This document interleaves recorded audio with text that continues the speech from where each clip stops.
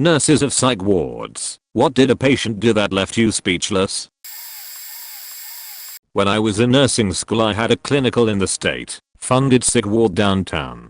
I was assigned to sit with this one girl to monitor her behavior. She spent about 30 minutes doing nothing but eating pudding cups with a plastic spoon. She ate like 6 of them in half an hour. Then out of nowhere she very calmly licked her spoon completely clean and pulled her shirt sleeve up before shoving the entire spoon into an incision in her arm near her bicep. Then very calmly said, "Ops."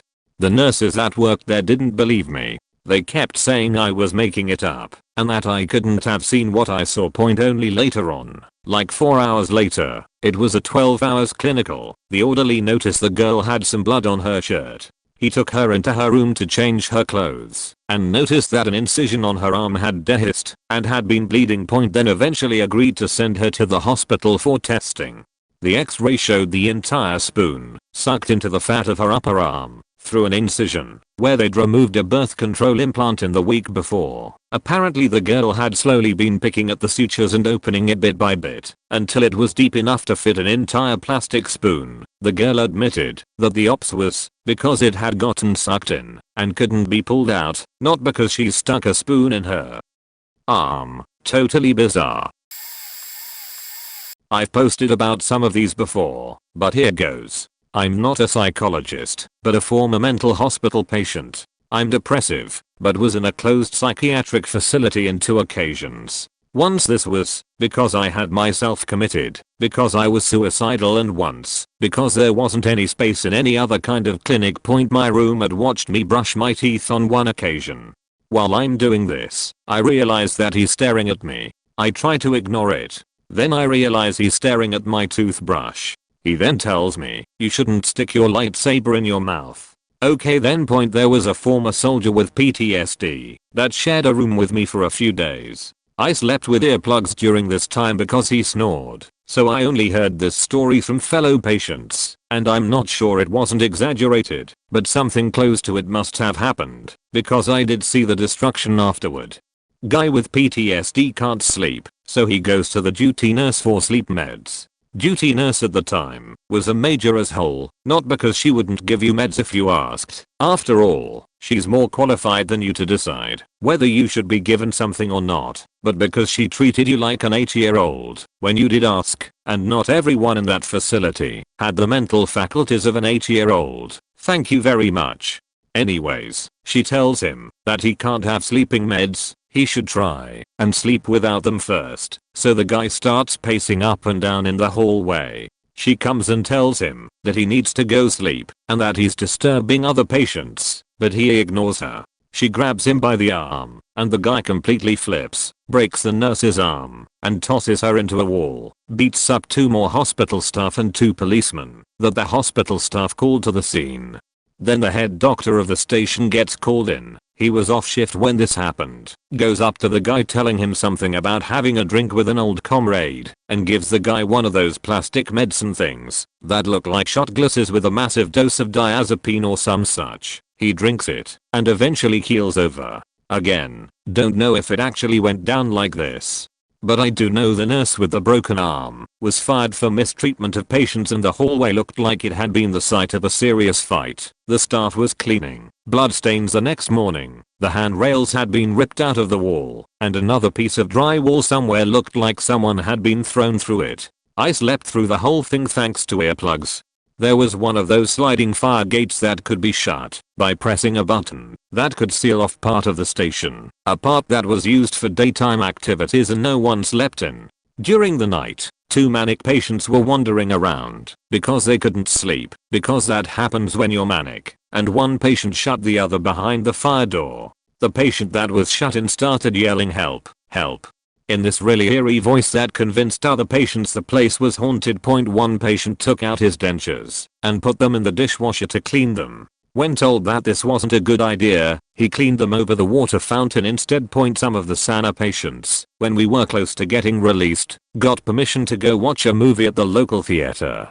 We came back home at 11 PM, and as we walked in, someone made a really good joke, so we were all laughing our ass off. Night security guard sees us trying to get into the elevator and comes running. "What are you doing here?" We are patients from the psych ward. Yeah. We ended up basically getting held by the security guard until some hospital staff came along and confirmed we said who we were. We had a lot of fun pretending to actually be insane in the meantime, asking the security guard whether it was normal to be hearing voices and telling him hotel service sucked in this place and whether this was an airport and at what time the next flight to Timbuktu would leave, etc etc. I think he was glad to be rid of us at the end. The hospital staff was not amused, but then this wasn't the first thing like this, because a few of us eventually decided we are already in the nut house. This is our chance to do crazy stuff and get away with it because everyone already thinks we are insane. Doctor later told me that this type of behavior is called cathartic mania, might not be the official term. I'm German. Hypomania and happens to a decent fraction of patients in the process of recovering from a depression. Basically means you show manic behavior for a short period after recovering from a depression, but this goes away pretty quickly. A different time we got to go out, someone else went and told the hospital staff afterward that I tried to jump in front of a bus. I did no such thing and was feeling well enough that I had absolutely no inclination to do so at the time. I still got 2 hours of one-on-one therapy with the head doctor, who kept telling me that they could only treat me if I was truthful with them. Blah, blah, blah. The other patient eventually admitted to lying, luckily. A girl kept spitting water at me over dinner or splashing me with it. Eventually, I got fed up and dumped a carafe with several liters worth of water on her. Another patient is like, hey, wet t-shirt contest. Staff was not amused because they had to clean up the mess. Someone dumped water into every bed on the station. Not a little bit of water either, but enough to soak them all. No one ever figured out who it was. I had the theory that this was because whoever had done it couldn't remember having done it and was therefore unable to give him/herself away. Went to step into some elevator at one point, was frantically waved off by a doctor standing inside. Standing inside with the doctor, I only got one glance as the elevator door closed, was someone who'd attempted to slit his throat, but bungled the attempt. From the amount of blood it looked to me like he should been lying on a stretcher. No idea what was actually going on there, but that image won't leave my mind in a hurry. Had a woman, married, 10 years older than me, and in there, because of postpartum depression, hit on me. It got so obnoxious that the doctors transferred her to a different ward so we wouldn't meet anymore. Edit. Added English translation for hypomania. Edit #2. Thank you for the silver anonymous donor. Wasn't a psych ward, but it was a super classy locked ward skilled nursing facility. Kind of place that had nice paintings, posh decor and cost an arm and a leg to warehouse your loved one in. I told the story a few weeks ago about a former doctor/seer who, within a 3-week span, went from the executive suite at a local hospital to being a resident in our facility. That was pretty shocking. I'd say it left most those present speechless. But since we are doing this, I might as well pull another notable incident from my bag of tricks, in movie style. I'm going to start with what happened, and then give the background. I'm handing out meds. That's pretty much my day, tbh. I wheel my little cart around, and hand out meds. When I finish, it's time to load up the cart again, and hand out evening meds. CNAs tend to most of the direct patient care. I jump in to help where, and when I can. There is this one old bird we'll call Mrs. Tanner. On a scale of 1 being I'm a bit forgetful and just got diagnosed with Alzheimer's to 10 being sitting in a wheelchair completely oblivious to your surroundings, this woman was probably a 3 or 4. She was ambulatory. She ranged from sweet old lady to raging beach who accused almost everyone of stealing jewelry she no longer had in her possession. But hey, dementia's a beach. Not her fault. I knock on her door one day and do the knocking entry as I go to give her the meds. Good afternoon, Mrs. Tanner, I brought you your I stop dead. Mrs. Tanner is sitting in a chair near her bed. In front of her is one of the CNAs wearing a pull-up style brief diaper over her scrub pants. The second I walk in, her head snaps as she looks at me with wide eyes and says, wait, there is a reason for this. MMMK, our facility didn't provide pull-ups. We only had the briefs that tape on the sides like a standard diaper. For our residents who were only bladder incontinent, but still could control their bowels, this presented some problems. It meant that women like Mrs. Tanner might not be able to go to the toilet without assistance, even though they are physically still capable of using the toilet. Also, and I never understood this one myself, CNAs are lazy as shit about taking residents to the toilet. A resident will ask to use the bathroom and a CNA will either ignore them or just outright tell them to soil themselves, and they'll change them after. I have no idea why this was such a common thing among CNA ranks. The standard reasoning was, I'm not gonna hurt my back trying to lift someone. So, there it is. A dirty truth about nursing homes. Anyway, some families decided to provide pull-ups for their family members. They would pay for them and either deliver them themselves or, more often, have them delivered directly. And for that one resident's use point, this CNA had just cracked open the box and was trying to convince Mrs. Tanner to wear one of these. Mrs. Tanner responded with a line of forceful questioning such as, "What are these? And how do they work?" All in a very suspicious tone. This CNA, a perfectly lovely woman who doesn't do that terrible thing I described above, is desperately trying to get this woman to wear this thing so that she can still poo on her own, but doesn't soak her bed and chair wherever she goes. So, when Mrs. Tanner said, "Show me how it looks. Put one on," she cautiously agreed and complied. That was where I entered. This CNA relays the story above, and, at that moment, I turned to Mrs. Tanner to see the biggest shit-eating grin on her face imaginable. She was fully lucid the entire time. She wasn't at all confused. She just trolled a CNA into wearing a diaper and modeling it for her amusement. Fucking bravo, Mrs. Tanner. Me and the CNA had a good laugh about it, and it became break room law for the remainder of my time there.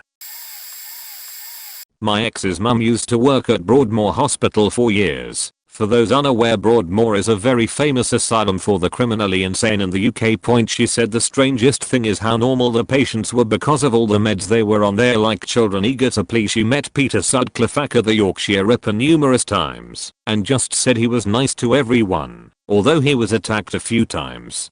Her scariest moment for sure though involved this huge fat black guy who'd killed animals and eventually a person by sitting on their chests whilst he'd try his best to watch their faces as they died anyway. He was very nice and helpful to everyone, and eventually my ex's mum let her guard down around him. He came with her to get something, and as they went into a room he closed the door behind him and just stood there.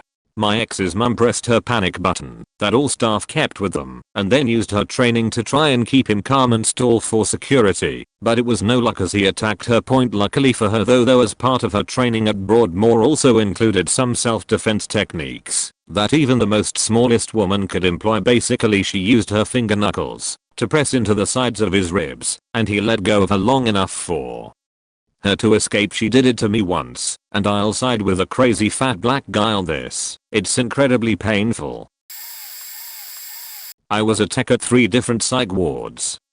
I could tell you stories for days, but you asked what a patient did that left me speechless. So here's speechless. Despite being a psychiatric center, occasionally we'd get a medication management intake, which was basically someone with intellectual impairment, politically correct term for mentally retarded, who needed a safe place to transition through a change in their medication.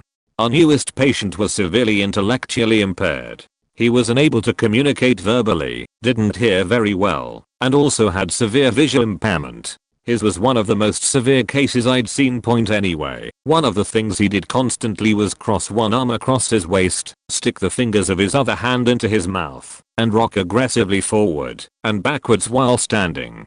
And he'd sucked his fingers so frequently that it had affected his teeth, and with such duration that his arm was always glazed in saliva, which would froth up at the elbow and just sort of dangle there waiting for enough rocking to send it flying to the floor. This guy had spent his entire life in institutions, and he was about 18 or so when we got him. So it goes without saying that thumb-sucking liquid preventatives had all been tried on him, but our charge nurse went ahead and wasted her time attempting it.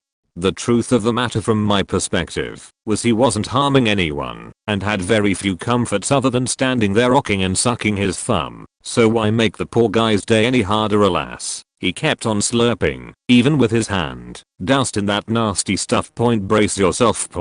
So he was on one-on-one observation during his time with us, which meant a staff member had to follow him around. Pretty easy since He just stood there rocking and keep him safe 24/7. But you were allowed to give the one-on-ones a little bit of privacy under certain conditions. If they had to use the bathroom point for this guy, we actually put him on the toilet so he could use the bathroom, and you guessed it, that meant cleaning him up. Oh, and I was his one-on-one that shift. Lucky me point given his condition. It was okay to let him have moderate privacy, which entailed me standing by his bathroom door and the door being open just a crack. If it sounded like anything other than pissing or sheeting was happening in there, I was only a few feet away point. So I'm doing the mental math for how long I think a #2 takes, and I'm timing the process. Okay. Now I can smell sheet, so that means he's started. Another few minutes, and I'll peek in to see he's eating all of his sheet. Completely hand over fist, shoving it in his mouth. Smeared on his clothes, arm, hands, the toilet seat.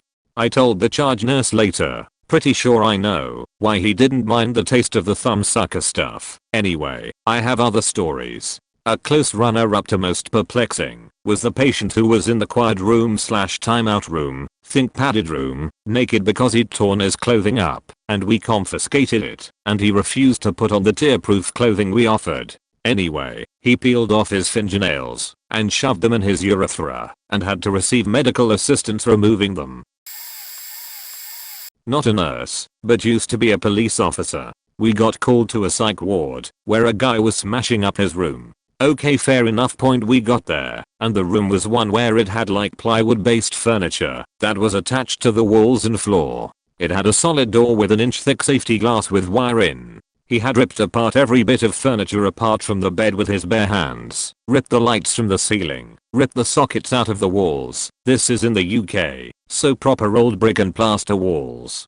And had smashed a hole in the door window. He had absolutely no weapons in the room, and had done all this with his bare hands. I got there, and one of my colleagues was standing outside the door with a shield, and the patient was crashing into the door so hard that plaster dust was falling from the ceiling. He then managed to break through his window that led outside, also an inch thick, and got out onto the roof. They had to talk him down and eventually got him in, and a load of us escorted him to a room filled with only furniture and made from foam and padding, and the doctor gave him a powerful sedative and then quickly backed out the door whilst waiting for it to work. They took him to a psychiatric intensive care unit. I'll never forget the amount of damage he did. The room was sprayed with blood and looked like he'd smashed it up with a sledgehammer. He had only used his bare hands and the sheety furniture. That insane thing was he was about 5'6" maximum and looked about 140 pounds maximum. He was a small man, but his psychotic break gave him insane superhuman strength. Not a nurse, but a former patient. My roommate seemed pretty normal, but overall faking annoying as hell. I was quiet, refused to talk even to staff, and mostly kept my head down and out of trouble. She, however, stole my comb and said white girls don't need it. I have curly hair, just FYI. She had cornrows, and I found he sleeping with it. I also could not get out of bed in the morning until I appeased Queen, the ghost beside my bed. One day I have enough of getting in trouble for not being ready in time, so I just jumped out. She screamed like a faking banshee. Apparently I stepped on him and had angered him. She told me I was going to die. I rolled my eyes and went to brush my teeth. A guy serenaded me while we were stuck in the day room. We both got in trouble and had our privileges revoked. I could no longer walk outside, which wrecked me for a while. I got in trouble for not saying anything and just trying to get away from him. My crazy roommate rallied the troops and a majority of my hall on the ward defended me, one losing their privileges for cursing out a nurse over it. I did not start this, but I felt invincible. Little touching story. I was in for about 3 weeks and patients weren't allowed to touch each other in any way. This included handshakes to high fives. The nurses were very cold to me, except one. She hugged me, and for the first time in 2 weeks I felt human contact. I sobbed with happiness, literally. Anyway, that's just a few stories from a patient. Not a nurse, but I worked in a group home for teens, and one ended up in a psych ward. She was a sweet 15-year-old girl who had been there for about 3 weeks. Plans for the future would be staying with a relative she liked in a week, had friends, and had no history of issues whatsoever, aside from her mom kicking her out of the house for having a boyfriend, which she was understandably upset about. She went from sane to broken overnight. It was about 1 AM when I found her awake during checks, sitting on her bed and looking upset. She had become convinced she was pregnant, in spite of tests saying otherwise. Then the baby had been changed by chemicals. She was terrified of the baby inside her, and the chemicals everywhere changing everything. We couldn't seem to get her to realize she wasn't pregnant, couldn't be pregnant. And she would go on rants about chemicals, but it's hard to exactly what she was talking about. Cleaners? Pollution? Medication, which she wasn't on? She talked about chemicals getting in things the way some people talk about the devil. All strange, but still just borderline alarming. Then the clock started talking to her and telling her what to do, some of which involved burning herself and knocking her head against the wall. This is when we called authorities. She then basically became incoherent, in a word salad way, and was unresponsive to us, even when we got between her and the wall she was thumping. It was like we weren't there to her when she was hauled away, about 4 hours after initial weird statements about how she was suddenly pregnant. She was in a kind of manic, but also oddly passive state, again, like we weren't there, and was unable to walk. She had to be carried out on a stretcher. She was mentally somewhere else entirely. It was terrifying watching herself collapse so quickly and completely. I had a patient that was a 26-year-old man. He was bipolar, schizoaffective with OCD and some mental delays. Come to the hospital. He also used heroin and meth frequently. He came up to the neuro floor on the 7th floor already in hard restraints because he was pulling at lines, swinging punches, screaming and threatening us. He was hallucinating and tried to cut out his own tongue because he said someone was making him say things he didn't mean. Absolutely no inhibition from this guy. I always prophylactically pulled Haldol and Zyprexa to have on hand, just for this special guy. If he didn't get what he wanted it, even if he simply didn't sleep well, he would literally go off. Each time we tried to bathe him, change him, give meds, he would thump against the bed frame, or try to hit us. He was lewd, and would try to masturbate all the time as well. He had endocarditis, infection of the heart valves, and had to have 4th antibiotics. He would literally pull his 4th like 3x a day. He finally got a central line in his neck, and we also put padded mittens as well as restraint. His mother guilt tripped the doctor into telling me to remove his restraints one day. He totally was still tripping while the meds were being built up in his bloodstream. Of course, he took off down the hall screaming. He shoved people in the elevator and removed his central line in the elevator among MDs, RNs, and visitors. Security came and we had to literally apply pressure to his bleeding neck as the guards took each limb and carried him back to the room. He was there for like 2 weeks. The nice thing is they discontinued his heart monitor. I wonder why. And he went to MedSurg when the right pressures were applied.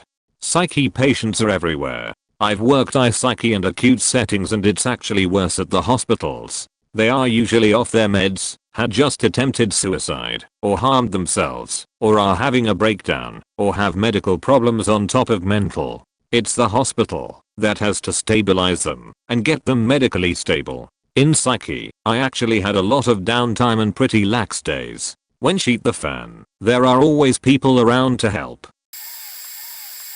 NSFW. This is very disgusting. Not a psych ward, but might as well have been. I was a corrections officer working nights. On a random Tuesday morning at around 3 AM we get a phone call that state police were bringing in a rowdy female. All available corrections officers meet the trooper in the garage. The young woman was screeching and yelling in the back of the police car. She was maybe 5 feet 5 inches 110 lbs.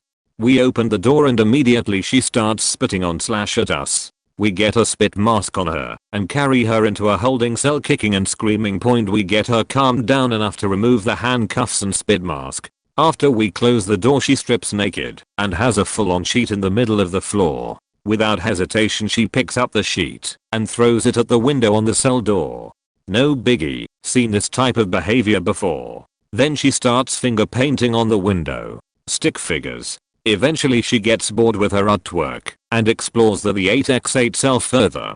She then decides to clean off her hands by licking them clean. Once she's cleaned herself, she sits on the half wall that gives you privacy while using the toilet that she should have used earlier. Privacy wasn't her concern because she spread her legs and began diddling herself. By now everyone is past disgusted despite doing the job for many years and seeing it all. I stop watching at this point because my eyes have seen enough. Then I hear my coworker yell, "What the fuck?" I look into the cell and she has her whole hand inside her vagina up to her wrist. She's moving her hand around inside and quickly removes it. She takes a second and looks at her hand, then flings this disgusting substance that was green/yellow and had the consistency of gack or that Nickelodeon slime at the window next to the door. Sploosh. Thankfully she decided to go to bed right after. Day shift was understandably pissed off that the cell wasn't cleaned before their shift. The judge said that the report I wrote was the most disgusting thing he's ever read. I work as a nursing assistant at a mental facility. Honestly, we are security and safety, but it's a pseudo-political title. I work almost all the wards on the building. We have a guy who a couple times a year bites chunks out of himself and spits them across the room at people, or he takes a chunk out of you and does the same. Another self-harms by bashing his head and biting whenever we have a security call on his ward, related to him or not. When they call a security situation, they use the loudspeakers to call everyone in the local area to have a few staff members from each ward come help restrain. Used to have a guy that would weaponize his colostomy bag and swing it like a poo-filled nunchuck. We had a case manager get his cheekbone smashed in the other day by a guy who was mad he got a citation and lost privileges for a previous assault. The day before, there's a lady who rips open an unhealing wound in her stomach and will shove foreign objects into said wound. There's a woman who will strip down naked at the slightest provocation and dance around the ward until we convince her to get dressed or seclude her. There are tons of guys who will assault each other and staff over petty differences. Nothing particularly malicious, but they'll knock you or each other the hell out. There are so many sexual issues. They're wards of the state and often don't even have a guardian, so we can't let them consent. Not to mention what a bad idea that would be anyway. But they're always trying to find new and imaginative ways of faking or groping where we can't see them. I've watched at least a dozen staff receive hospital tier injuries in the last year that I've worked the facility. Some made mistakes, some did nothing at all. I've only been minimally assaulted because I let a guy get some punches in going in for a grab to restrain. Honestly though, easiest and best paying job I could ask for where I live without a college degree, and I don't get jumped or messed with as much by clients because I'm a big guy. I do need to move though. This state doesn't pay us enough compared to others if I stay in this field. Throwaway because I was a patient. Suicide attempt. I'm better now. I was hospitalized, adolescent, once for an attempt in high school. Nothing too remarkable other than a girl who shaved off her eyebrows. And a lot of the patients tried to get involved with one another 2 summers ago. However, I was put in the adult ward at a hospital in New York City. It was an interesting mix of people who were coming down from drug addictions. They were zombies due to the meds they had them on. Homeless people who had been caught up in some nondescript shit. A couple of young men who were placed there to be monitored instead of taken to jail/lockup. And various characters who did things like sheet their bags or wipe fezzes in other people's rooms during breaks. The most memorable for me was this elderly, blind, Jewish, hold on, man. He used to be a radio DJ, and that's about all he would talk about. Other than when he was running down the halls, endlessly screaming all night long, calling women disparaging names, telling various people that they sounded like N-words, etc. He spent a lot of time in solitary. He would use the phones and pretend to call people, but there was never anyone else on the line. Well, he would pretend to call a woman and switch between calling her awful anti-Semitic things to phone sex and everything in between. The most memorable line for me was when he talked about UHG. Just shuddered reliving this. Eating her out and how she was nasty because she smelled like gefilte fish. In the end, the patients rebelled. Almost everyone on the ward filed an official complaint asking to have him moved somewhere else. So happy ending, he was removed. I also got reintroduced to AA due to a kickers group that would come in and hold meetings a few times a week for patients. Ended up not gelling with them character wise on the outside, but grateful for it. So I'm over 1.5 years sober now, have a kickers job, apartment, health, and savings again. Edit. Oh, one more. There was a middle-aged guy who kept to himself and shared in meetings that he'd spent most of his life in prison, more than once shared that he trusted no one and he'd kill anyone if he felt threatened. He was really well spoken, seemed to enjoy reading, and mentioned Scrabble once. So I invited him to start playing, and we got a bunch of games under our belt before I got released. I gave him my contact info so we could keep in touch and play on the Scrabble app. I googled him after my release. He had been incarcerated for obsessively stalking and assaulting women who turned out to be similar in age and background to myself. When I read that, I felt like I'd been dunked in ice water. Not a nurse, but I've been a patient twice at the local psychiatric ward, 6.5 years without an episode now. This one is less gruesome than some of the posts I've read here, but it did leave me speechless and a little upset, to be honest. Although, having said that, everything upsets you on a ward in that heightened state. Anyway, there was one relatively nice area to go on the ward I stayed in. The garden area. It was between March and May sometime, not sure the exact time due to being medicated etc. And there were these daffodils I'd been watching grow from seed to flower. I would go there when it got rowdy to bring me peace. I would sit and even try to communicate with them sometimes. I had psychosis, but had been told from a young age that plants enjoy being talked to for the transfer of carbon dioxide and oxygen. Yeah, I knew what I was doing looked out of the ordinary, but in hospital I didn't really care. So then one day an older, poorly woman who had actually befriended took a turn and her symptoms got worse. She turned on me and started following me, bugging me and flicking cigarette ash in my hair and things like that. Eventually I got pissed off and snapped at her to leave me be. So she stubbed her cigarette in the center flower of one of the daffodils, then proceeded to destroy them all. I was speechless and mortified.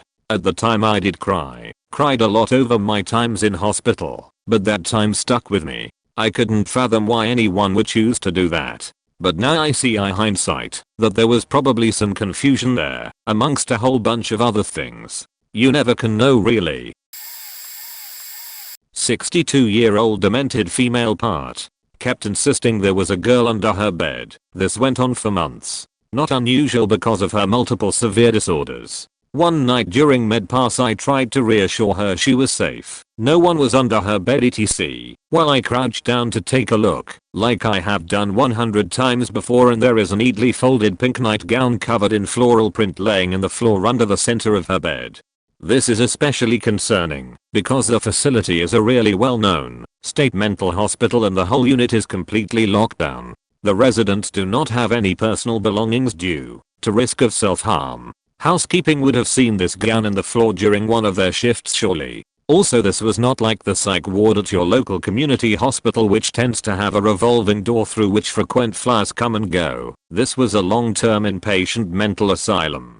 So there is literally zero explanation for how this piece of clothing got there. I held it up, and it's a strange shape and size. Small enough to be a young girl's, but not big enough for an adult. I inspected it, and the whole floor with my charge nurse and director of nursing. Corridor security footage was reviewed, and we finally just said fuck it, and threw the thing away. It had this eerie feeling to it the whole time we had it, and one of the newer more green nurses was so freaked out she quit without notice. Not the most exciting story, but there it is. Yep. My sister had an internship at a psych ward. There was a girl about her age who completely lost it after smoking synthetic cannabis. Went from nursing student to permanent patient. Apparently she fled the party she was smoking at and was found hours later scribbling all over her flat's walls. To get her to eat, drink or say anything they had to play her made up card game and win. She'd always have a gigantic creepy smile on her face, but would get hysterical if you'd refer to her as anything but God. When she spoke, everything that she said revolved around angels and auras. At one point she had a breakdown mid-meal because the worldly food was weakening her. She got up, threw her plate on my sister, and started repeatedly hitting her own head on the wall. She broke her nose in the process, and by the time she was restrained she was bleeding profusely. It's not the shocking even per se, those happen daily, but apparently you get somehow used to it. But the fact that this woman who was about her age and had a promising future lost everything after taking the wrong drugs once got to her. NGL, I'm not personally surprised that synthetic cannabis is at fault because it's one of the shittiest drugs in the market. But if you have a genetic weakness to a certain mental illness, anything that can induce an altered state of consciousness could potentially do this to you. Doesn't matter how benign it is for the general population. Hell, you don't even need drugs. You could live several decades with no problems and then just lose it because of work-related stress. One day you're working hard to get a promotion and the next you're wiggling on the psych ward's floor. Scary stuff. Not a doctor or nurse, just a former patient. This was in a youth's psych ward in Germany, so it was also in the less serious, open, oftener part of the facility, as opposed to the one for more serious cases which had like 3 locked doors in a row. Just listen. Generally there wasn't much dramatic stuff happening beyond some of the younger kids having freakouts and throwing toys around or something, and we had a guy once who was 17, and thus the oldest at the station, who just constantly went around being vaguely threatening to anyone who did something he didn't like. He was eventually gone. Rumors were he actually tried to do something and got picked up by the police. But who knows? Probably the weirdest too few things. Edit. Adjusted number of things. I still remember a guy once used his deodorant and a lighter he had hidden somewhere to light a fire on the end of a mop. The metal end, not the mop end. Don't ask me how that worked. He wasn't dangerous and pretty lucid, and I'm pretty sure it was less violent and insane and more dumb teenager stuff. But my first instinct was to act natural, and it happened while I was in the shower, so I could hear him doing it. So I just opened the cabin, wrapped myself in a towel and casually walked past him while he was faking wielding a homemade torch, and I just said hey, nice, because I didn't know what else to say and was also super nervous. There wasn't anything flammable in there, and the exit was in full view of the nurse's room, so it's not like he could have done anything harmful, but still. He apparently ended up putting it out with the help of another guy later, and none of the nurses caught wind of it. Whenever we went out in groups, usually with a nurse, but sometimes without, there was always a part of the group that loudly touted around the fact that, hey, did you know, we're coming here from the psych ward, oh spooky? And it was amazing watching the nurses being completely exasperated and annoyed, half the patients slink away in embarrassment and the other half laughing their asses off, while the people around us were completely baffled. The funny thing is that this group always existed. I was in there multiple times and over long periods, but there were always a handful of people who did this exact same thing. Her point escapes were numerous and a weirdly casual thing. One time a girl tried to escape, got all the way to the train station, and tried to call someone on a public phone, and according to the nurse, well, I tapped her on the shoulder, and she just went, oh man, are we gonna go back? And then we went back. The nurses were generally pretty friendly. It was more the doctors and psychiatrists/therapists that were giant assholes from time to time. So about an hour after we realized she was gone and saw one of the nurses sprinting out the exit door at full speed, we just saw her come back in together with the nurse, and the two were just casually talking and laughing while the nurse locked the door again. Unless the patient was actually violent, in which case this would have been the wrong ward anyway. This was usually how escape attempts went down. That same girl was also once picked off of a fence like an apple when she tried to climb over and got stuck. Electric devices were completely forbidden if they had any internet capability at all, so you could bring in maybe an MP3 player at best. Drugs, alcohol and similar stuff was also forbidden for obvious reasons, and the nurses were usually quite thorough at searching your belongings when you came in or came back from a trip to the city or something. However, we once got a new patient, which happened about once or twice a week, and everything first went as usual. About 2 hours later, we were all sent to our rooms and told not to come out until the situation is resolved. The situation, as I later unofficially found out from one of the nurses, was that the girl apparently managed to not only smuggle in marijuana, I think, but also an entire faking laptop without being noticed. How do you not notice a faking laptop in someone's bag? How would you even hide that? I have so many stories. Got sent over to be evaluated by medicine because he was having chest pain. Despite this person coming over with a police escort, they were able to convince the staff there that, since there was no me, they were good to go. The staff there let them leave. We had lots of policy changes after that point. Patient had been ramping up for several days because they found out they were committed and couldn't leave. We come on shift for the day and they were suddenly very calm. Bad omen right there. Patient approached the security officer who was making a round and told them better make sure no other officers come up here, because if they do I am choking you out. Almost on cue, another officer walks onto the unit. True to word, patient grabs officer 1.5 Nelson. We push the panic alarm and start trying to separate them.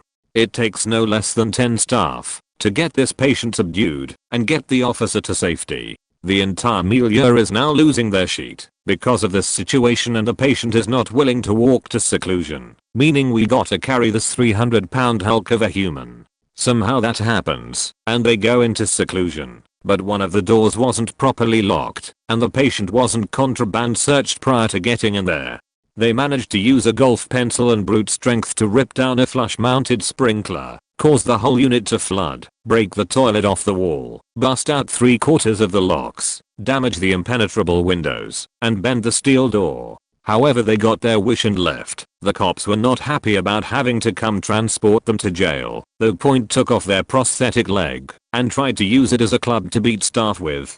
This one is more on the doctor, but still. We have doors that swing both ways, so they can't be barricaded or trap people in rooms. This patient was also angry that they were committed, and we had warned the weekend doctor not to close the room door during their rounds. The doctor didn't listen and went in to speak with the patient. He made it about a minute or so until we hear a god-awful crash and see the door opening the wrong way.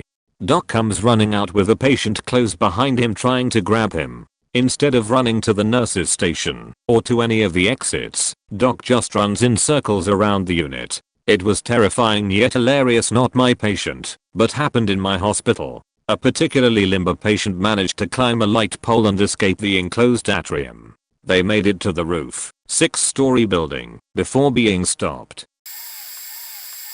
Maybe not jaw-dropping, but an utterly fascinating realization I came to while working with one patient in particular. A patient living with schizophrenia was describing his hallucinations to us. Most often he experienced visual disturbances like bubbling and tilting of his visual field, but when his anxiety was getting elevated he would hallucinate a large black dog entering his room, or see it down the hall.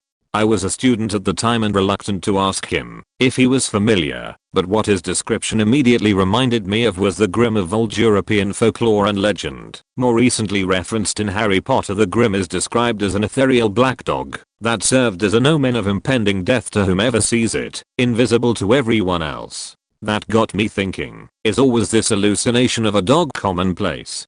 Assuming yes, what happens to people in the Middle Ages and centuries after who have psychotic breaks? How much longer do they live? I imagine a schizophrenic person living in a time and place with no concept of mental health would easily find themselves engaging altercations, running afoul of the law, and making generally poor judgments that can end with an accidental death, a fatal encounter with man or beast, execution, or the still common end for psychotic individuals, suicide. My supposition is that perhaps people of Europe that experienced psychotic episodes would hallucinate the Grimm, tell others who of course could not see it, and as their psychosis worsened, would meet their untimely demise. Perhaps this happened enough for word to get around that if you see this infamous black dog your time was nearly up. Light googling of Grimm plus schizophrenia didn't turn anything up for me. I'd love to dig deeper into the hypothesis someday.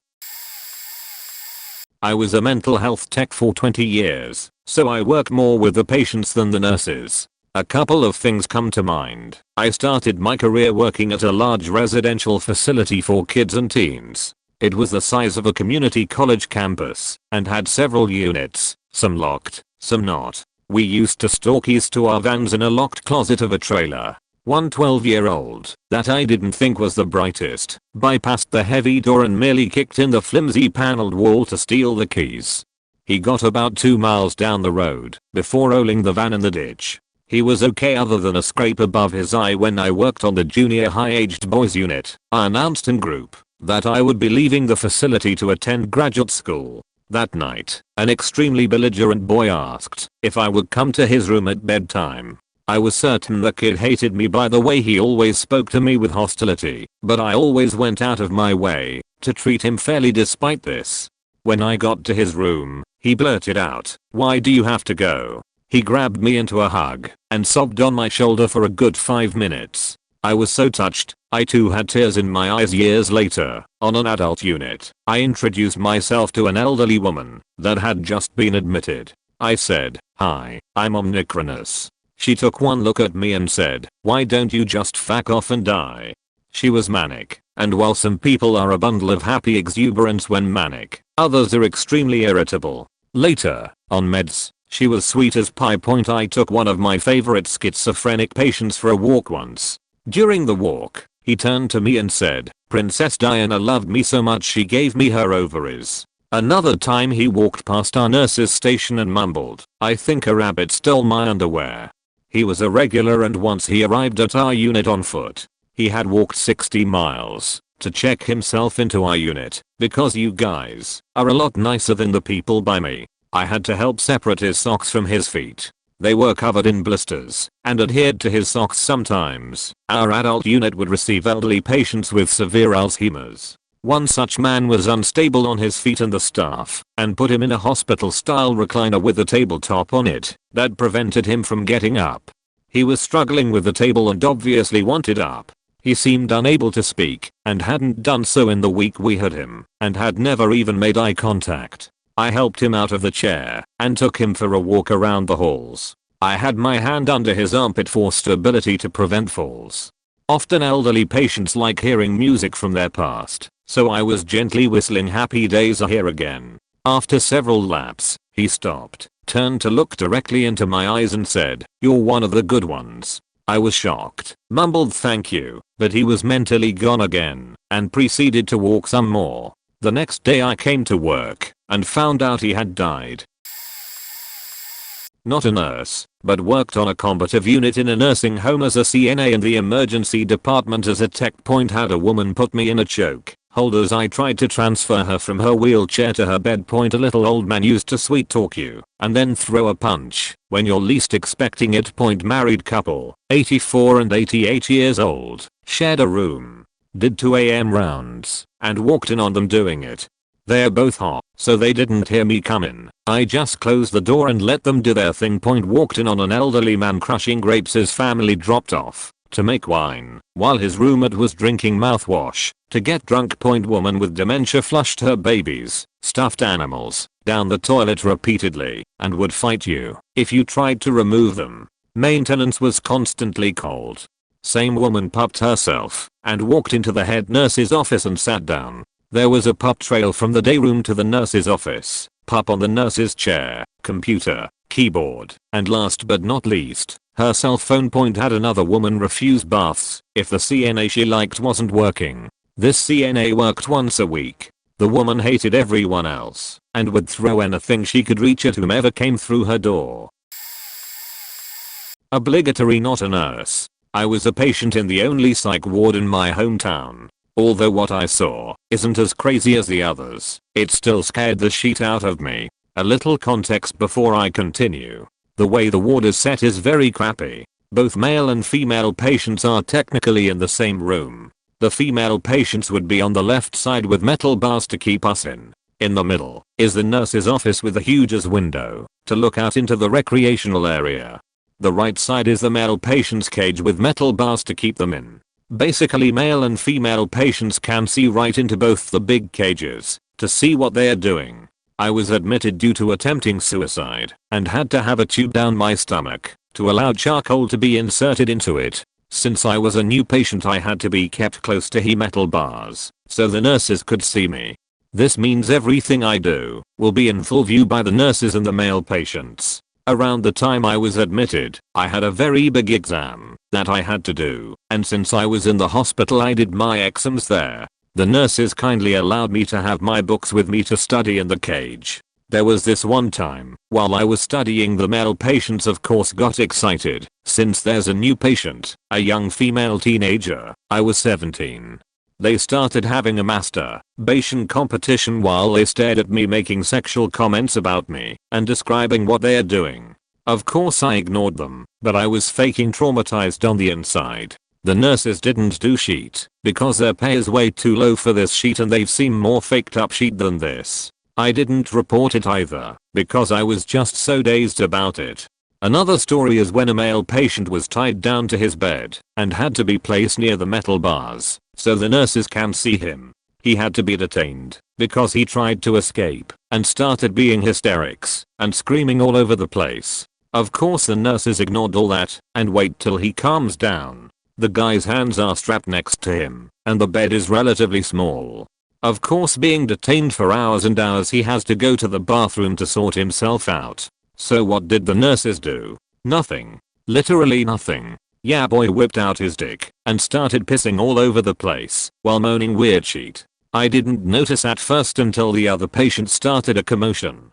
I looked to the other side of the room and saw the dude holding his wiener and just pissing like he's hosing down the whole area as if it's on fire and he's a firefighter trying to clear it out with his yellow juice. I will never forget the image. That is forever burned in my head. Mind you, I was 17 and that was the second bonus of an adult I've ever seen in front of me in my entire faking life. Apologize for the English, it's not my first language. My girlfriend, we'll call her K, works a second job at a center that provides mental health services. More specifically, she works at a facility that integrates people with severe schizophrenia, bipolar disorder, drug addiction, etc. back into society. So these people live in an apartment building that is owned and operated by this organization. Kay's main job while she works is to distribute meds to the residents. One night she got a call from a resident who told her she needed help. Kay goes up to this woman's room, knocks on the door, is told to come in, opens up the door, and sees her standing there in her living room holding a razor to her throat. Both of the residents' wrists were already vertically cut and spewing blood. The resident then proceeded to slit her throat horizontally. Kay hears screaming coming from the bathroom, walks into the bathroom and finds that the resident's phone is on a call, on speaker mode with her mom. Kay explained who she was to the resident's mother and that she needed to call 911. There was so much blood in the bathroom sink that it had completely saturated a paper towel roll that fell in. Kay grabs some towels, runs back to the resident, wraps them around her wrists to try and stop the blood, then calls 911. Ambulance shows up and takes her away. The resident somehow ended up surviving it. That same night she had to check up on another resident who didn't have a check-in within 24 hours. Kay goes to the woman's room and has to let herself in due to no response after knocking and calling the resident's phone. Opens up the door to find this woman dead in her recliner. Needless to say, Kay was a little messed up after working that shift. When I was working EMS, got called to an attempted suicide by hanging. When we arrived, PD was on scene with a large woman who had wrapped an extension cord around her neck and was pulling on either end to try to choke herself. Well, we took that away and loaded her up. At the time we were stationed at a rural hospital without a dedicated psych unit, so we have to transport her around 40 miles to the hospital where her doctors are. This is where things started getting interesting. Of course, it's my turn to take the call to my partner's undying joy, so I load up and back, get the lady's vitals, and begin working on my report. Since I've got a decent ride ahead of me, and there's not much a medic can do with a psych patient except talk, and she wanted none of that. So, I'm sitting in the captain's chair, which is located behind the head of the stretcher, when the patient starts reaching up to try to open the cabinets next to her. I ask her not to do that and she complies for around 30 seconds when she promptly starts at it again. After several iterations of back and forth asking her not to do that, I inform her if she does not stop I'll have to restrain her. This seems to do the trick. Now, the head of the stretcher was elevated to allow her to sit upright, so I can't see everything she's doing from my position, but I notice she's tossing and moving subtly to try to avoid detection. As I peer around, this large woman probably pushing 300 pounds, has pulled her shirt over her head to allow her brawler smell and sized breasts free, and is giving quite the show to the people currently following us on the interstate. I quickly inform her that is unacceptable and get her to pull her shirt down and cover her up with a blanket. To cut the show short, we are not even halfway to her hospital yet. Luckily the rest of the ride is rather uneventful until we near the end of our journey. About 10 minutes out from our destination I once again notice her trying to stealthily conceal her movements. I quickly get up to see what she's doing, and I was literally flabbergasted. I stand up just in time to see her rip a soiled maxi pad from her pants, and in this moment my life stood still. My brain is racing with possibilities of what she might do with said maxi pad and the host of reactions that may occur as a result. I tell her very sternly to put the pad down, like a cop telling someone to lower a weapon. She complies hesitantly and a slight bit disappointed as we're pulling into the air. Relieved to finally be at our destination, I hop out to my chuckling partner and we roll our patient in. Unfortunately we have to wait because the air is full. As we wait I'm giving my report to the receiving nurses, all of whom are now thoroughly amused by my plight, and as I turn around to ask my patient a question, she promptly grabs the maxi pad, which I had failed to take away from her, my mistake, and slaps it on her forehead soiled side out. At this point, I look at my partner, put my hands up and walk away. This is the story of Trixie. It takes place about 10 years ago. Trixie was a 6 feet 4 inches black man going through her transition process. Trixie was also schizoaffective and very manic. Now, for those unsure what mania is, imagine the happiest, most excited you have ever been, like Santa Claus excited, shoot 2g of meth, snort coke, and drop shrooms. Then you get the idea of a full-blown, unmedicated manic episode. Anyway, back to Trixie. Trixie thought she was pregnant. She let us all know she was gonna have a baby. No big deal. Some large black guy in a blonde wig just explained in detail how they got pregnant. No biggie. Just another day at the office. Point we talk to her for a bit, get her settled in her room, think all is well. About an hour later, it's time for group. We go through and lock all the doors and get most patients up and at M for the day. She seems to be resting quietly, getting some much needed rest. So, thinking nothing of it, I start my group. Group consists of me and 30 to 35 adult males. I'm up there going over the rules when I hear a blood-curdling scream, my baby is coming, and a barrage of wet large feet running my way. The door bust open to the group room. Trixie is there in a blue silk thong, 9-inch dick all askew. Trixie shouts, my baby, and lays dog Jai style on the floor, clapping her as cheeks for the crowd of onlookers. My partner, who must have saw her run by, busts in the room and throws a blanket on her like James Brown at the end of a concert, and they quietly walk off. The room is silent. How do you follow that up? Not a nurse, but was the patient. I was in after an attempted suicide. I'm a diabetic, and they changed my insulin to one I'd never been on because they were unfamiliar with my regiment. Point they gave me insulin around 7 p.m. I fell asleep at about 9, but woke around 11 because I felt weird, like my glucose was low. Went to the nurse's station, told the nurse that I needed my glucose checked. She told me it was lights out and to go to back sleep. After trying to get her to just take a few minutes to check my glucose, the beach called security, who escorted me back to my room and locked me in. So, as I'm at the facility on suicide watch, they literally tell me, who is asking for treatment to stay alive, that I should go to sleep and possibly die during it. I did end up either passing out or falling asleep, though. When I came to about 2 hours later, after being brought out of a severe hypoglycemic event, my blood glucose was 19 when they checked on me and realized something was wrong. Suicide watches frequent checks every 10 to no more than 15 minutes. It took her 2 hours to figure out things weren't right. When I could stand, I laid into that beach. Security got involved, as in standing between me and her, but let me ream her. I think the most poignant thing I said was, just because I'm depressed doesn't mean an insane nor an idiot. I could have died because you couldn't be bothered to take 2 minutes to stick my Godspeed damned finger. If her tears the following morning and absence for the duration of my stay was any indicator, she was terminated that morning. Not me, but a story my mom tells from time to time. She is a social worker. A few years back she got a job in the psych ward of a hospital that serves a declining Midwest town which shall remain nameless. Needless to say, she encountered some very broken and deranged specimens. Between poverty, meth, and normal human weirdness, she's probably seen more than anyone should have to see. However, there is one story that sticks out. On this particular evening, while she was working, the whole floor was having a difficult time because of the sundowners.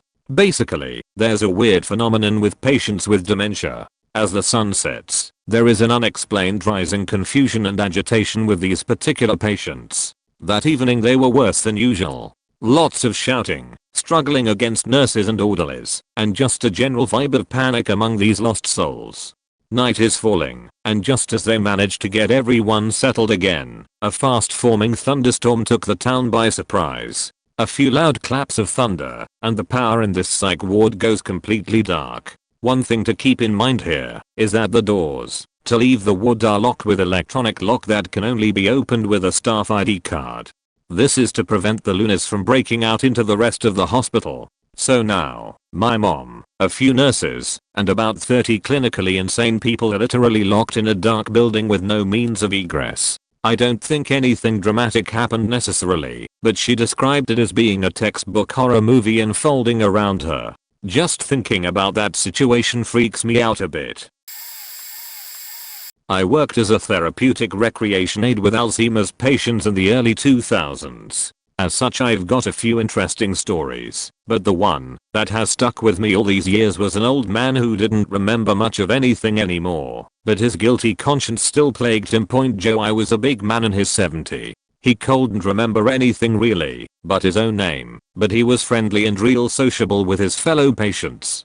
Joe was also the old chief of police for a large chunk of his career. Every now and again Joe would cry. When I say cry I mean weep. He was inconsolable and guilt-ridden. All he would say is I done a bad thing. Before I go any farther I would like to say that Joe used a racial slur as a descriptor that I won't. It began with N and I think it's important to mention for reasons. Carrying on. One day I got the bright idea to ask Joe it was wrong and try to comfort him.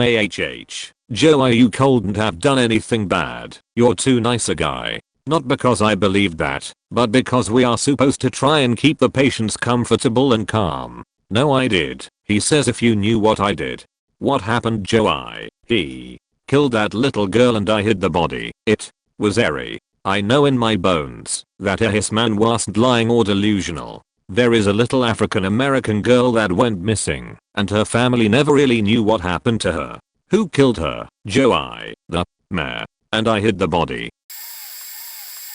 Not a nurse. I worked at a county jail. As most of you know, jails have become America's dumping ground for the mentally ill, and the one I worked at was no exception. On any given shift, I was responsible for at least 5 to 10 mostly either untreated, over-medicated, or misdiagnosed persons at any given time. One, who I'll call M, was both over-medicated and misdiagnosed. Although she was generally harmless, M suffered from severe visual and auditory hallucinations, as well as delusions which made her occasionally prone to violence, especially if she didn't like you. At the time, I was 19, a new correctional officer, and had received just about 0 hours of training in how to handle and relate to people who had mental illnesses. I was terrified of her, and it didn't help that she had attacked other officers in the past. Due to her having recently been involved in a scuffle with other officers, she had been placed in solitary confinement, but was left in her room in the general female population pod, since she'd normally be classified as general low risk. It was after feeding time and all inmates in general pods that were in solitary confinement were given styrofoam takeaway boxes with their lunch in it. After they were done eating, the officers were to collect their containers, since they weren't allowed to keep the meal trays in their rooms for sanitary reasons, prevent roaches and rats, etc. Im's was the last tray I was going to collect, and I reassured myself that she didn't have any issues with me, so the likelihood of me taking a fist to the face was low. Like I always did, I announced my presence to her at her closed pod door, asked her if she was finished with lunch, or if she was still hungry. We had extra trays, and I knew she didn't get commissary, she could very well still have been. The meal portions weren't exactly filling. She said no, and that she had something for me. I assumed it was her tray, and opened the door. In her hands was her tray, closed but in her hand, like she was ready to open it up to show me something. I reached for it, and she said, "Wooksy, I made you something. It's a steak." She looked proud and pleased with herself, and popped open the tray. Point inside was a single enormous sheet that she had smashed down to where it was mostly flat, and I guess somewhat steak shaped. I was in complete shock and stuttered out, "Okay." M became slightly offended and said, "When someone makes you a steak you say thank you, and not just okay." I mumbled thank you, closed and took her tray, closed her door, and scurried down to the little officer desk we had. I phoned Psych that they may want to readjust her meds TLDR. Inmate gave me a takeaway tray in which she had smashed a sheet into, and told me she had made me a steak. She truly believed it was a steak. I used to work as a tech in a lockdown psych facility. I've seen a lot of crazy things, but there are two memories that really stuck with me. We had a patient in a containment room due to her dangerous behavior, and she smeared her own sheet all over the walls and floor. It was crazy how much sheet there was. She all smeared it all over her body, was giggling to herself the whole time. I don't even know how a human being could produce so much sheet. 3 of us had to go in there and instruct her to go in the shower and clean herself. However, while in the shower she just pulled out a tampon and began playing with herself and flinging menstrual blood around. It was a bizarre night. One of my other crazy shifts involved me working on the juvenile unit, kids and teens. There was a teenage girl threatening to self-harm and proceeded to cut herself with a sharpened object on her room. One of the techs tried to verbally de-escalate to no avail, and so a code 100 was called. This wasn't an uncommon thing to occur. Codes happen all the time in facilities. However, it was crazy because this was a skinny teenage girl, and it took 5 of us to restrain her and 2 shots in order for her to calm down. And 3 of the people holding her down were very large strong people, but it took all of us to restrain her effectively and safely. I was holding one of her arms, and I had to use all my strength to hold one arm down on the ground. And this girl was just out of it. Almost as if she had the rage virus from 28 days later. She eventually calmed down, but we had to restrain her for about 45 minimum. Point I eventually quit that job after 6 months as it took a bad toll on me mentally. Oh, this is oddly perfect for me. I worked as a glorified CNA in a psych ward for 3 years on night shift, and I'm now halfway through nursing school. Walked in on multiple people hanging from the ceiling and grabbing them and pulling them down before they could die. Patients rubbing their C-point excrement all over their bodies and faces and walking down the hallway.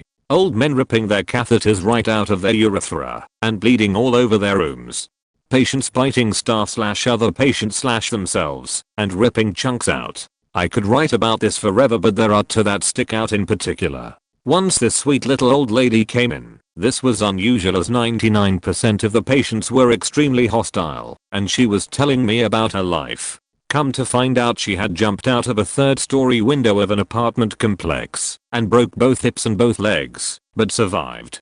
A few years later, she was riding in the car with a daughter and jumped out of the car onto the highway and managed to survive that too. But her demeanor was just a sweet, smiling old lady. It was unsettling. The other was more of a jump scare. I was walking down a very dark hallway at about 3 AM. This hallway is only accessible after going through multiple card scanning door locks that only staff have. I was about to go to the parking lot to take my break when I heard something behind me. I turned around to see this little 4-foot tall old lady standing right behind me. I about jumped out of my skin.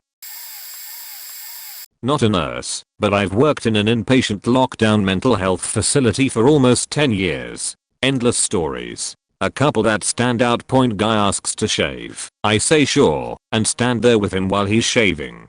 I hear a big bang outside the bathroom door, look, and nothing. Guy turns to me and hands me the disposable razor handle and says, "Sorry, I ate it." In the 3 seconds that I glanced out the door, he broke off the razor end and ate it. Sent out for med clearance, he was fine.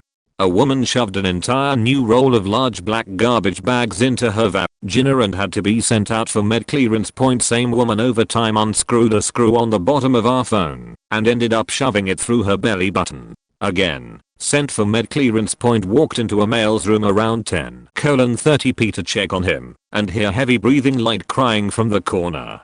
Turn on the lights and turns out he had broken the soap dispenser and taken a spring out and cut himself all over his face and body. Smeared blood on the walls and wrote random words on the wall in blood. EMTs are dropping off a lady and she asks to get her phone out of her purse. They agree and she grabs a steak knife and shoves it into her chest. Never stepped foot in the building, just went onto the hospital from our parking lot. There are a million more stories. Son of a psych nurse that grew up on Psych nurse tales. My favorite tale was from a ex-military black gentleman who apparently wanted to be Caucasian so badly he got naked, covered his body in shaving cream, kicked his door down, and proceeded to make his way to the exit. It took 4 or 5 beefy security folks to restrain him. Nowadays I repair equipment in a hospital, and so far I've only had 2 meaningful interactions with psych patients. The first time I was on the floor waiting to look at some equipment and a patient comes up to me and begins to describe a machine that shouldn't exist that was in the closet on the floor. Not sure what he meant by that, but it was hard to follow his rant. I think he saw the server closet and got confused by it. My second, slightly scary encounter, I was bringing a repaired bed back to that same floor. Every room here is a double, but most rooms only had 1 person anyway. So I wheel the bed into a room, plug it in and lock it. As I turn to leave, the patient whose room this was, the other bed, walks in, extremely irritated. He started to tell me that he was guaranteed a single room here and would not tolerate a roommate, and if I tried to put a patient in the room, he was going to immediately contact the state attorney general and have me sued. Again, I just repair equipment. I just said, okay, I'll get a nurse to fix this situation for you, which he seemed to accept. I should mention, even though this guy was probably in his 70s, he looked super hardcore. I'm talking he looked just mean, was quite big, and had face tattoos, including a tear from below his eye. He could have almost definitely whooped my ass. Once I found a nurse, she pretty quickly settled him down. Sadly, I'm not great at defusing situations like that. When I was in nursing school, I had an interesting psych rotation. I cared for this one girl that was my age. Terribly schizophrenic. We had her in isolation because she was attacking staff and just being completely out of it. She was unmedicated and isolated in her room at home for like 3 years because her parents were in denial about her illness. The night I had her, she was pacing around her observation room, all windowed room, in circles. That wasn't too weird. What I would expect honestly from most patients in their point. At one point she went into the corner and did the classic horror movie rocking back and forth whispering to herself thing. She then urinated all over herself, took off her gown, cleaned up the urine off the floor, and then bussed for a new gown. We brought a clean set in for her and left her to her own. She took the clean gown, tucked it neatly into bed like a small child, and then proceeded to put her urine-soaked gown back on. She then sat in the corner and continued to whisper and rock. Our only hesitation from going in and helping her out was that she brutally attacked one of the nurses earlier that day, threw her food tray at her so hard that it shattered the window, and went straight through to the nurse and nailed her in the head. She needed like 8 stitches on her forehead. Eventually we called security to get her changed, but I always think about that poor girl that became so ill because her parents denied there was such thing as mental illness.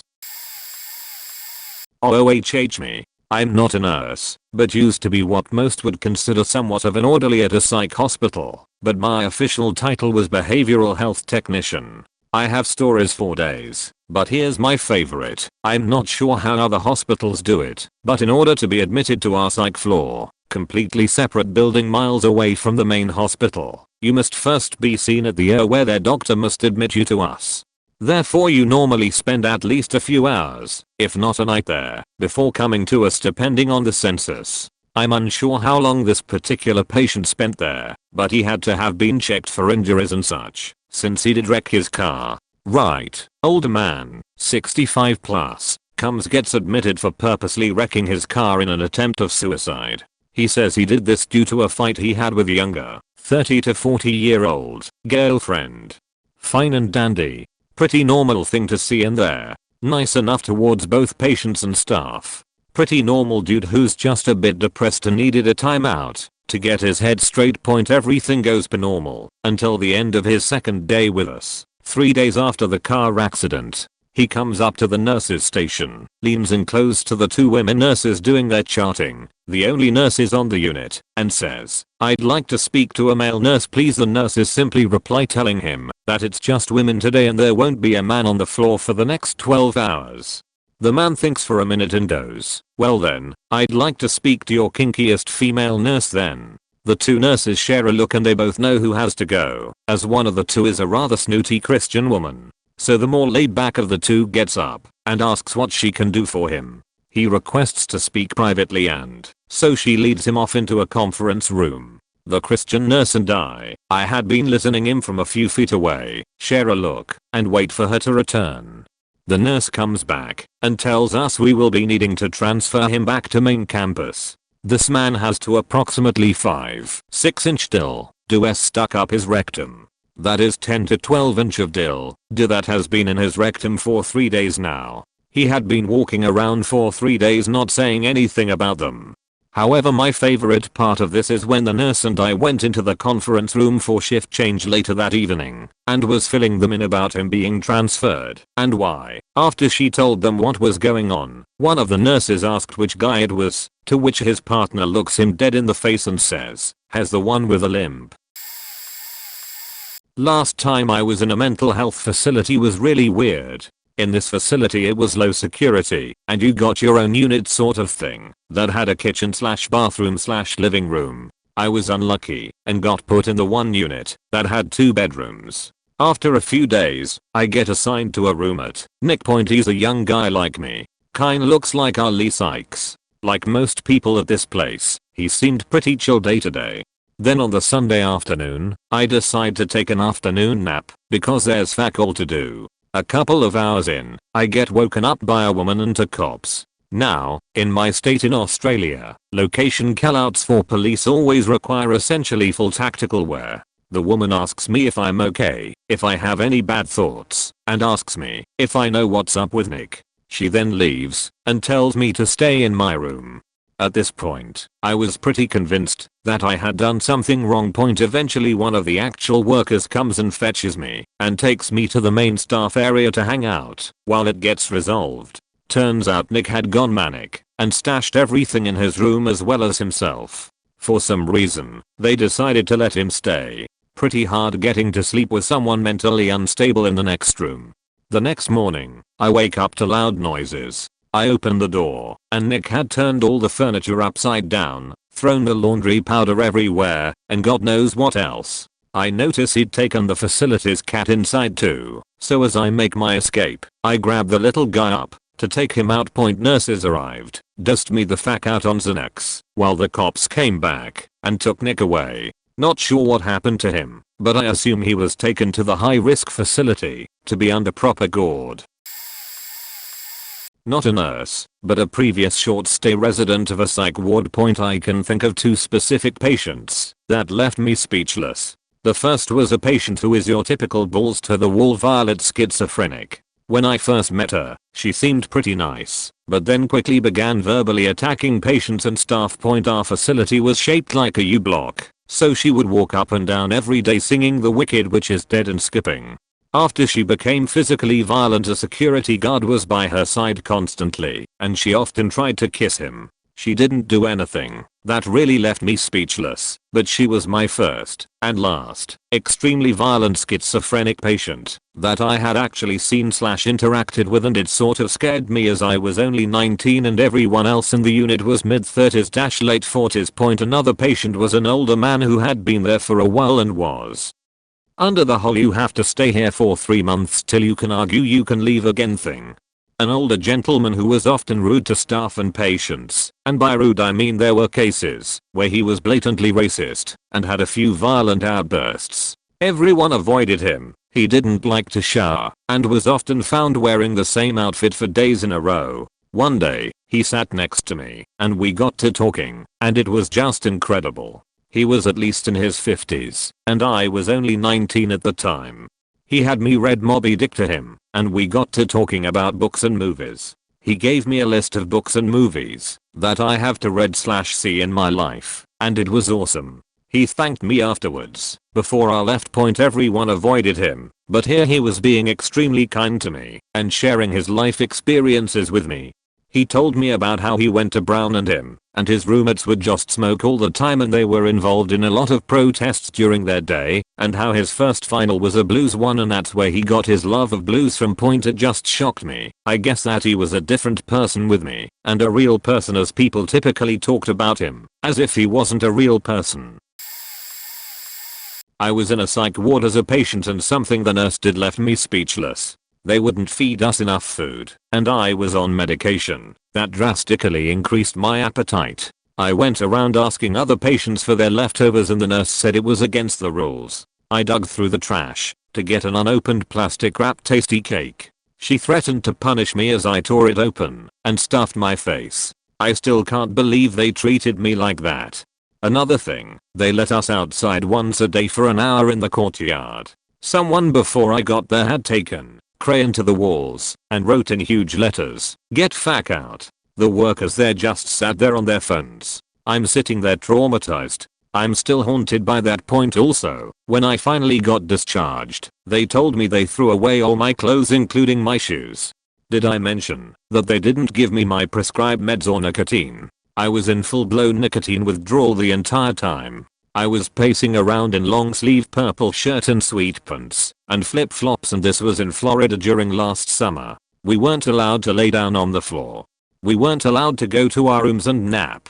I didn't see the psychiatrist for 4 days. I had to take care of an elderly woman in a wheelchair with Alzheimer's. I was only allowed one 5-minute phone call a day. The experience of being in the psych ward was more traumatizing than the actual event that put me there in the first place. Nurse here.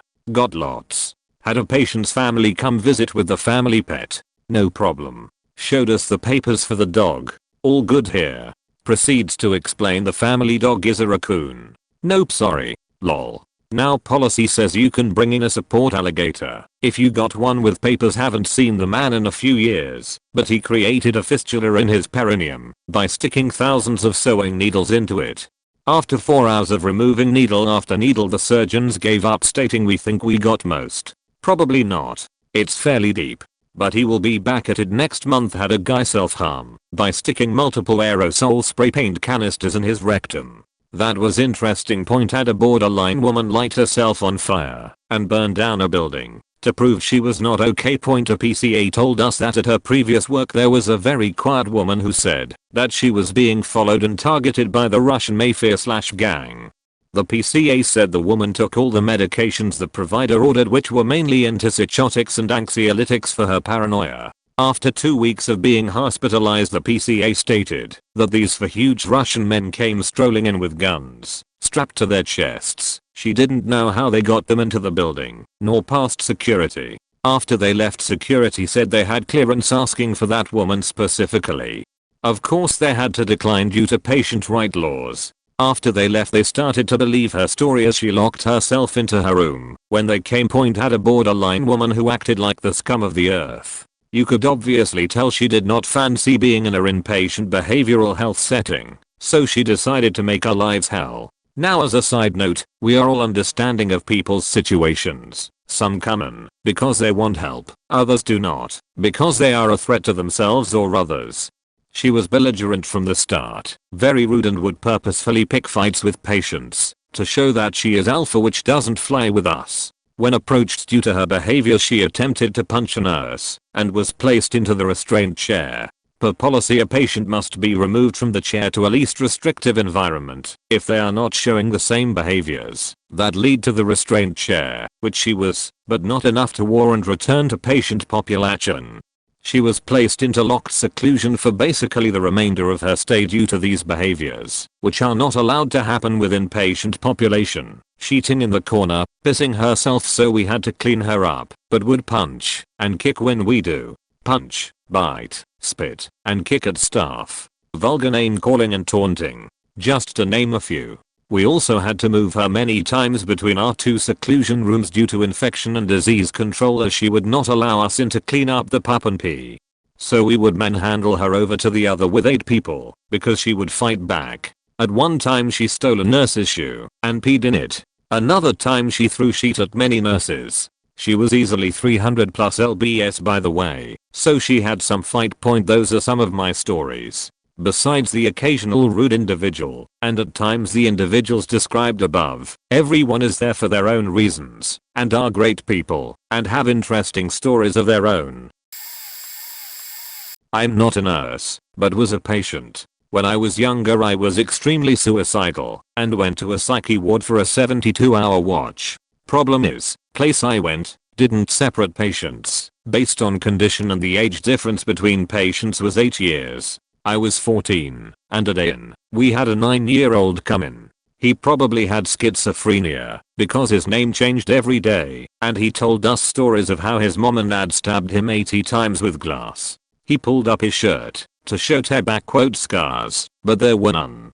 None of that mattered to me, as I was more concerned with my miserable life. But the thing I'll never forget, ever, is what he did on the second day. All morning, he had been telling the nurses he was going to kill himself after lunch, but they just ignored him. I wish I could find those nurses today. I'd had some strong words. They didn't do anything about it, just ignored him.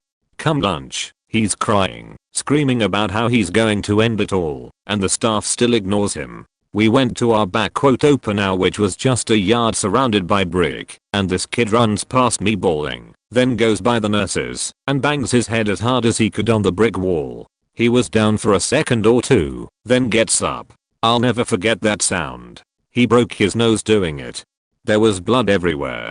The staff finally starts to walk over, and this kid gets up again, and starts banging his head repeatedly. It gets harder and harder. After about 10 hits, he collapses and the nurses take him in. They had been trying to stop him, but there was no real effort. There was blood everywhere as they took him in, and all the other kids, myself included, were just screaming. I cried harder than I had in my life that day. He reminded me so much of my brother. They were the same age, they looked so alike. I still sometimes cry at night, and I'm not one to express emotion. I can still hear the crack of his nose on the wall. I can still see the blood dripping from his head. Whenever I'm with my brother I'm on edge, ready to jump in, if he starts hurting himself. I still hate those nurses. I worked in a psychiatric residential treatment facility for kids 6 to 21. Countless shocking things happened, but one that really sticks out is when a huge 20-year-old was having a crisis after he had refused all of his ADLs that morning. He hadn't showered and rarely did.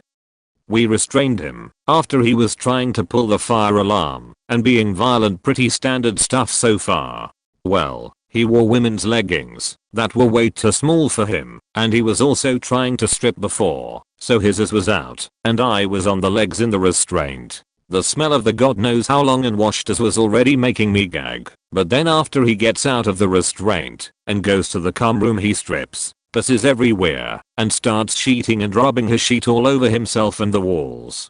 This was no normal human smelling fesses. It was literally the worst thing I've ever smelled to this day. My eyes were watering, and I was very close to throwing up. Kids were literally running out of classrooms setting off alarms to escape the foul stench, but you could seriously smell it on a completely different side of the building.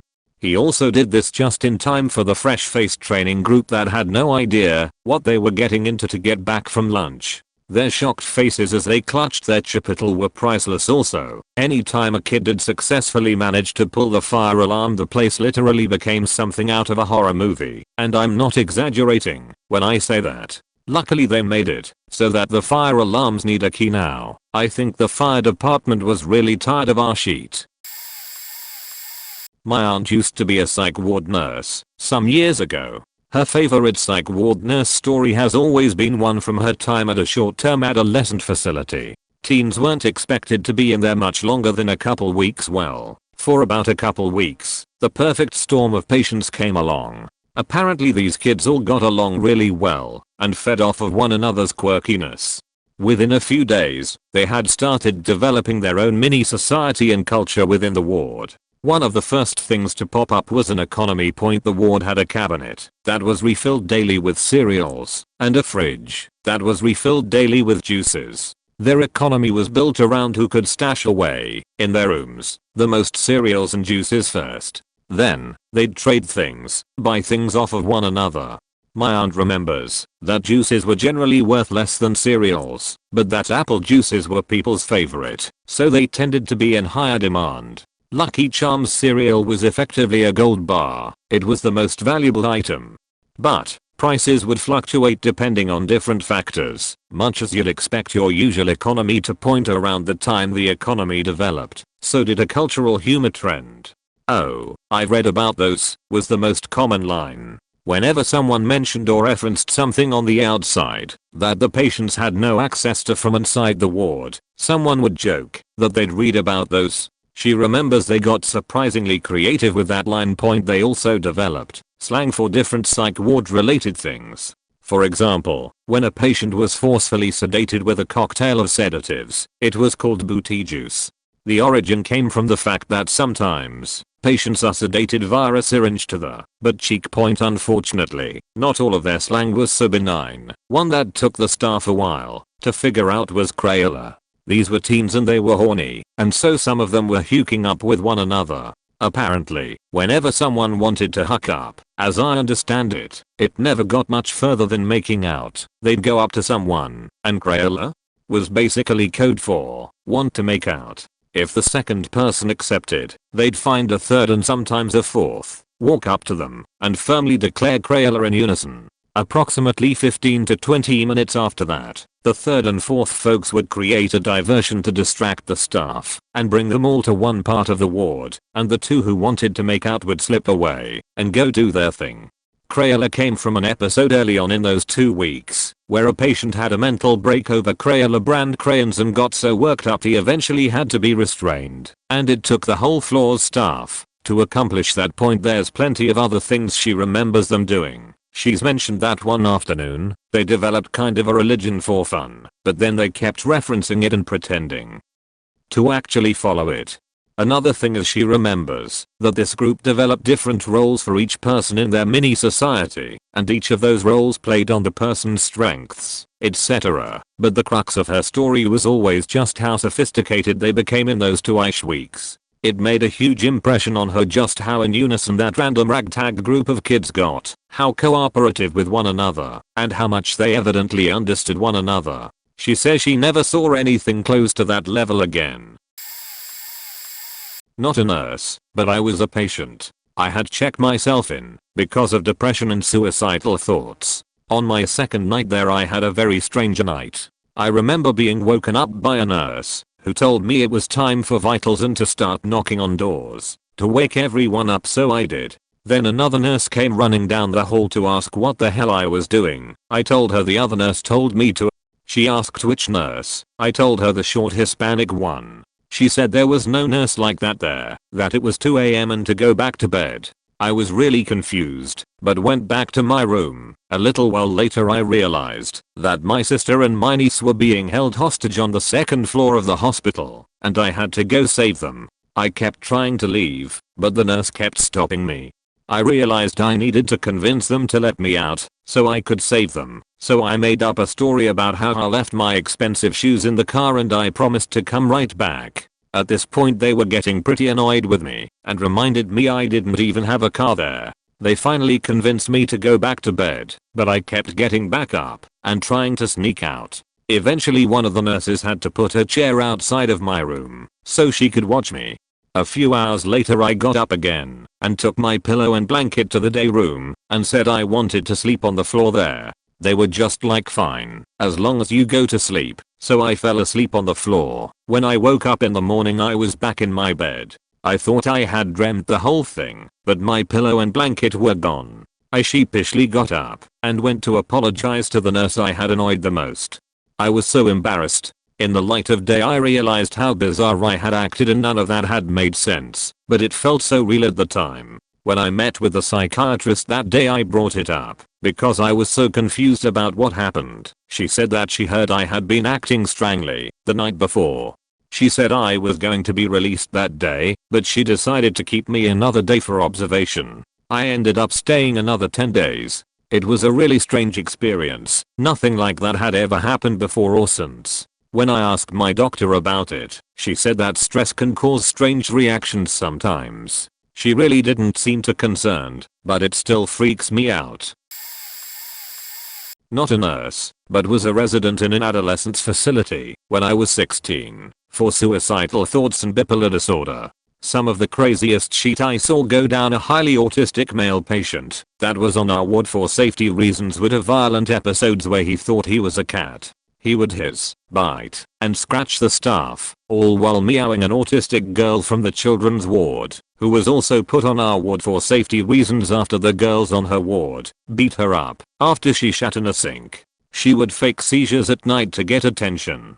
One girl on our unit pulled the fire alarm, which unlocked all the doors in the hospital for safety reasons, sprinted out the door, and got to the lake outside the building where she then tried to drown herself. A kid saw a sprinkler hanging from the ceiling in his room and threw his shoe at it. This also set off the fire alarms, so he ran out and was tackled, face down into the snow.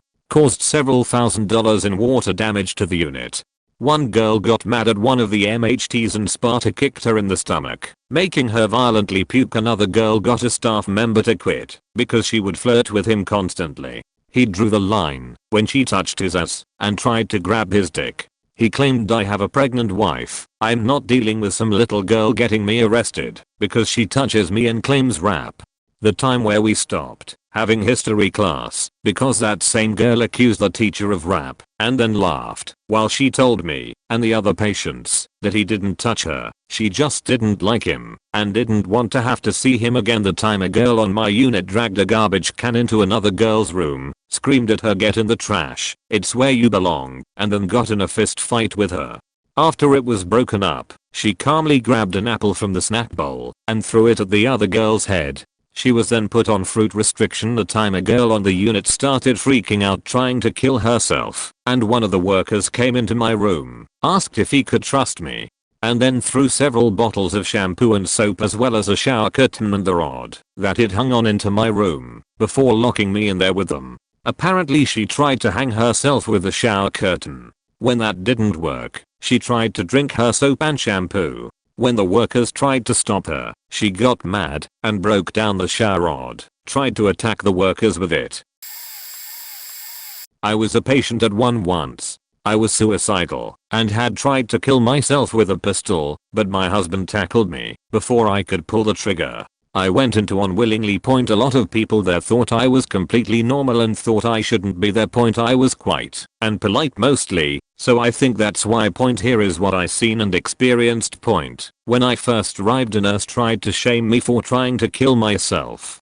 I had a husband and daughter, and I should feel bad for wanting to kill myself. Point how I would leave my daughter behind. How awful it would be. Point I just sat there as she continued to put me down and shame me during my check-in. Point the whole time I wanted to kill myself more because of the nurse. Point not sure where she thought it would help me, but it sure as hell didn't. She was off for a while after that. Me and her would clash later. There was an Iraq war veteran in there for a few days. I felt so sorry for him. Point he got back and got out of the army. He had PTSD and had no help. He couldn't get a job. Before long he was homeless and strung out on meth. Point it was a funny story how he got caught, but don't remember. He thought it was funny too. I just remembered laughing. Anyway, he was in there to come down off the meth. He was remorseful. Point I hugged him when it was time and the police was there to get him. Point I told him to please hang in there and try to get better. I told him since he was a vet and it was his first offense, maybe just maybe the judge would go easy on him. Told him I would think of him. Point he looked after me some as well. Point I haven't been able to find him on the internet or anything about him. I honestly hoped he was able to turn around and get the help he needed. There was a woman about my age I connected with. She was sweet and looked after me. She was suicidal like me. She had been in there for almost a full year, in and out. The last stay while I was there was for 3 months. Me and her looked after an older lady. She was in her 70s. I'm not sure why she was there. The older lady. She has an accident one day in her bed. It was sheet and it was everywhere. She cried about it and the nurses were too busy. We helped her with cleaning up. We took her bedding off and put it in the washer. We helped clean her up and talked to her, calming her down. The nurses for some reason seemed tired of her sheet and didn't really treat her well. I really felt for her. She had pictures of her grandkids on her wall and drawings they made. There was a man in there, I think for violence. I was told to stay away. He would only come out of his room at night when everyone else was being sent away to bed. I was cleaning up the trash from a late night snack. He was sitting there and started to help me. I talked to him though he didn't speak back. I was nice and respectful. I said, wow, people sure are lazy leaving this behind expecting the nurses to clean it up. He replied they have no respect, not for others or themselves. It was the only time I heard him speak for my duration of my stay. He was definitely violent and did a lot of things like throwing furniture and trying to rip things off the walls. But he was always chill around me when he came out of his room and would sit next to me. I didn't mind cause he never did anything to me. A lot more crazy stuff happened, but I can't really remember it or remember it clearly. Obligatory not a nurse, but I have tons of experience in mental health including acute settings. So many things patients do. Probably the most disgusting is the time I caught 3 females all sharing the same water bottle filled with piss to both pee in and pleasure themselves with. Yes, you read that right. They would bottle fact themselves with the cap off. Psychosis, bipolar, and free spirits makes for bad combinations. Another would be the time a girl stripped naked while in seclusion, sheet herself and painted the walls with it, then herself. Another time this guy somehow peeled of some formica from a desk and was cutting himself from stomach to knee. Yes, groin too. It's amazing what people can do even under 1:1 supervision. He was laying in bed giggling at the time, so said the report. We had a male patient diagnosed as a young teen with odd but never violent. Never. Not even a history of it. He was always compliant though, which was weird. Anyway, I referred to him as compliant defiant. He would state he would refuse to do something as he was actively complying to our directive. For example, breakfast 2 bowls of cereal, instead he would try to take 3, and we'd correct the behavior, and he would say no as he put the extra pack of cereal back.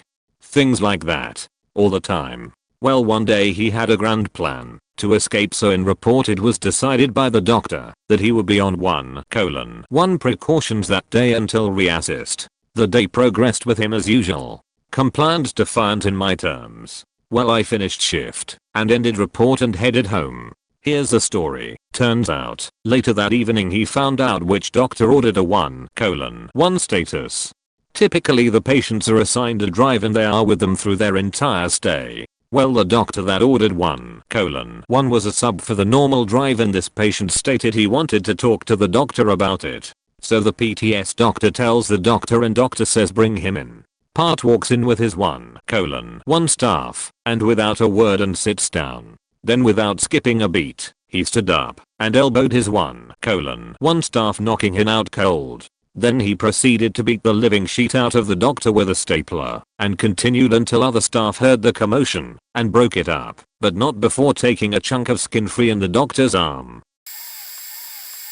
I worked in an inpatient psychiatric ward for 2 years as a CNA during nursing school. I saw countless things that left me speechless. I will list a few of the top ones that stand out in my memory. Once I watched a highly schizophrenic man sketch out the most intricate picture of a wood duck based on a page torn out of a National Geographic using a ballpoint pen. Usually we didn't allow the patients to use ballpoint pens, but art was one of the few things that kept him calm, so we allowed it, under 1:1 supervision of course.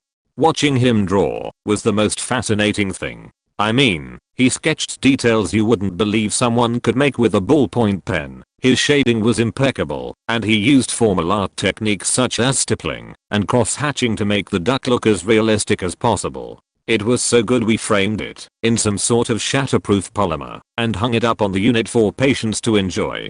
Walked in on a patient hanging himself. That one certainly left me speechless, and I never quite got over that. It was a single event that caused me to leave psych nursing forever and take a different specialty when I graduated nursing school. At that time the rooms still had bathroom doors, and this fella figured out that a door hinge can be used as an anchor point for a noose. He rigged up a noose using a sheet, hid it under his covers, and acted like he was sleeping during my 15-minute rounds. We had to lay eyes on the patients every 15 minutes for reasons just like this.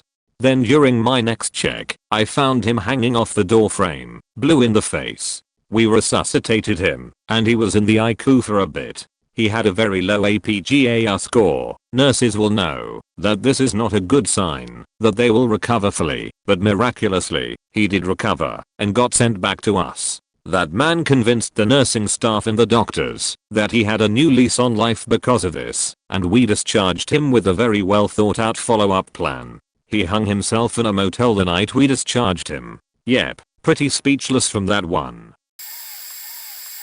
Although I've worked in a secure psych unit, the psych case that sticks in my mind was a guy I met on a burns unit point. This one guy I'll always remember due to his insane determination to kill himself. He was having family troubles and was extremely depressed, having switched countries to be with his new wife. He barely spoke English, and I think was quite isolated. Anyway, he tries to kill himself by slitting both his brachial and femoral arteries, main blood vessels in his arms and thighs, which are quite hard to successful slash. He bled out and was found by his wife shortly after. She called an ambulance, and he was amazingly successfully resuscitated after 5 minutes with no cardiac output, cardiac arrest. He was transfused an insane amount of blood, over 100 units of blood, but he eventually survived that attempt. After a few weeks he's mostly recovered physically and is transferred to a secure psych unit. This is where he gets really determined. He manages to steal bleach from a cleaning supplies cupboard and drinks it. This causes massive esophageal trauma, and he needs to be transferred back to a surgical unit. There he needs surgery for strictures and eventually perforated esophagus, but at the end of it all he's recovering. Then a few days after a laparotomy, massive abdominal surgery, he breaks out of the surgical unit and manages to find a nurse's car with a can of petrol in the back. He pours petrol on himself and sets himself alight, giving himself massive burns. Over 60% body surface area is burnt. This is when I met him, in a regional burns unit. His treatment for the burns was grueling and likely cost over £1 million. Towards the end of his time there he had 1 nursing cover, but if he didn't know you and he thought you might help him out, he'd ask visitors for sharp objects like scissors. Moffo was so determined. I wouldn't be surprised if he was dead by now. Never come across anyone else who'd made so many serious attempts to take his life. I haven't worked on a psych ward, but I worked on a unit where we dealt with a lot of brain injuries, which obviously can cause some psychiatric issues as well. One night, I had a patient who seemed like the perfect patient. They were calm and polite, even despite a brain injury which caused them to forget things very easily and act impulsively. This brain injury also caused the patient to have part of their skull removed temporarily, so it was imperative to keep a close eye on them so they wouldn't get up and fall. If they hit their head again without that piece of skull in place, it was game over. Unfortunately, the patient also had an unfortunate habit of trying to pick and scratch at the sutures in that spot of their head. This patient went to sleep 2 hours into my shift, and I thought my night was made. A little while later, I walk by their room to check on them. Though the glass sliding door, I see them laying on their side, hand rubbing a dark substance all over the side rail of their bed. My first thought was that they somehow pulled their sutures apart and they were now hemorrhaging from their head all over the bed. I run in, not even able to scream for my coworkers, because the thought of this patient possibly digging into their brain right in front of me was apparently too much for my brain to handle. I get closer and see that the dark substance is not blood, and the patient is smiling up at me, perfectly unharmed. It's sheet everywhere. all over the side rail, all over the sheets, underneath the patient's fingernails. The list goes on. I'm speechless. All I can do is stare as my patient waggles her eyebrows at me in a suggestive manner and smears more sheet onto the side rail. I back out of the room and double over, laughing so hard I'm crying. Eventually my coworkers helped me clean up the patient and the bed, but for the rest of the night it was all you could smell when you walked into the room. Probably the most tragic story I've ever heard from my mother, who worked at care home on the Isle of Man in the 80s looking after an 80-year-old woman with dementia. Her name was Davina, and she arrived to the island from Scotland when she was 16 years old to marry a Manx man who she had met while on holiday with her parents. He was handsome, well off, and they were madly in love. Davina quickly became the envy of all single women on the island as her new husband was a dreamboat and highly sought after. After they got married, they bought a beautiful house on the promenade and had a baby girl together. Some woman on the island did everything she could to break them up and spread around a nasty rumor that her husband had been cheating on her. It was a tiny island in the 1910s, so it was the talk of the town. Heartbroken and delirious, she took her newborn baby and walked into the sea. She was pulled out, but her baby was swept away. She was immediately institutionalized at age 17 and spent her whole life on a psych ward until she was put into a care home when she developed dementia. Her whole life completely lost. Every day she'd ask my mum where her baby was and often escaped and tried to walk to the beach just less than a mile away, presumably to see if her child had washed up. My mum gave her a baby doll and she sobbed tears of happiness, believing that they had genuinely found her baby. She really did believe that the doll was her own flesh and blood. Not a nurse, but this happened last summer. I was sent to a psych ward for suicidal tendencies, but that's unrelated. But some context: I was in El Paso Behavioral. The person this is about is a former soldier, we'll call him Adam, in the army, and who got into a fight in the military ward, was sent to the PICU, Psychiatric Intensive Care Unit. About a week later, me and a friend I made there decided to go to the final smoke break of the day. About 5 minutes prior to Adam showing up, I figured a theoretical way of escaping. El Paso Behavioral doesn't let you check out until they feel like you're well enough by throwing one of the metal chairs at the few windows that weren't reinforced, which was in the front lobby. Soon after, Adam shows up and I explained my escape plan. He looks at me, gives me his unlit cigarette, and says goodbye, and I shit you not, he took the chair, threw it at the window, and dolphin dived through the faking hole that used to be a window. Chaos ensued and the nurses there blocked the window as to keep anyone else from escaping. The next morning during our group session, the events from the previous night was brought up, and it turns out a Vietnam vet was next to the window, and it triggered some serious flashbacks, and he eventually got into arguments with the other vets there. I had to piece the fuck out of there as I was about to let out the biggest faking laugh of my 19 years of life at the time. TLDR, I kinda led an escape from a psych ward, almost incited a riot, and triggered a Vietnam vet, and somehow no one knew I was the ringleader. I have other stories from El Paso Behavioral if you want to hear. Also, this is my first post. How did I do? A patient rather than a nurse. They have these little group therapy sessions where you talk about your afflictions and all that. One man, who earned the nickname Vodka Monster from his pals, told his story. Real party animal kinda guy, but he was getting older and it was getting out of hand, and he cleaned up due to a previous stint in the ward. Was set to get married to her sweetheart. On Thanksgiving she was off to see family and he stayed home. He thought, well, I'm in control. What's a couple drinks? Ended up smashing a fifth, breaking a bunch of sheet in the house, being woken up bloody and naked on the kitchen floor. He lost everything after that. Truly rock bottom. Scared the shit out of me. As a not so light drinker at the time, another woman, bipolar, would have these manic fits where she'd attack and destroy everything around her. Like hundreds worth of damages. But otherwise, as long as I knew her, was an absolute sweetheart. Never saw her manic side. Finally, there was a girl who was in for attempted suicide. What faked me up most was, she was so normal, she was the only one I made a friend with while inside. Anxiety and all that, she was bullied constantly to the point of attempting suicide. I left her the book I was reading during my stay, that helped me a lot. A philosophy writer. I really hope it helped her as well. In the end, it just goes to show, anyone can be taken to that dark place. Mental illness, addiction, or not. Humans just want to be treated human. When we're not well, shit gets dark, man. Had a few more uncomfortable run-ins during my clinical rotation. I had a female patient who would follow me around. She would jump up and down while yelling, "Look at my boobies," which was pretty uncomfortable. There were a few times that she would tell other students or staff that I had touched her when we were alone, but as soon as it happened the first time, I was damn sure to never be caught alone with her.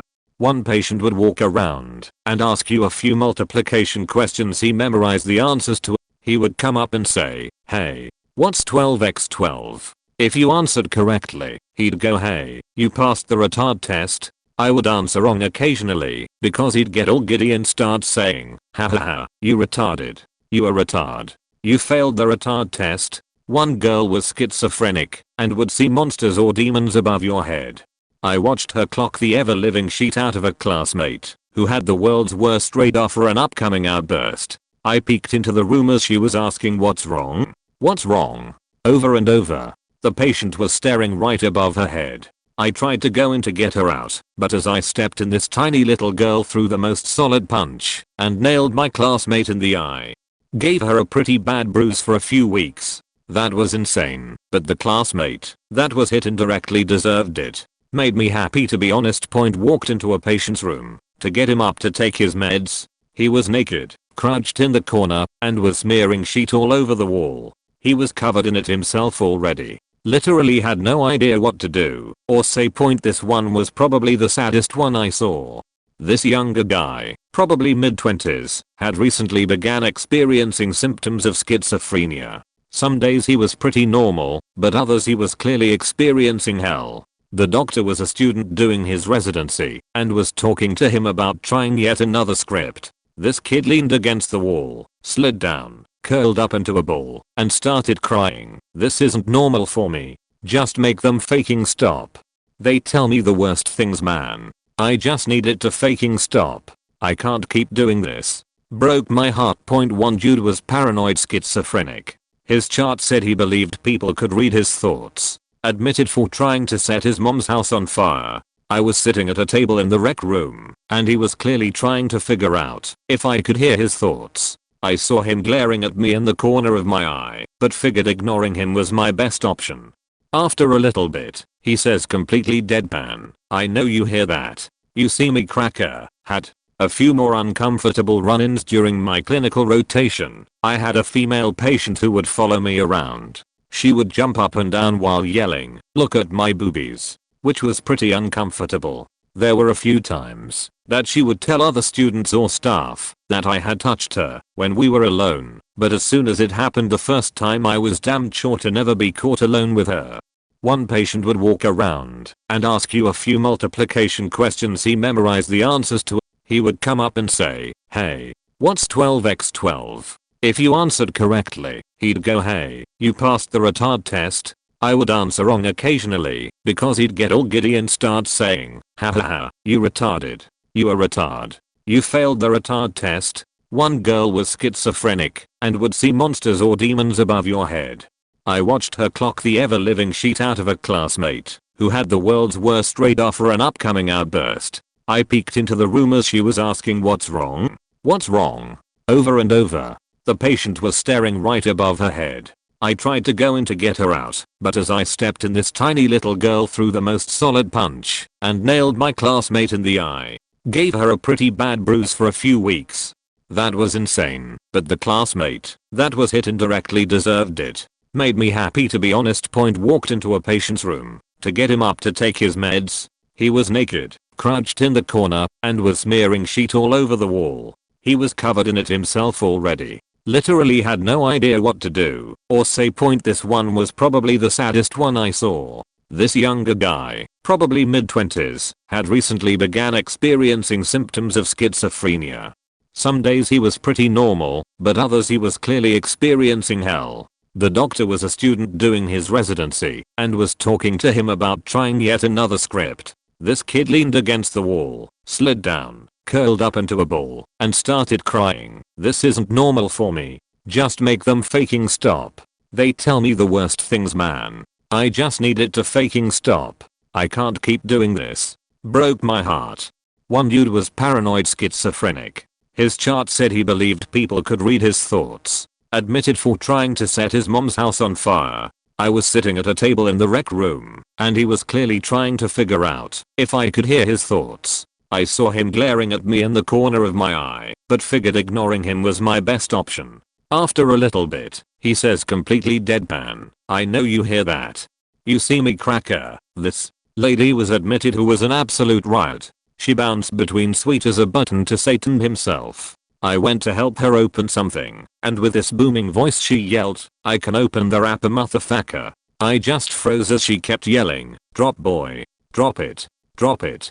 Faking drop it." I took her advice eventually.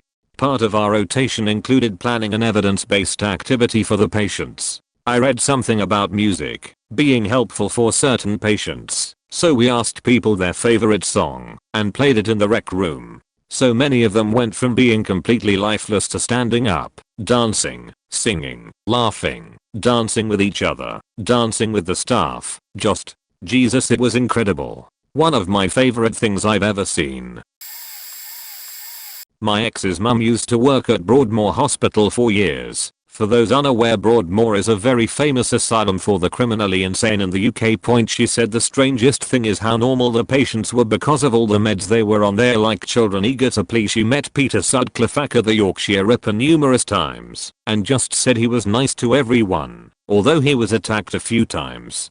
Her scariest moment for sure though involved this huge fat black guy who'd killed animals and eventually a person by sitting on their chests whilst he'd try his best to watch their faces as they died anyway. He was very nice and helpful to everyone, and eventually my ex's mum let her guard down around him. He came with her to get something, and as they went into a room he closed the door behind him and just stood there.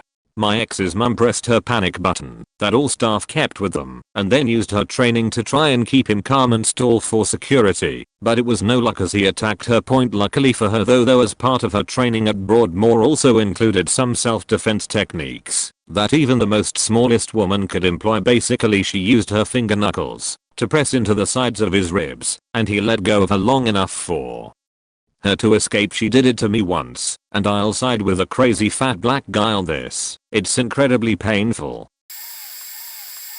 Let's see. First day on the job, a 70-plus-year-old woman chased me down the hallway, completely nude, covered in her own wet sheet. I once was covered from the top of my head to the bottom of my shoes in blood. A young transfer from jail was having his first meal in the cafeteria, away from the secured unit.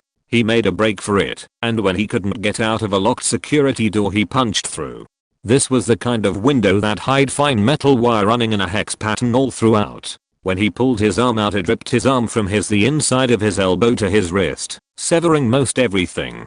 He started spraying blood in every direction, and, worse, panicking. He started fighting anyone and anything living in his proximity. I was there first, and tried to imagine what fighting a fully grown man, spraying blood like a lawn sprinkler, that you cannot purposefully physically harm.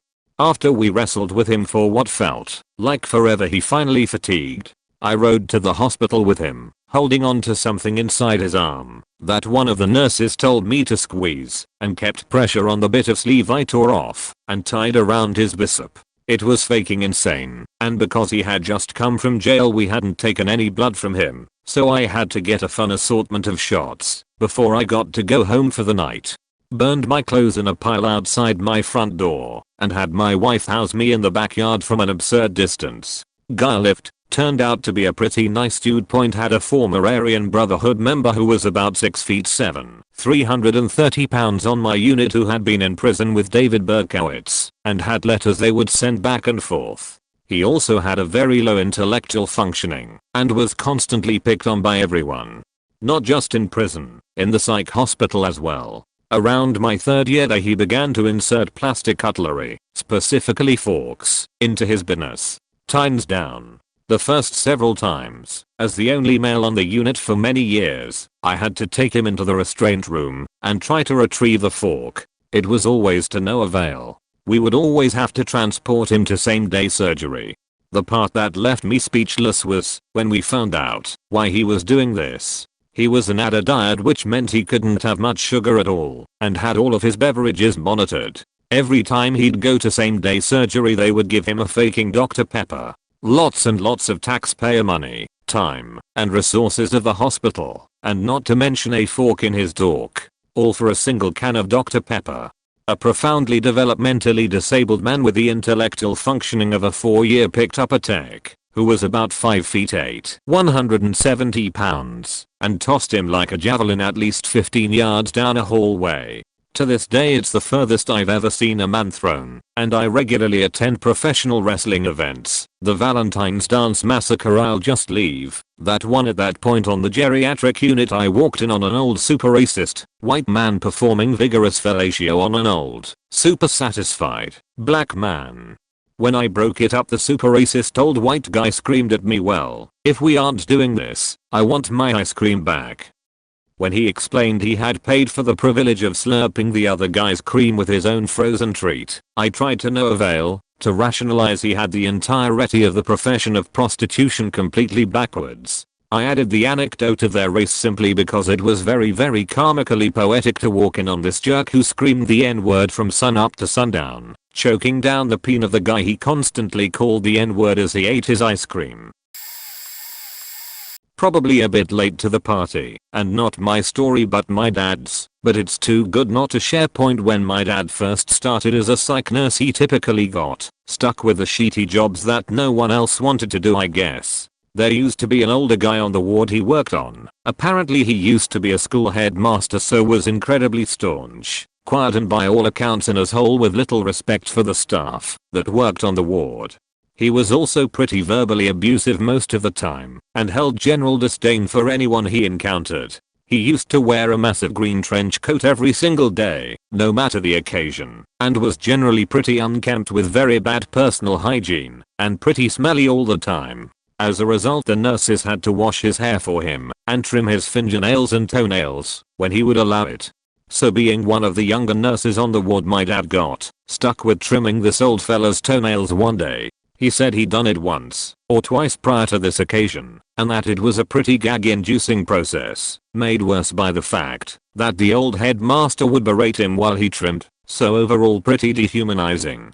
On this particular occasion, my dad remembers the patient was unusually quiet and non-abusive when he started trimming his toenails, but didn't take much notice. Apparently midway through trimming his toenails, keeping in mind the nurses would generally kneel in front of this guy while doing this, my dad said this old guy started massaging his head. My dad's a super chill, lovely, sweet guy who generally only anticipates the best out of people, so he apparently thought this guy was just showing him an uncharacteristic moment of affection.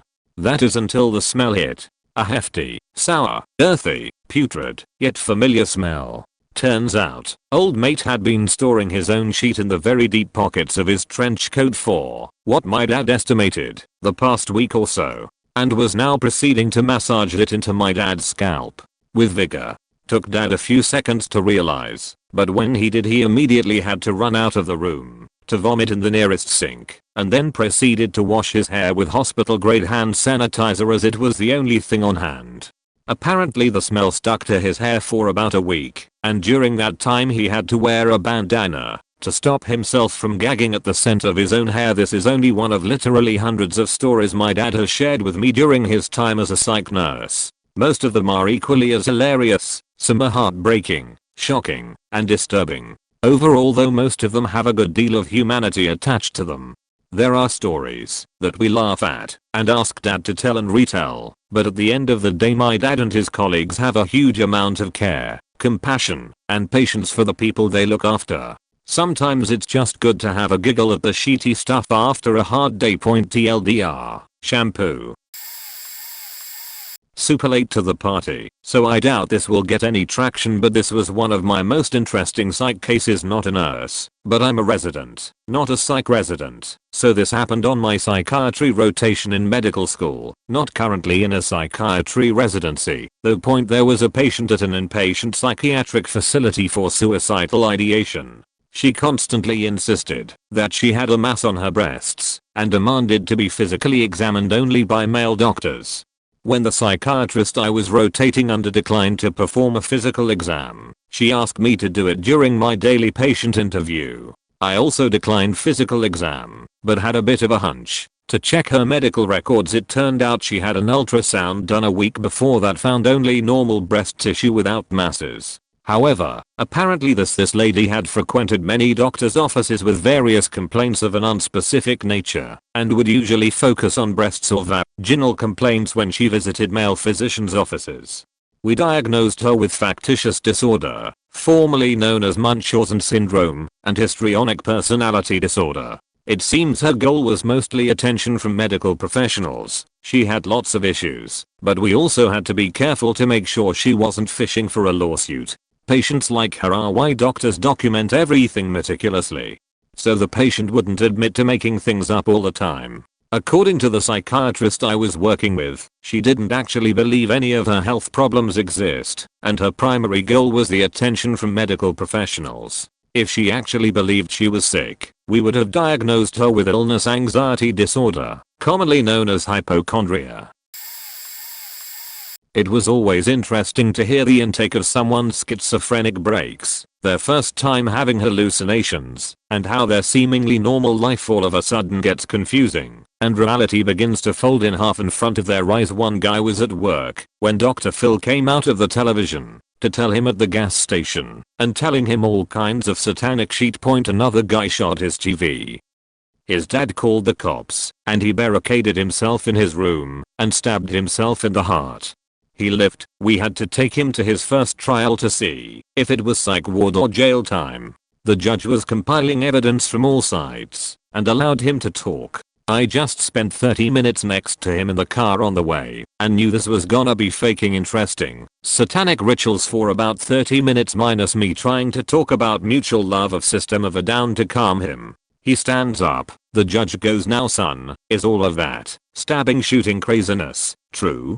In front of a courtroom full of lawyers, medical staff, a jury, all these people grabs the mic and goes, "Judge, God told me to take a giant black dildo and shove it up my father's asshole. I need to do the Lord's work, please." And sits back down. The judge raises one eyebrow. I'm trying not to lose my sheet, and he just goes, "Okay, I guess I've heard enough here." The guy didn't say another word. I don't think he even knew where he was going or what just happened. He calmly went into the psych ward with no problems. Not a nurse, but I'm a direct support professional at a psych ward.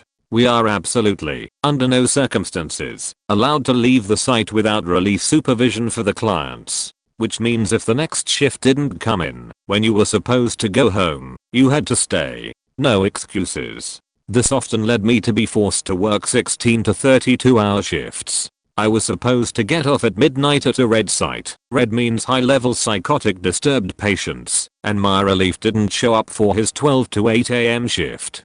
I had been there since 8 am. I had to stay. There was a particular client that got bad schizophrenia during the night. I was told that mostly only men worked the overpass shift at this site because this client got extremely aggressive with women, and I was tiny and 5 feet 3. 2 am struck and the client walks into the staff supervising room. Just a room with a table, plastic chair, radio and a fridge. I was filling out paperwork. The client then began circling my table, scratching desperately at his face and muttering, "Let's just kill her. Let's just kill her," over and over while circling me. I called my supervisor, told her what was happening, and I was going to leave because I was afraid for my life and extremely tired. She basically said if I left I was fired. I also wasn't allowed to lock him in his room because the sites I worked at were houses owned by the company where they house mentally disturbed individuals. They wanted to foster a sense of this is your home, so they had complete and free reign over the house and where to go. I pulled the plastic table to the corner and positioned myself in between the corner and the table and called the police. The police escorted me out. I refused to go back to work. The next few days my boss kept calling me and asked if I could come back to work since they were so short-staffed. I told her to get stuffed. Not a nurse but a patient. I was put in the mental health crisis wing in May. It was pretty much prison. for running away from home and attempting suicide. The average stay was about 72 hours, but I ended up staying for 2 weeks and boy did I see some wacky shit. First off, I'm 16, and so all of the people I'm going to talk about are anywhere from 12 to 17. I know for a fact I'm not insane, just servilely depressed, but some of those kids are more than just depressed. A few days before I would get discharged, this new girl came to our unit. She looked like she hadn't showered in weeks or has never been to the dentist in her life. So we are doing our physical activity for the day and she's put on our team. Seems like a normal girl. But when we had art, holy shit man. So the teachers were trying to get her to change the subject of whatever she's talking about. There was a lot of restrictions about what you could say to other patients, but everyone got around it if you were sneaky about it. She's getting heated and everyone is just sitting there trying to ignore what's happening, and out of nowhere she shouts, "I have a YouTube channel on YouTube and I'm going to take over the world with it. You watch and see me." And the other patients are trying not to lose our shit. There was another girl who tried to escape a lot, and I was asking my roommate about her and why she didn't have one, since our unit was pretty much full. Turns out this chick can't have a roommate cause they end up faking. She had the largest overbits I've ever since acts like a 5-year-old, even though she's 16, and the thought of it made me want to avoid her at all costs. Last one was just faking scary. I got moved to the eat disorder unit to sleep there, since our unit was overflowing. When I get back, my roommate is being wheeled out by intensive care unit. She tried to hang herself with a cord. I don't know, it was just terrifying to me. I know I've attempted, but seeing someone else is the worst thing I've ever experienced. I was a patient a few times. Usually it's pretty boring, to be honest, but when shit happens you kinda just get used to it. First off, I had to share a room with another girl for a while. On this particular day I was on day leave, but when I got back it was clear there had been a commotion. Someone managed to get a glass cup and smashed it on the floor in the girls' bathroom for glass shards to cut with. Apparently all the girls scrambled in to get as many as they could before the nurses came, and they cleaned the rest up. I think they also went through everyone's property to get any remaining, but to be fair, I went to the loo that evening and saw a few tiny shards on the floor still, so pretty shitty job. Anyway, my roommate comes up to me after lights out and pulls a wrapped up tissue out of her bra. It was 2 shards of glass. She offered one to me and asked if I wanted to cut with her. I think I did, but I was already cutting because I'd snuck a better blade in hidden behind the battery in my phone. Flip-top days. Another time we had one of the security guards rush in and ask if the nurses had seen name of patient from the ward over, intensive/criminal ward. We hear something in the ceiling shortly after, and he pulls out one of the roof tiles and pokes his head through. To this day I don't even get how he ended up in there, since it was quite an old ward and the ceiling is much higher than a regular building. I presume they got him out somehow. More speechless looking back, but at the time this sheet was pretty standard. My mum was a nurse in an emergency psych ward. She had all kinds of experiences, so there are a lot to choose, but the worst I had her tell a story is from this one woman. They needed to restrain to her bed and bowled out with syringes every other day, cause she would usually just snap. When unattended she tried to jump out of the window, which couldn't be opened more than an inch. Trying to break the glass, she slipped and cut her arm, so now she was dripping blood while trying to jump out of a closed window. When my mum got in and tried to pull her back, 2 other sisters came in and automatically joined. Lucky for my mom, cause the patient would just scream at her, staring dead into her eyes with the craziest a person can look, totally psychotic, an iris as big as the pupil. She starts spitting, punching, and scratching, biting, and kicking, all to get free, scream all sorts of inaudible terms and basiled on herself in the making. So the 2 sisters had her briefly on the bed. My mum should work the restraints. The sister on the left side took a short breath, and in the matter of a second, the patient's hand was free, and she reached into her underwear and threw the whole pot with an evil poker face right at my mum. As a nurse you're usually used to getting shit on, but this psychotic outbreak had her for a long time. To anyone being a nurse, I thank you 1,000 times for contributing your job life to the service of others. Oh boy. Okay, standard, I'm not a nurse, but my eldest sister is. She works on a psych ward mental health unit in our newest hospital health campus. No kidding. This unit contains an adolescent side and an adult side. She had told me multiple times that the adult side is far preferable as the adults have actual mental health issues and they aren't just there because they want attention. Paraphrase her words, not mine. She's told me quite a few stories, so here are the spark notes. A teenage patient was brought in during a drug-induced psychotic episode.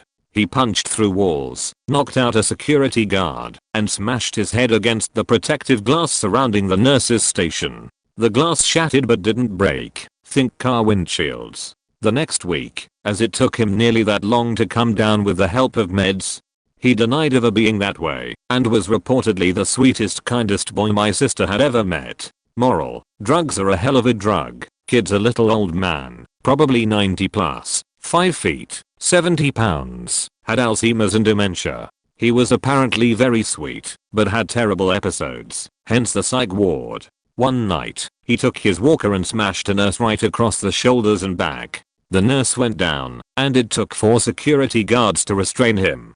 An adult man was deemed homicidal and put on watch. He managed to grab a nurse, they are mostly female and tiny, like what the fuck, slam her up against the wall, knocking her unconscious, and security was called. He did it because he wanted security called. He apparently wanted to kill a security guard. One security guard, a man of muscle and more muscle, tried to take this guy out, but the guard was knocked down, punched in the face repeatedly to the point of needing surgery, and had his hand and arm broken. After the guy was finally taken down, he was brought to the city's criminal psych ward. The guard took nearly half a year to come back to work. My sister's now working as charge RN in the emergency psych department. She's 5 feet 8 inches, we are all tall, and 100 pounds soaking wet. A guy was brought in by the cops, they usually are, to be evaluated. A trainee security guard was assigned to my sister for the night, and he apparently wasn't doing his job.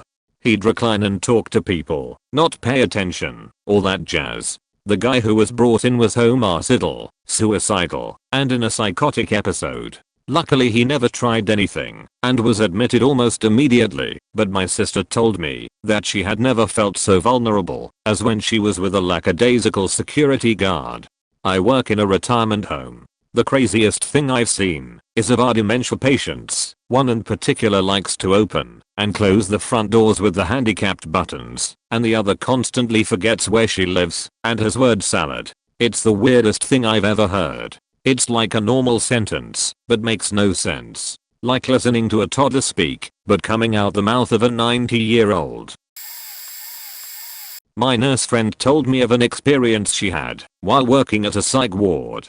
The story is burned in my memory, so allow me to burn it into yours. She describes a particular patient who was a female in her mid to late 20s who had an obsession with section babies and getting pregnant. She'd always get very excited when she'd see my friend and explain that she just found out she was pregnant and make up elaborate stories as to how she became pregnant. Stories of men slipping in through the windows to impregnate her, coming up with the names for the babies, and just really elaborate delusional stories, some of which were very graphic descriptions of her interactions with random men. Anyway, that part of the story was somewhat funny and interesting, but she then describes a time where she walked into this girl's hospital room to her screaming that she was in labor. Being used to the theatrics of this patient, my friend just figured she was having a psychotic episode, which she was, but what my nurse friend saw when she walked in definitely escalated the usually harmless drama of her antics. The patient, laying on her bed, legs bent at the knees, fully spread wide, childbirth breathing the hell out of her performance, had inserted a full-size Malibu Barbie into her vagina, feet first, then arms, but kept the head of the Barbie exposed for delivery. And folks, there was definitely some blood. I can only imagine what forcing the pointy feet arms of a Barbie inside a vagina does, but it can't be pretty. Not to mention the full length of a Barbie is probably pushing quite a bit past any reasonably comfortable distance. So clearly some medical care needed to take place next. She called a doctor and then helped in subduing the patient and carefully removing the baby and caring for the wounds of a crudely inserted reverse birth Barbie. Former CNA, not a nurse. We had a frequent flyer come into the facility that I worked at. Usually she'd be there once or twice a year and stay a week or two. That time, she'd been there 4 or 5 times in the last 2 months, so we all knew something was up. She looks at me after a few days of being there and asks, why do I still feel like I want to swallow a bottle of pills? I do my best suicide intervention speech I've ever given. Then I call her therapist, the mental health agency, my boss, everybody. Start taking in-depth notes about what she's saying, her behavior, etc. She's making calls too, trying to get a hold of her counselor at first, then her family, then the county mental health agency. Finally she gets a hold of someone and tells them, I want to go home. I follow up with a few calls of my own to her therapist, my boss, the agency coming to see her, everybody I can, and let them know in detail the things she's been saying. A few hours later they come see her. They are not even bare 10 minutes before they decide to send her home, and I'm livid. I have over 6 pages of notes that I've been writing since she said she was suicidal that have barely been glanced at. I drag the worker into my boss's office and try to explain why sending the client home is a mistake, only to have her ask where I got my master's degree in psychology/social work. At that point, I completely lose my shit. I told her that I've been working with this client 40 plus hours a week. She's been there 15 minutes, and if she sends the client home, the client would be dead before the end of the day, and stormed out. I was ready to punch that bitch in the face. I was so pissed off point they sent her home. She killed herself that night. I reported the social worker that sent her home to the state, and she lost her license to be a social worker. I quit after a couple months and I don't know if I'll ever be able to do that kind of work again. I was a TPW, basically the nurse's aide, in undergrad. To name a few, lady chased me around the unit squirting breast milk at me, cleaned a patient's room out when they worked to find a naked portrait of myself that they had drawn. It was surprisingly accurate. Watched a man shove his head through a glass window, took my breath away, and gives me chills still today. Gave a man his car keys back only for him to look me in the eye and tell me he is fascinated about the idea of stabbing me with them. However, I think the most startling thing that I ever witnessed was when we had a young patient, about 20, who I thought was very ill, but friendly enough. We had him for about 3 weeks and the entire time he didn't come off as a threat at all. When he was about to be discharged I helped him pack his things and he became hostile to the point of violence and needed escorted to a padded room. When he was in the padded room he made mention that we were lucky we weren't in his hospital room anymore, or he would slit us all. This prompted us to do a thorough search of his room, where we found at least 7 metal objects he had filed down to be sharp. We came to learn that he had removed door hinges with just his fingernails and then created weapons out of them. It's so hard to understand how he did this, because our unit was monitored every minute of the day by personnel, and we couldn't find all the doors where he even took the hinges from. In addition to the hinges we found over 50 pages of notes he had hidden away where he documented our every moves. He knew our routines down to the minute and seemed to have started plotting ways to kill us. He specifically had targeted me in many of his planning and documentation, and it just was so thought out and detail oriented. It made me feel so unsafe, and I had a hard time getting back to work for the remainder of the week. Not a nurse, but I used to work as a mental health tech point. There was this kid who was about 7 when I started, and he was an absolute nightmare. I mean just the faking worst. It's no surprise he was in and out of the facility point. During one of his extended stints he came to me crying softly, which was weird because he wasn't screaming anyway, so I asked him what was up. Point, his birthday was coming up. He was stuck there for the foreseeable future. He had no friends and his mom hadn't answered his calls in weeks. It was here that I realized he's not some nightmare hellspawn, but he's just another kid. Point, I talked to his counselors and doctor whenever I got the chance to try and figure something out. What they decided was to keep him with the group of kids, but one with the staff. Problem being nobody wanted to because of his temperaments, so I said I'll do it when I'm here. Long story short, he just wanted to play with Legos and talk to someone without them talking about whatever they wanted to talk about or using his Legos. After a few weeks he talked himself out and was willing to share Legos with me. We aren't supposed to have favorites in this field, but it happens. We just can't treat them differently. So here's the speechless part. After a few months he got out and managed to stay out for a long while. We heard through the grapevine that his mom sold off his meds, and shortly after that we found out he had a mass on his brain. I never heard what came of that. A little more time went by and he wound up in a boot camp for troubled kids. After a while they sent him back to our facility. I heard because one of the team leads knew he was one of my favorites and she thought I should know he was back. As much as I hated it for him, I did want to tell him hello. At this point I was working on the autism unit and basically had no idea what went on in the rest of the facility. She said brace yourself as I was leaving. I get to the children's unit and walked right past him before I realized it was him. He was always a chubby little kid, but this time he was skin and bone, had dark patches under his eyes, and he was mumbling about something. I said to him, hey bud, remember me? And he just looked at me with empty eyes and was telling me all about lemonade, but not really talking to me, if that makes any sense. Like he was talking to himself while he was looking at me with his empty eyes. I don't know how to stress this, but it's like nobody was there, no spark in his eyes, and they just kinda stared. That was my speechless moment. This kid was just empty. I've seen him as a full-blooded hellion and as a sweet child, but this was just a shell. I never found out what was wrong with him that time around other than him being back, because he was picked up walking around the streets at about midnight. It's been about 3 years since I worked there, and a little longer since I've seen him. I still wonder about him and hope the best for him. Edit. Words. I wasn't a nurse, I was a patient, but I've seen some shitty MHAs and nurses. This boy had severe autism and wore a helmet. He also didn't talk. He was always covered in blood from hitting himself in the face. I've seen the staff hit him repeatedly for screaming outside the unit, which were so small it was inhumane. They held 15 to 20 kids at a time for 2+ months each. I felt so bad for this boy. I'm not sure if it was him, but I was at home several years later and I heard on the news that there was a homicide case against the staff. Several homicide cases. Some kids at the hospital while I was there had already talked about the killer staff and how kids died sometimes. Some personal experiences: they would give the girls electric razors to shave their legs every month, so they were pretty hairy.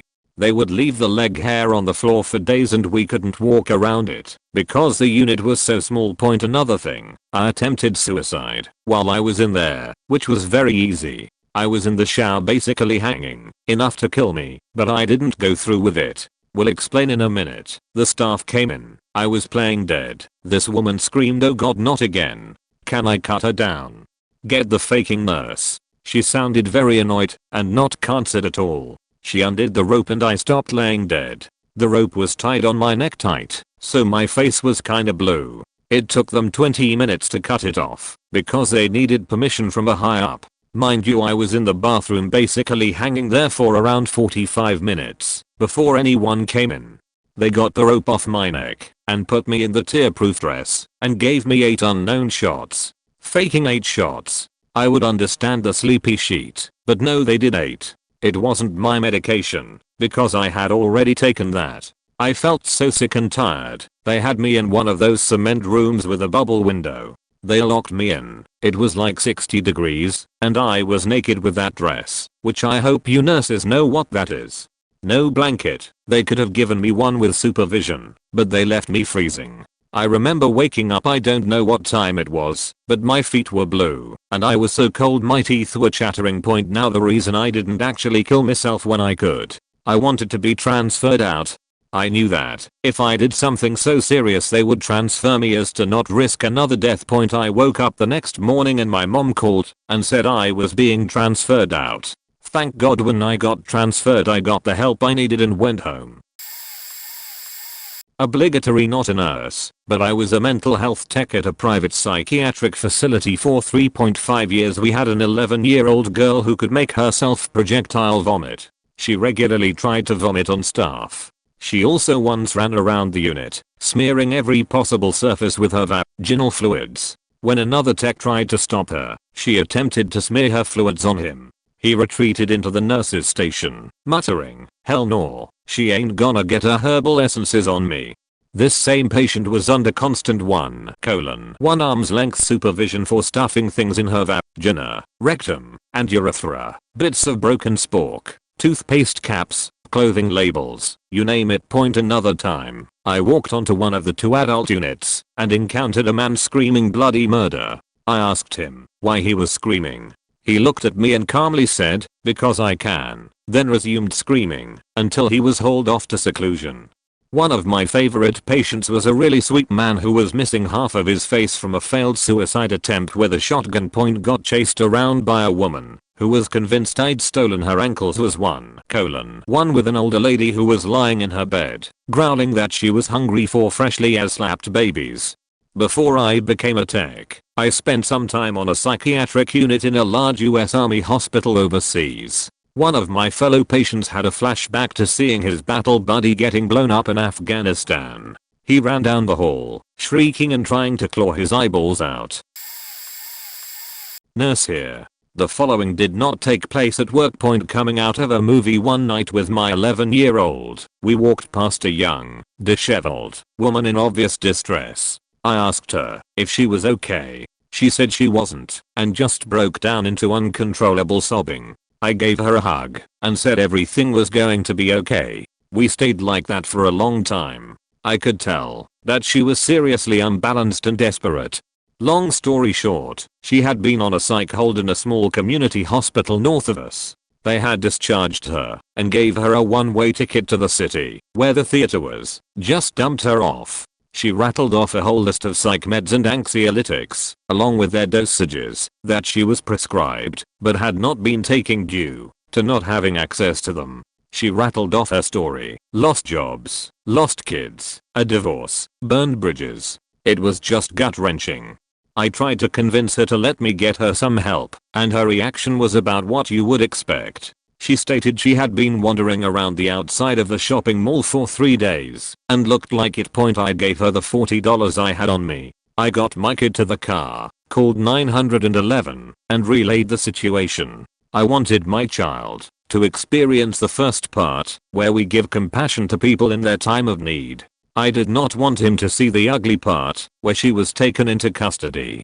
I drove over to where she had been, hoping to keep tabs on her until EMS was on scene, but she was gone. I begged them for help to pick her up due to being vulnerable and a danger to herself. I doubt they did.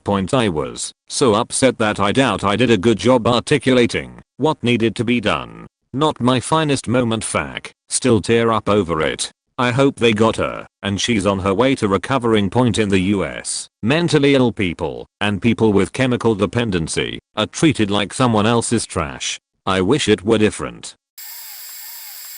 I was in a treatment center for eating disorders and dissociative identity disorder. I didn't have it, but I was in this place anyways cause there are very few eating disorder treatment centers for males. I went there 6 times throughout 3 or 4 years, usually just for a few months. But this one girl was there every single time I went back. She told this long life story about how she was raped by her family and how they were leaders of some mafia and all this completely crazy shit about them.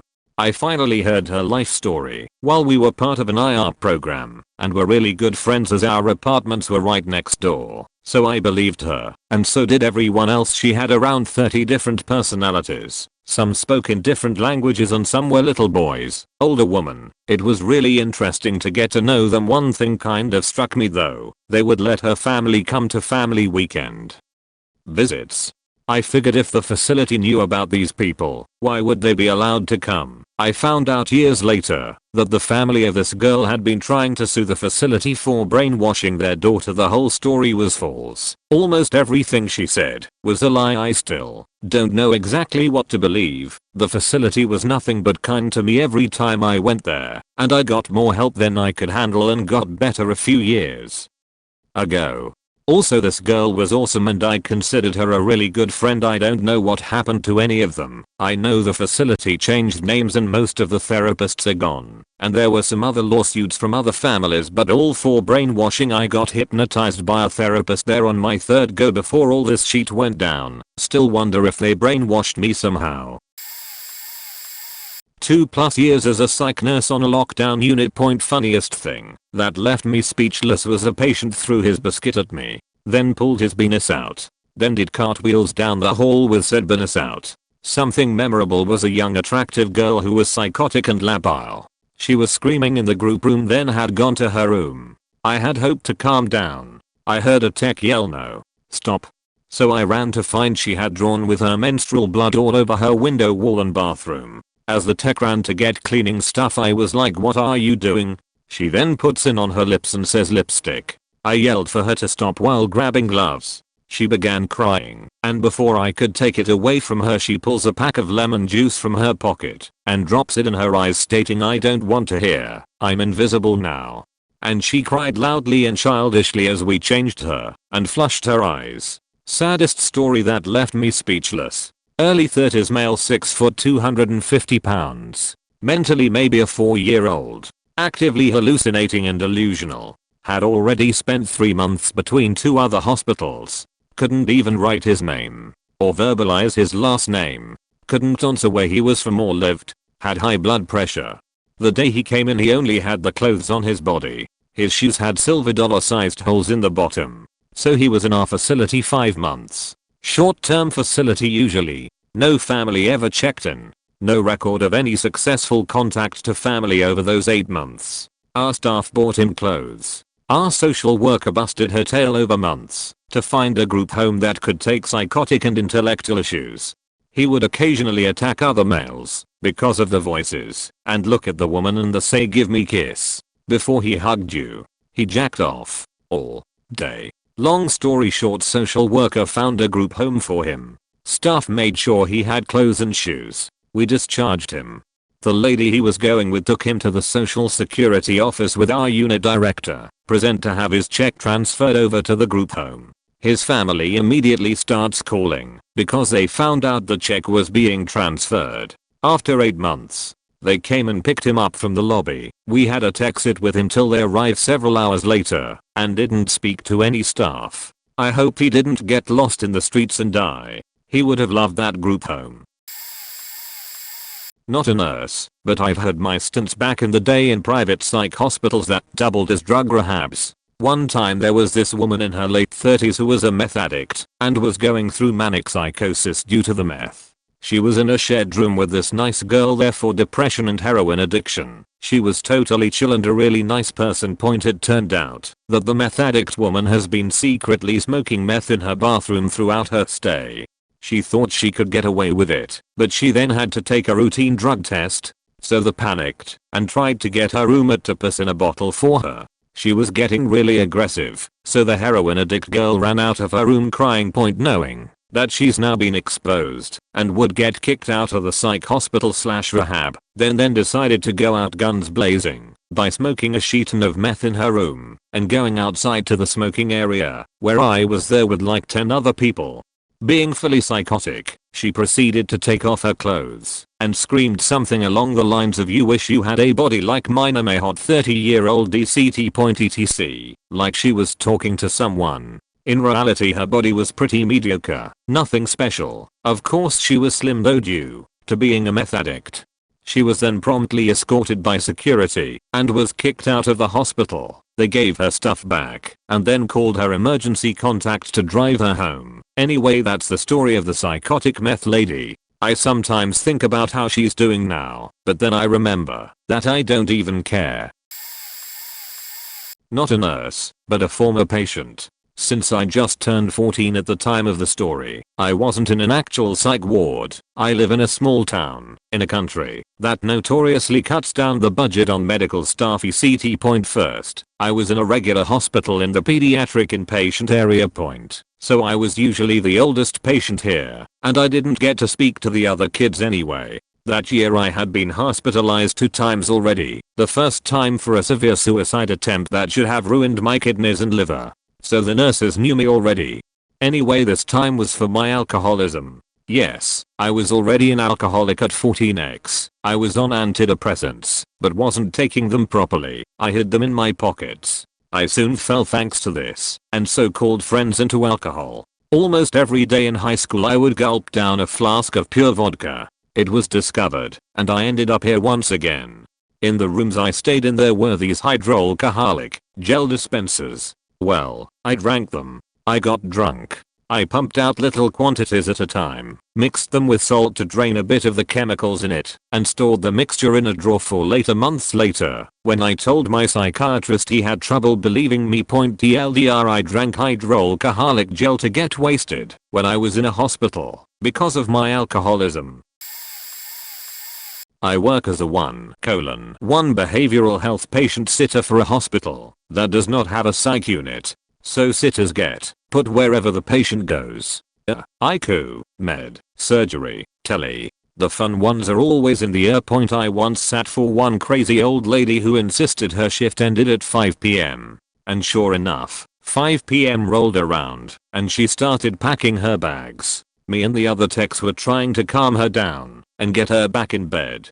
But she flipped her sheet. I have a bus to catch. I've worked my 8 hours now, let me go home. I don't want overtime. Let me go home. Security managed to calm her down. I think they drugged her. I had a schizophrenia patient who I sat with for like 1 hour when I was brand new to the job. He kept staring out the window, not saying a word.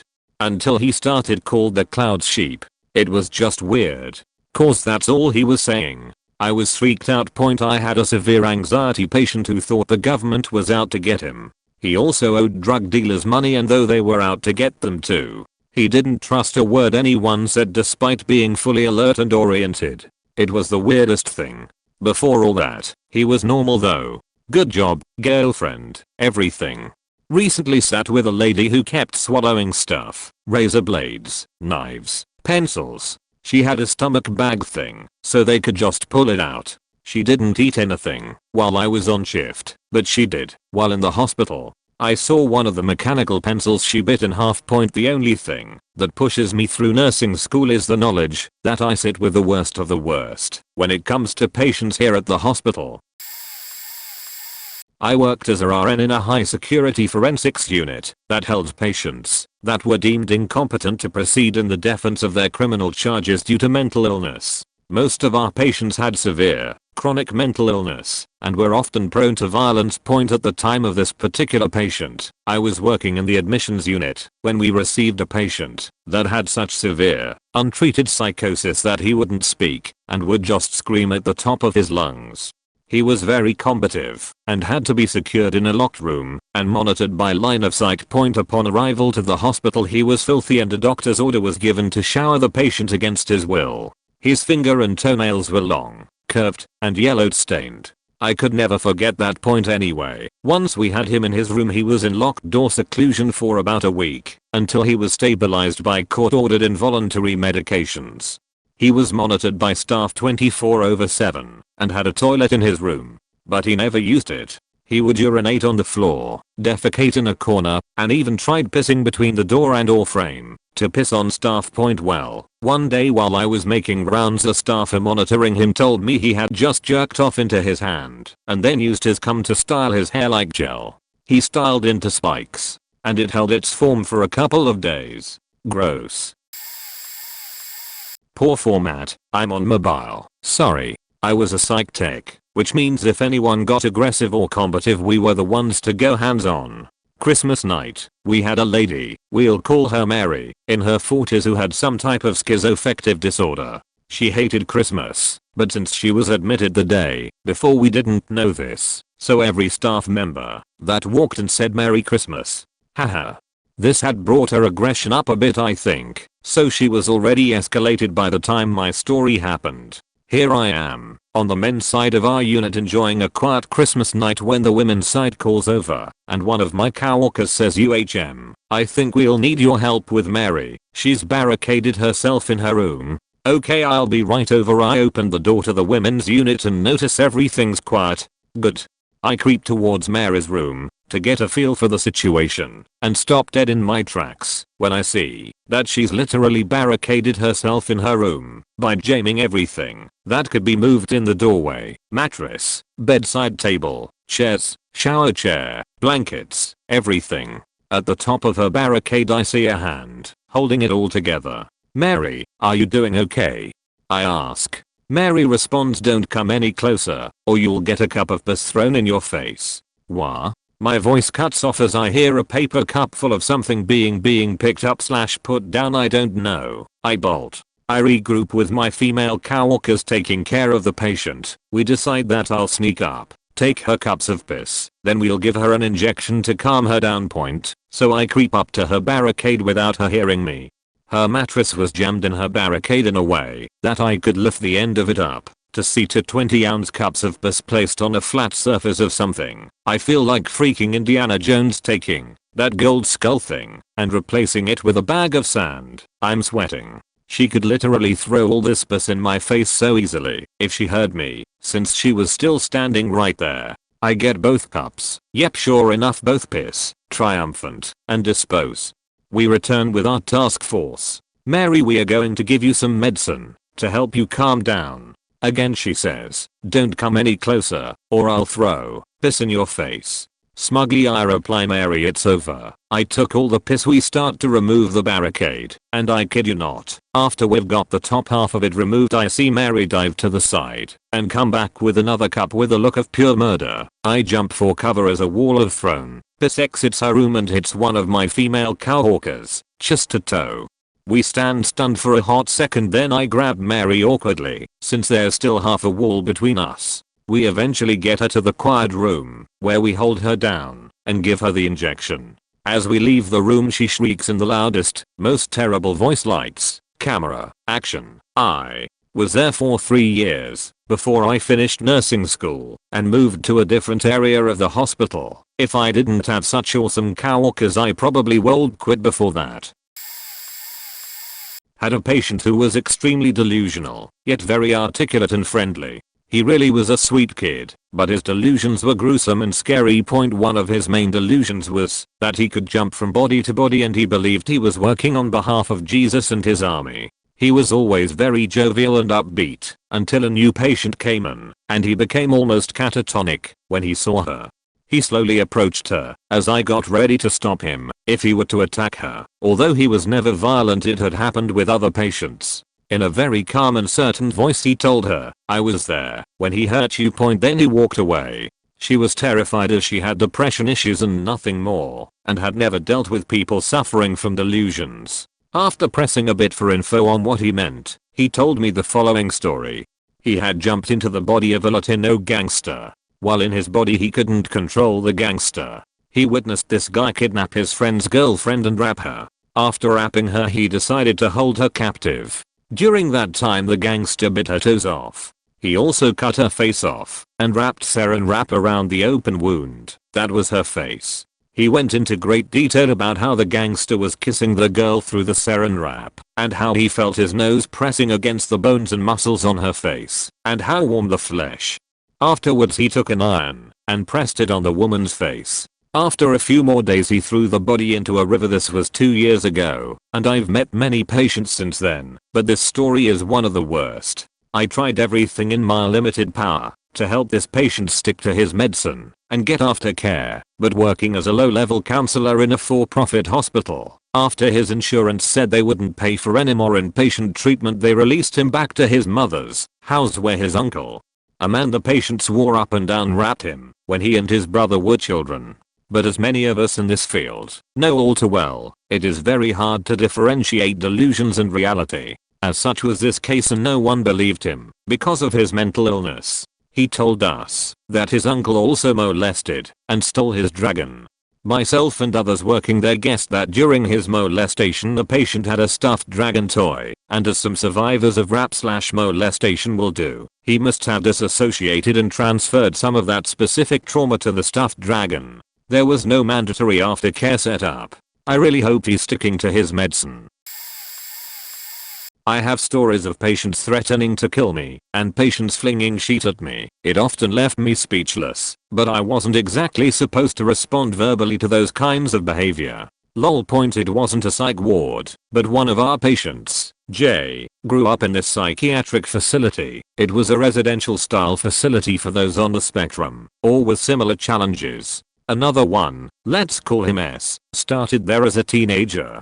When I started working with him, Jay had developed progressive early onset dementia. So one night, the regular staff there, I was a frequent fill-in, told me stories about what they used to get into. Apparently they were quite the pair, and the staff told me a funny story from quite a while ago.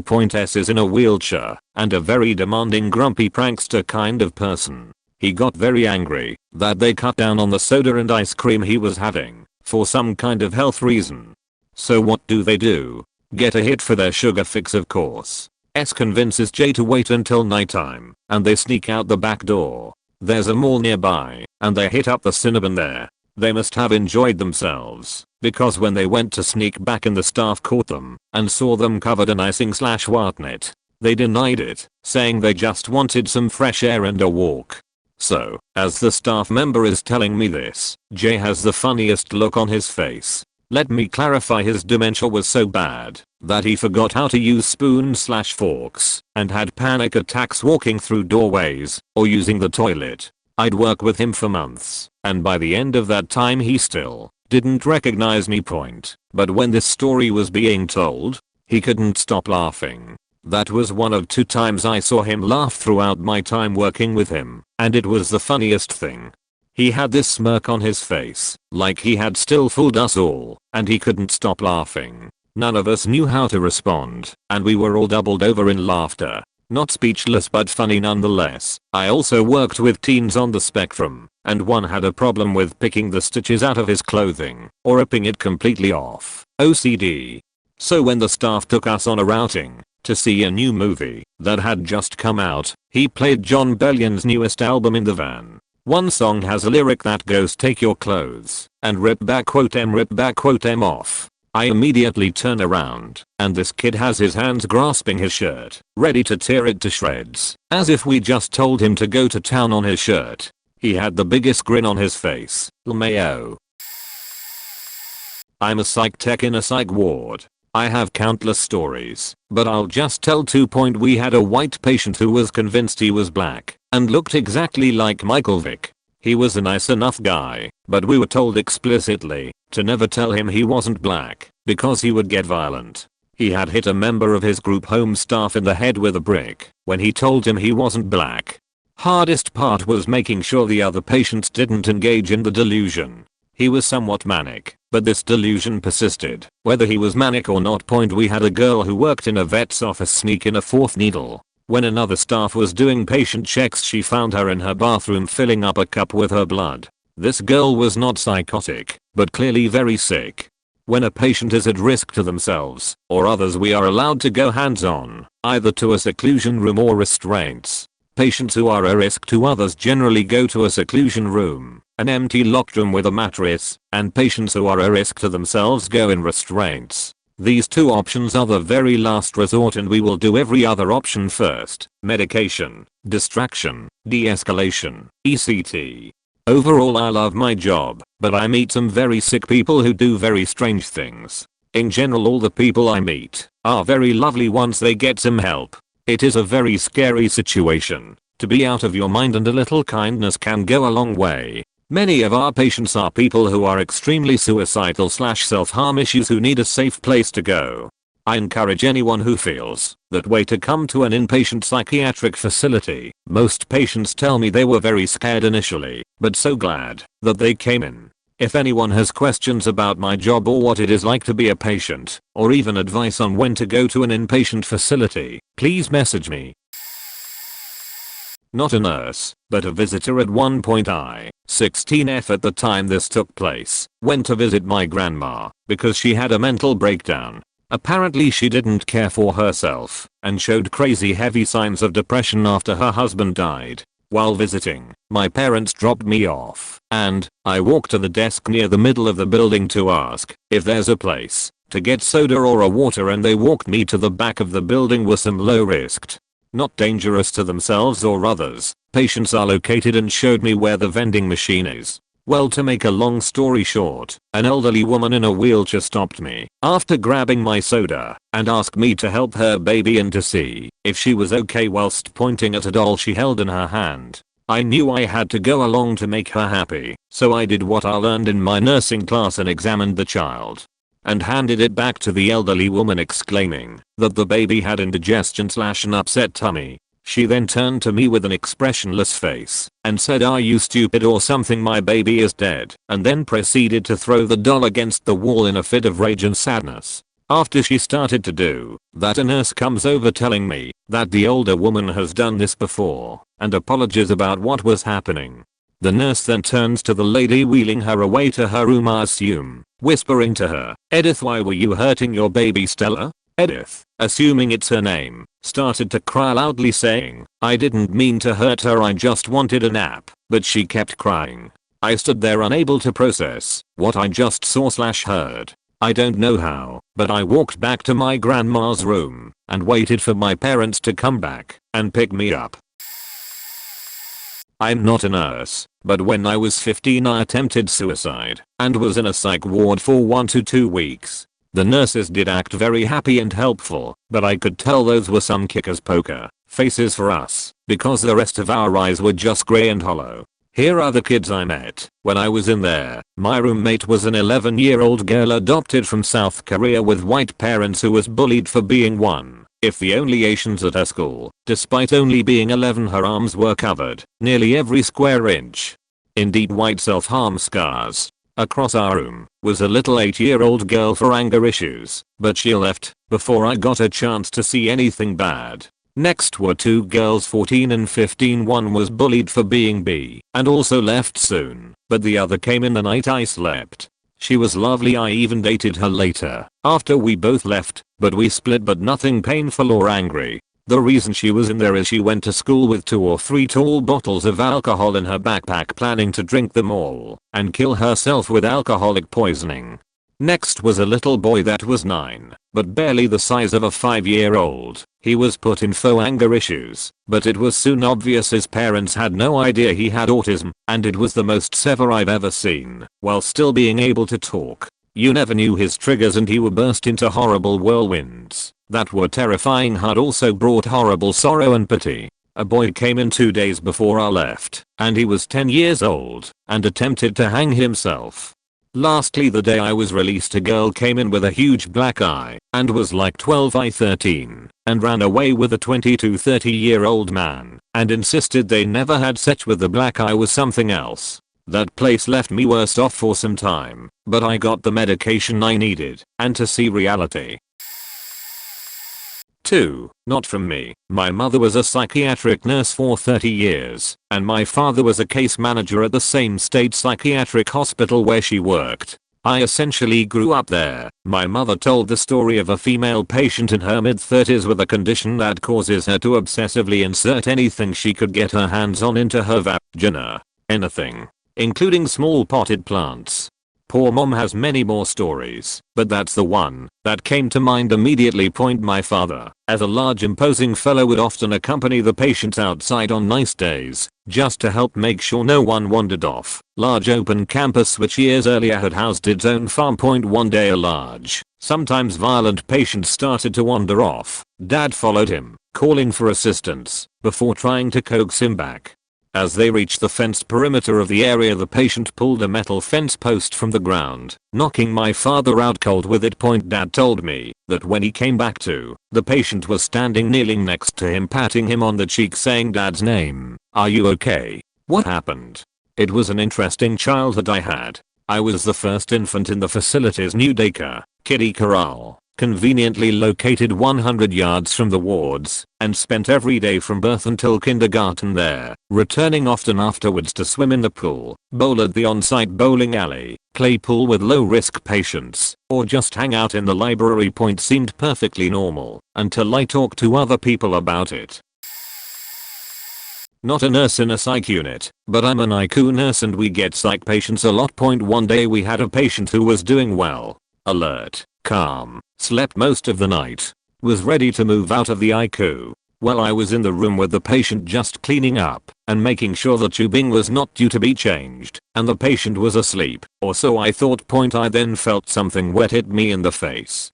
Immediately I think the patient removed their fourth and flung blood on me, and my heart skipped a beat, since they were HIV/Hep C positive, and the fluids got in my eye. It wasn't blood, just fourth fluid. The patient tore the fourth line in half, threw it somewhere, ripped out the rest of the fourth, and did one of those kick-ups onto the floor and ran out of the door. By kick-up I mean the thing wrestlers do when they're on their back and kick their legs and pop up. I don't know the term for it. While this is happening, has bleeding everywhere and no one has on gloves but me, and no one wants to have all that blood on them. Family members of other people are freaked out in the hallway. We corner the patient in, and instead of trying to run away, he ran back into the ICU and got under his covers. Apparently he thought we were poisoning him with the bottle of white stuff to prevent. Well, he went from being fine to being on a 72-hour halt, getting blood everywhere, and trying to bulldoze his way through people. It was an eventful night. Psychiatric emergency services are in here. One of my more memorable incidents took place while I was working in the ICU years ago. A fellow with a significant psych history was in the ICU due to being in the end stage of voluntarily untreated AIDS and was septic from multiple systemic infections. It's worth noting that he knowingly infected his wife and daughter with HIV prior to becoming critically ill.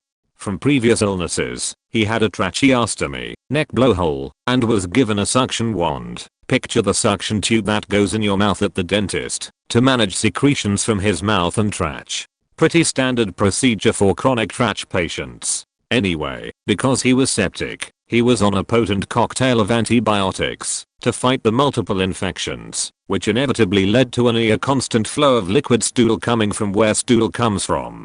One night, he got my attention by banging his suction wand on the bed rail. He made direct eye contact, then dipped his suction wand into a pool of runny but pudding he was sitting in and slurped some up.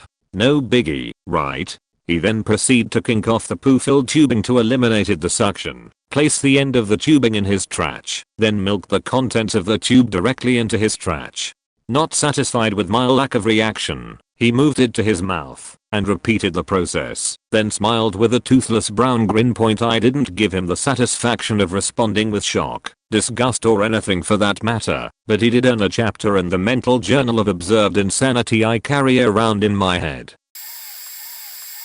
I'm not a nurse, but I did see some funny / scary / wild things during my own stint at my friendly neighborhood psych ward. I was chilling in the common area by the nurse's station one night, killing time on a crossword, when a boy approaches the station. I remember seeing him my first day. Quiet guy with glasses, maybe 15, 16 years old. He mostly holed up in his room. He saunters out in his SpongeBob pajamas and calmly asks the nurse, "Can I have a toothbrush?" Nurse squints her eyes, looking puzzled. "What happened to the one we gave you?" Without emotion, he responds, "My toilet was clogged, and I tried to fix it with my toothbrush, but I lost it in there." He doesn't even break eye contact. There was a long pause of bewilderment before the nurse finally sighs, handing him a new toothbrush. After he shuffles away, she turns to the nurse next to her and groans. "Ever heard of a pup knife?" I believe that's what this kid was trying to do. Obviously knives are not accessible in a psych ward, so I guess a toothbrush is the next best thing. At least he didn't plan on using his old one again. The more scary part was probably my roommate. I'm not here to judge, because I know every patient has their completely valid reasons for ending up in a ward, but the one I was in was the catch-all ward for people of all diagnoses. Schizophrenic, detoxing, bipolar, anxious, OCD, sociopathic, depressed, suicidal. Everyone was there. As someone who transferred from a pretty tame eating disorder treatment center, this was a whole new level I wasn't used to seeing that made my former place look like a teen girl's slumber party. Basically, I'm trying to justify, as an anxious individual, why I was scared of the more aggressive patients. So my roommate pretty much ignored my existence. That was fine. I remember when I first saw her, I noticed her shaved head and her incredibly stunning golden green eyes. I came into my room the first night a blubbering idiot, having finally reached my mom on the phone. I try to force a pathetic smile and choke out a hello. My roommate doesn't look up from where she's crouched on her bed. I felt pretty stupid, but in a daze, so nothing really mattered. It's about lights out time, and I'm getting ready for bed when I pass by our shared cubbies on the way to our bathroom. I noticed she saved some art projects from what was probably a group activity. Curious and nosy about my shy roommate, I stop and peer a little closer. They were crude drawings with crayons and printer paper, but pretty disturbing. I remember seeing what looked like a mutilated person, black X's, bright red scribbles everywhere, and incomprehensible words scattered about the paper. I think something mentioning mom. I kind of laughed to myself. Figured guess I'll die, which was my intent before getting there, so a win for me then I guess, and got to bed. It stormed that night. I remember jumping a mile every time a nurse walked in and checked us. I didn't sleep. I never got to know my roommate before I left, and only heard her talk once, but I felt bad for her. I wonder what had happened in her past that created such dark imagery in her mind. Perhaps abuse of some sort? I still think about the people I met there from time to time. I hope they are all in a better place. When I was pretty new to the specialty, I was a lot less confident and a lot less chill about stuff. I've had a few interesting experiences, my favorite being within my first month when a 65-plus-year-old lady walked up to a very physically imposing man, got in his face, and yelled "You faking cunt," and then threw her scarf over her shoulder and sauntered off with her handbag. I was gobsmacked and the staff were laughing. The bloke sits there and yells back, "I love you too, Mariah." The dynamics of an inpatient ward are great. A few more. Trying to code a manic patient. "Please sit down, you're having a heart attack," we say as he tries to get outside, "because I just need a smoke." Walking into a bathroom to see a patient has taken a monster dehydrated sheet that they were trying to mold into something. Watching a tiny little psychotic old lady step between a very aggressive patient and a grad nurse, and scolding the fuck out of him to such a degree he visibly wilted. Again opening the bathroom to a bloke on the ground trying to give himself a terp by yanking his catheter out. The first time I saw the fabled pile of everything mixed with everything, and was of course allocated cleanup. I love my job so much. I had a patient today follow me around the ward because I had flowers in my hair and we had talked about lambs. Not a nurse, but worked as a human service worker at a Sunny State mental facility. Walked in on a resident with body dysmorphia who was actively trying to cut their penis off with a ballpoint pen. That was very disturbing to say the least. My second or third night on the floor, I was put on a 1:1 observation in a secluded room. This particular person was really into self-harm, so much so that there was some scarring down the middle of her forehead from where she would stand at the wall and headbutt it for extended amounts of time. Well, my being new to the floor upset her. She was not happy that I had been assigned to her, and she would not speak to me. After about an hour and a half of silence, she stands and starts pacing.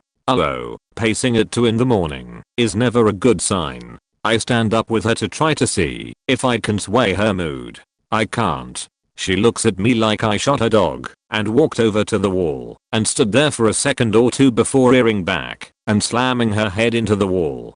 When I tell you, that was some scary shit, y'all. I'm 6'3" and not a skinny guy. My friends and I used to fight for fun like bored country kids do. I have never seen someone with such disregard for their own well-being, and I really didn't know what to do. I had training for this, but holy crap. I called for my supervisor and we eventually got her calm. The third and final one came about when I had a bit more experience. Once again I found myself on 1:1 observation, with an older gentleman this time. He was pretty talkative, and generally nice for the time I was with him. He seemed to think we were waiting on a bus. He was smoking a joint or cigarette that I couldn't see, and when he finished he said, "Alright, time for me to get going." He stood up, and I stood at the same time, to make sure he didn't fall. My chair is in the doorway to the room, and he tries to walk through me. When he bumps into me, he looks up slowly, and I can see that his whole demeanor has changed. He is angry. I took a step back, and as I did, he goes to punch me in the stomach with both hands 3 or 4 times. I grab both of his wrists and look behind me to call for help, and he slips a hand loose and scratched me on my neck, enough to draw blood. I restrained him until help got there. Then the nurse pulled me aside and told me I needed to go to the medical unit and be checked out as the patient has AIDS and Hep C. I left that job to join the army. But that's a whole other set of stories of people with mental issues. One girl used to occasionally bang her head on the walls or doors until she was bleeding. One girl had a restriction to not be allowed peanut butter and jellies because she would sneak them to her room, get naked, and run them all over herself. Had a patient dive over the employee security station walls. Had one patient who could get drunk on water, so we had to watch him, but sometimes he'd sneak into the bathroom and come out with a wet beard and we'd just be like, sigh. Have so many examples, but I'll end with this one guy who straight up would eat anything that could affect his brain, so no more soap or shampoo out and about. When he was on unit, a nurse decided to let him have some hand sanitizer, and I was just watching in disbelief at the nurse, because we all knew what was going to happen. Okay, I'll let you have some, but if you aggressively shoves hand in mouth stand, okay, no more. That's just trails off with self-righteous anger. Like, girl, quit. Okay, one more. I often became too close to my patients, and that's partly why I still dream about them occasionally, because I always care so much about everything. Well, one example, have cried a few times there. I don't cry very easily for the most part, of this making something hit harder than it should. This guy who thinks he's my dad apparently heard a voice and thought it was me. He's usually a really big but gentle giant, but he can snap super quickly. I walk by, and he starts screaming at me thinking I said something, and then starts to threaten me saying that he's going to get all his friends and they're going to rap me, and blah blah, and I just didn't know what to say because yeah, it was so hurtful that I just couldn't respond very easily. But the med nurse came to the rescue and yelled at him, and how that's just so unacceptable, and wow, without her that place would have been so much worse. She has done a lot. I want to write a book about her or something. Not a nurse, but a therapist slash social worker. Worked in a few hospitals, but this happened at a state hospital in the forensic unit. Not guilty by reason of insanity. I once saw a 75 pounds, 4 minutes and 10 seconds woman with disorganized schizophrenia run full speed at a security glass window, the kind with the wire inside. She jumped into it, knocking it out of the frame. Completely unfazed, she continued running through security and staff. Mind you, this is a forensic unit, so it's the closest thing they can get to a jail for the mentally ill. Made it to the front door, and was stopped there. Another story, same patient. She used to think I was one of 3 people whenever I was on the unit: Hitler, her father, or an old ex-boyfriend. She would tell me how terrible I was for killing Jewish people, ask me why I didn't come to Christmas dinner, or hit on me, depending on who I was to her. It got so bad that I was not able to leave the unit through the main door, as she would follow me quietly in her socks. She would duck around corners, hide behind chairs, and sneak so quietly that at the beginning, before I was hyper aware, she surprised me by grabbing my arm as I was leaving the unit. One day she got a hold of a ballpoint pen, snuck up behind me, and jumped on my back, piggyback style. She then tried to stab me in the face with the pen, but I was able to grab her wrist and hold it away from me until nurses and security helped get her off me. I was transferred to a different forensic unit after this. Mental illness is no joke. I got 2 stories from my nursing school days. For obvious reasons, I really don't identify with mental health. First day of internship, I was nearly raped, twice, by 2 different women. One literally threw me against the wall and proceeded to try and pin her crotch to mine. How a small little black girl who couldn't have weighed more than 45 kilograms managed to slam a guy who weighs 120 kilograms is beyond me. The second time it happened was much later. It was another patient.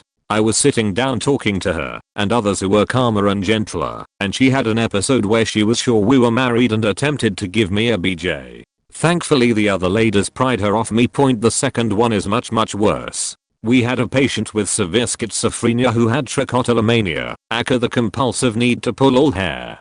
At first she would just pull hair from her eyebrows, and it looked weird, but it was fine, as long as it didn't evolve further. Well, it did. In the worst possible way. She went insane, well, insaner, with an episode, and started seeing her eyeballs as the biggest eyebrow hair ever, which she proceeded to try to pluck. She literally managed to gouge out her eyeball, and it hung from the optical socket like some bizarre hanging ornament. Blood absolutely everywhere. Took the entire nursing staff to actually pin her down, because she became so crazy strong. She was rushed to the ER for obvious reasons. That one stuck with me, even to this day. I can easily picture her left eye just hanging there. I was in a mental institution once. A lot of these stories really make schizophrenic people and manic people sound like something out of a horror movie, so I'll share my story about Greg. Greg was about 60 years old, missing most of his teeth, and nice as could be. He was easily the friendliest patient there, and he was really good at card games. So that's how I got to know him. Greg was also really unlucky.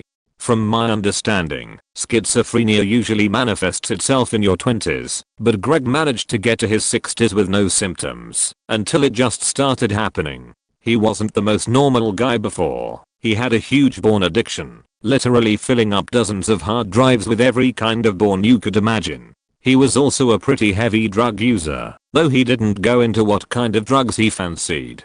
But all that being said, he was nice. He was friendly, and he mostly kept to himself save for our card games. I eventually learned that he thought the government had planted tiny speakers inside of his ears and were talking to him. Apparently, he thought he was at the center of a huge conspiracy with several characters that he would regularly talk to. At his worst, he said he didn't sleep for days, constantly in a cat and mouse game with his own brain. Sometimes he'd realize that it wasn't real. Apparently he'd make the voices in his head mad when he could prove it was fake, but most of the time, they had him by the balls. He couldn't go shopping without hearing them over the speakers in the store, and his car radio would talk to him and give him directions in order to evade people that were never chasing him in the first place. He said his medication made the voices quieter, but they were still there.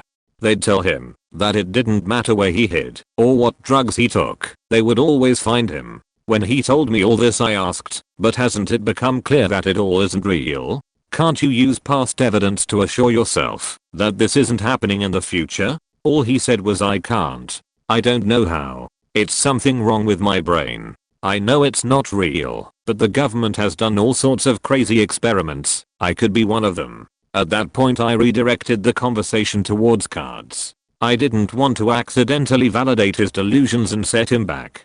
I think the worst part was hearing him start coming up with reasons why it's still plausible, right after going over all the ways his condition has made his life a living hell. I wanted to keep in contact with Greg after I got out, but we ended up losing touch. I hope he's alright. Like I said, he was a good guy, and it sucks that his life was ruined by some freak thing that was probably out of his control.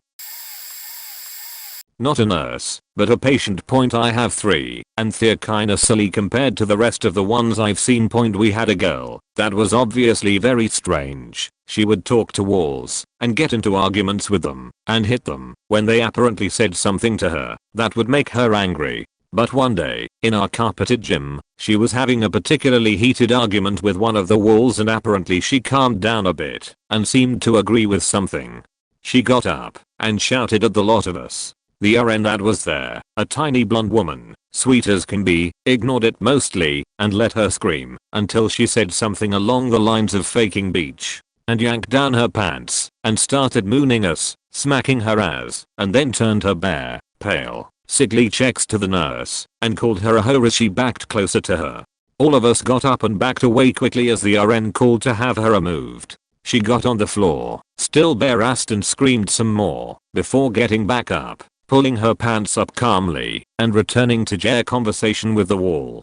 They didn't argue the rest of the time until the other nurses came in and escorted her out. The second story is pretty short. A girl who was allergic to apples, I have no idea why, was upset over something and decided, since we have apples easily in reach with a mini fridge in the day room, she would grab one, eat the whole thing, stand in front of the nurse's station, and go into some sort of shock, screaming in pain and rolling on the floor in tears.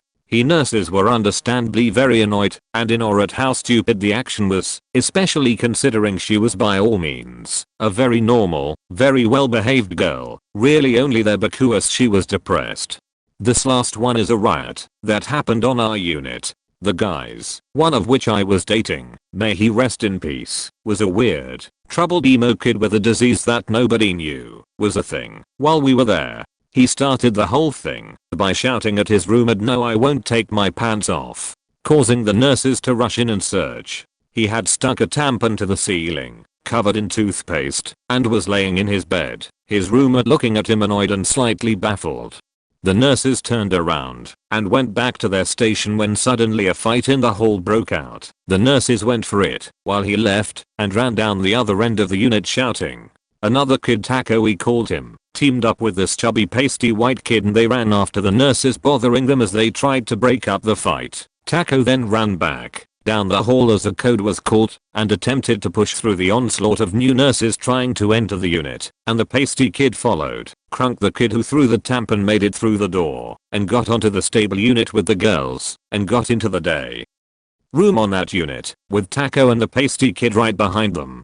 Steve slammed the door to the other day room and Pasty rubbed his ass, bare mind you, on the door handle before following Taco to another room, where they got into a room with Noon in it. We were off to lunch and barricaded the door with the beds. He had a fistful of pencils and stuck them in his fists like Wolverine claws and waited as the calls were made over the intercom for which units were to be handled.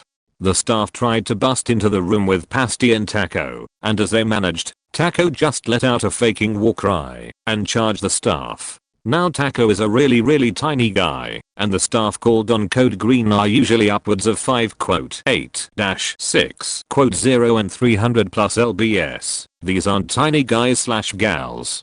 But he got to them and attacked who he could with his little golf pencils, and was not surprisingly quickly grabbed and stabbed with booty juice.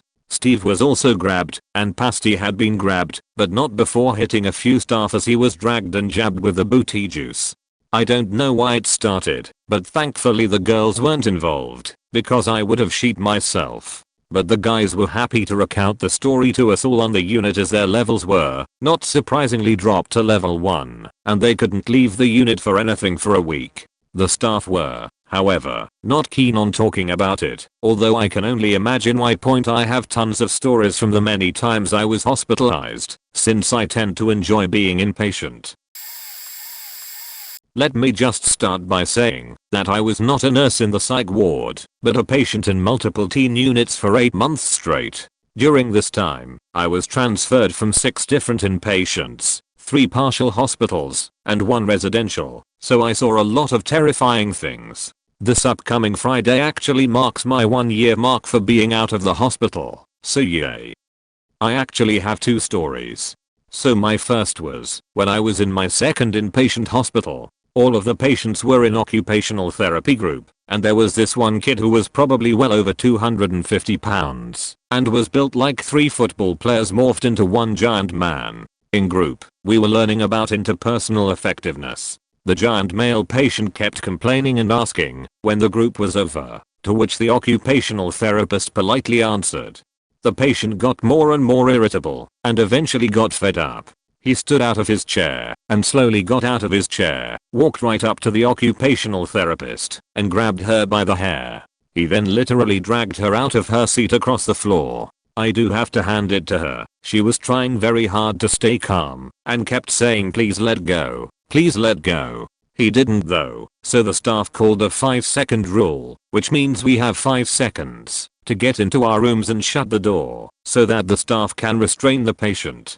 Now, at the time, I was under constant close observation, meaning that I had to be within arm's reach of a staff member the entire time. My staff member and I ran to my room and shut the door, and I thought that would be the end of it and that the kid would be restrained. Well, I guess they hadn't gotten that far into the process yet, because he somehow ended up opening my door and walking into my room and started to corner me. My staff jumped in front of me and several male staff came into my room, but there was literally like 3 feet between me and this violent person. I started having a full-blown panic attack, and the male staff grabbed him and forced him out of my room and ended up having to restrain him on the floor. I, of course, didn't leave my room for the rest of the day because I was so freaked out. It was probably the most terrifying thing that happened during inpatient. Second story, when I was in residential, I was on a unit with only other girls. Most were there for violence and drug abuse, but some transferred over from juvie, and a few were there for eating disorders and self-harm and attempted suicide. There was one girl who had frequent angry outbursts, which were basically teenage tantrums. She got mad once, and the staff had to call a 5-second rule. The girl was kicking doors, punching walls, and started throwing things at other patients before we all ran to our rooms. She wasn't even mad at a patient, but staff wouldn't let her color with another girl's pens, so she got furious. She ripped a $1,000 whiteboard to shreds, flipped all the tables, and started trying to open everyone's doors, which are locked for safety once they are closed. She had to be restrained on the floor, and when that didn't work, they had to call the unit doctor to see if they could give her shots later, and about 2 hours after this occurred, she finally calmed down. It was only my first week in the residential, and it was awful. I thought I might actually be at risk of being killed. There were a lot of other crazy things too, like another teen who was there for breaking a 4-year-old's nose. Another girl took project scissors, which we could only use with supervision, and cut another girl's hair out of spite. Another girl threw toilet water at staff when she was angry. She also flooded her bathroom intentionally. The girls there also loved drama, and there ended up being several holes in the wall because of people punching them. It was awful to constantly be on guard and to try to maintain neutral relationships with everybody so that you weren't targeted. Patient grabs therapist and comes at me, and hostile patient terrorizes the unit. Not a nurse or at a psych ward, but I had a friend take around 1,000 hits of ecstasy over the course of about a month. Also mixed in LSD and Seroquel. We didn't know about the extent at the time. She would lock herself in her room for days and would randomly peek out of the door and giggle at the people walking by. I stayed over at the house one night and woke up with her in the corner of the room staring at me, giggling and saying some random shit about being a vampire. Needless to say, I didn't sleep there anymore. One day, I think it was Christmas, my friend found her door was open and peeked in to see her passed out on her bed. Turned out she had cut a 50-cent piece hole in her stomach, but there was no blood anywhere. We found the knife she did it with and some blood drops in the bathroom, but that was it. She was fine but needed stitches. After admitting her to the psychiatric hospital, we had to clean everything up. The only thing we found was a knife with a tiny bit of blood and a few drops in the bathroom on the floor. We also found some notes on the house computer about turning into a vampire and her wanting to slowly turn everybody else into one. Also found a note that she had written about going to the Navy recruiter with evidence that she had found that said the PS3 AMD's Barks 360 we had somehow started communicating with each other and Bill Gates to start taking over the world. She had also made her own written language and had dubbed me and one of my friend's chosen ones. She said that she had felt everyone and that, while everyone else was soft, we were a lot harder, and that we were special. Last time I saw her, she randomly showed up at my parents' house tripping on something, trying to sell me a grinder. She left after I told her that I didn't want to buy it, then showed up about 2 hours later while I wasn't there and sat about a foot from one of the trees in the front yard. When my dad asked her if she needed anything, she just said she was fine. I had to call her ex-boyfriend to come get here because she was creeping my mom out. She was crazy as fuck.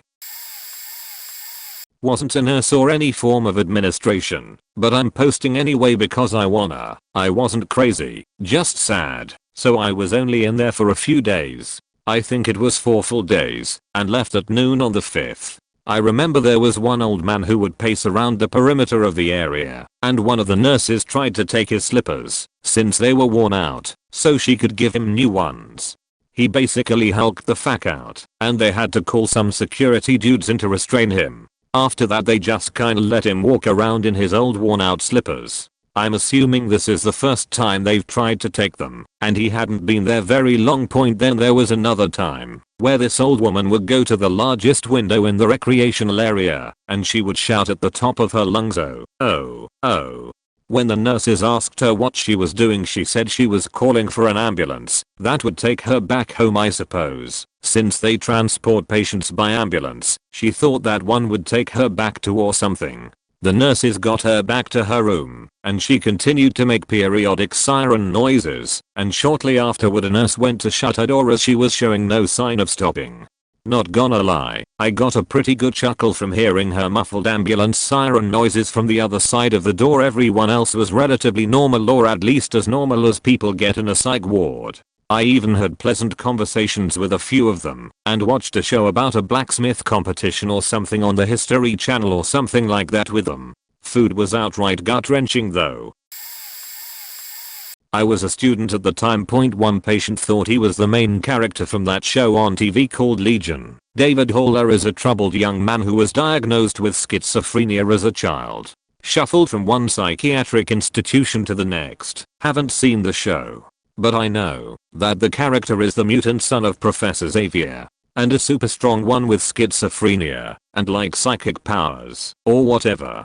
This patient thought the show was made after his life. He thought he had psychic powers and frequently told us he could kill us all in the blink of an eye or kill an entire army with one yell. He was a frequent flyer at this psych ward, and the last news I heard about him was an episode of him trying to strangle himself with a pair of pajama pants. The other patient that sticks out was diagnosed with schizophrenia as well.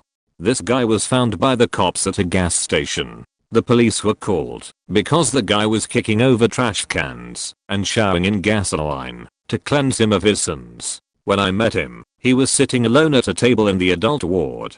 I made the mistake of trying to start a conversation with him. The conversation went roughly as followed. M for me, P for patient, M hello. How are you doing today? P I'm embarrassed. M embarrassed? Why? What's wrong? P well, they keep fatchting. It's embarrassing. M who's fatchting? P the people surrounding us. They're fatchting on us right now and it's embarrassing. We were in a large room, in the corner by ourselves. I'll finish the story of the second patient in just a couple minutes in an edit. Be right back.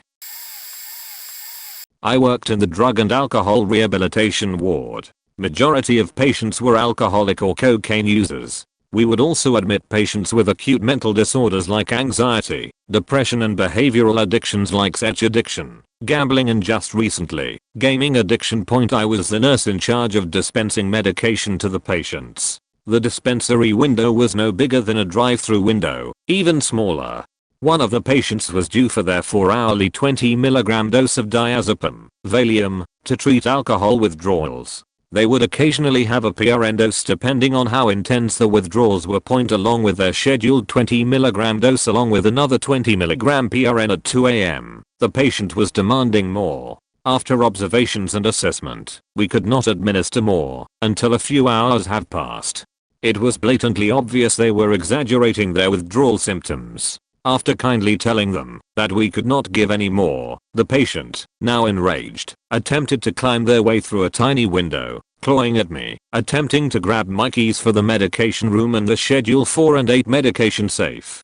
When that didn't work, they grabbed any nearby furniture and attempted to break the reinforced glass encasing the medication room with me inside. This dominated into chaos as the other patients woke up angry, anxious, requiring medication for anxiety, triggered PTSDs and to get back to sleep. There was a moment where time stood still long enough for me to stare at the ensuing chaos and just accepted it. I just retired as a psychiatric nurse in San Francisco. I've worked with a great many very mentally ill patients in the city since 1983 and have experienced a lot during that period. I was working at a psychiatric emergency clinic about 1984 or 1985 and Ronald Reagan was visiting the city for a one-night convention. A patient who had reportedly made a death threat towards him was brought into the clinic for observation during our hour's visit. There was Secret Service personnel accompanying him, as well as his therapist. He was a very thin, quiet, bleached blonde young man who was dressed totally in black. I was told by staff that he had a multiple personality diagnosis, which is an extremely rare disorder that many professionals don't think really exists. I was dubious. He sat in the waiting room of the clinic for most of the evening, occasionally talking so quietly to his therapist that it was almost inaudible, and then went to bed in one of our seclusion rooms as it got later. In the middle of the night, while doing checks, I entered the room and I guess he was a very light sleeper because he sat up in the bed and said something. I don't remember what it was. The eerie thing was that I swear the person who sat up was a completely different person than the patient I had witnessed in the waiting room all evening. Everything about him was different. The muscles in his face and his expressions were completely different. His body posture had changed completely, and even his voice was much more aggressive and deeper. I remember I apologized for waking him up and left the room, but I could actually feel the hair stand up on the back of my neck because this guy was so markedly different than what I had experienced from him in the waiting room. That incident has always stuck with me. Not me but my dad. My dad was a psych nurse for several years, is currently on workman's comp for tackling a patient who chucked a chair through the nurse's station at a very pregnant nurse point, but that's not the story point background. So there's a few things, psychologically, that run in my family. Depression, anxiety, alcoholism, and bipolar disorder. Probably other stuff too. #family am I right? So I have a cousin who has bipolar disorder, and a few years ago he was going through an episode and got committed to my dad's hospital point. My dad goes in for a report, and he was working the third shift, so basically overnight, and one of the patients has his niece's first name and condition. My dad knew she was having the episode at that time, but the last name was wrong. It was close, but it was a different last name.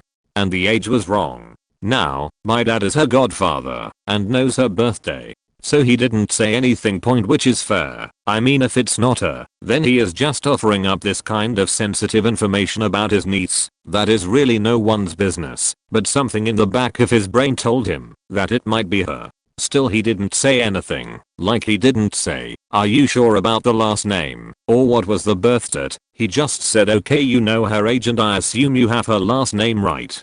Spoiler, they didn't point. It's about a half hour later, my dad's at the nurse's station, and she wanders by, sees him, and says, "Oh my god. UT.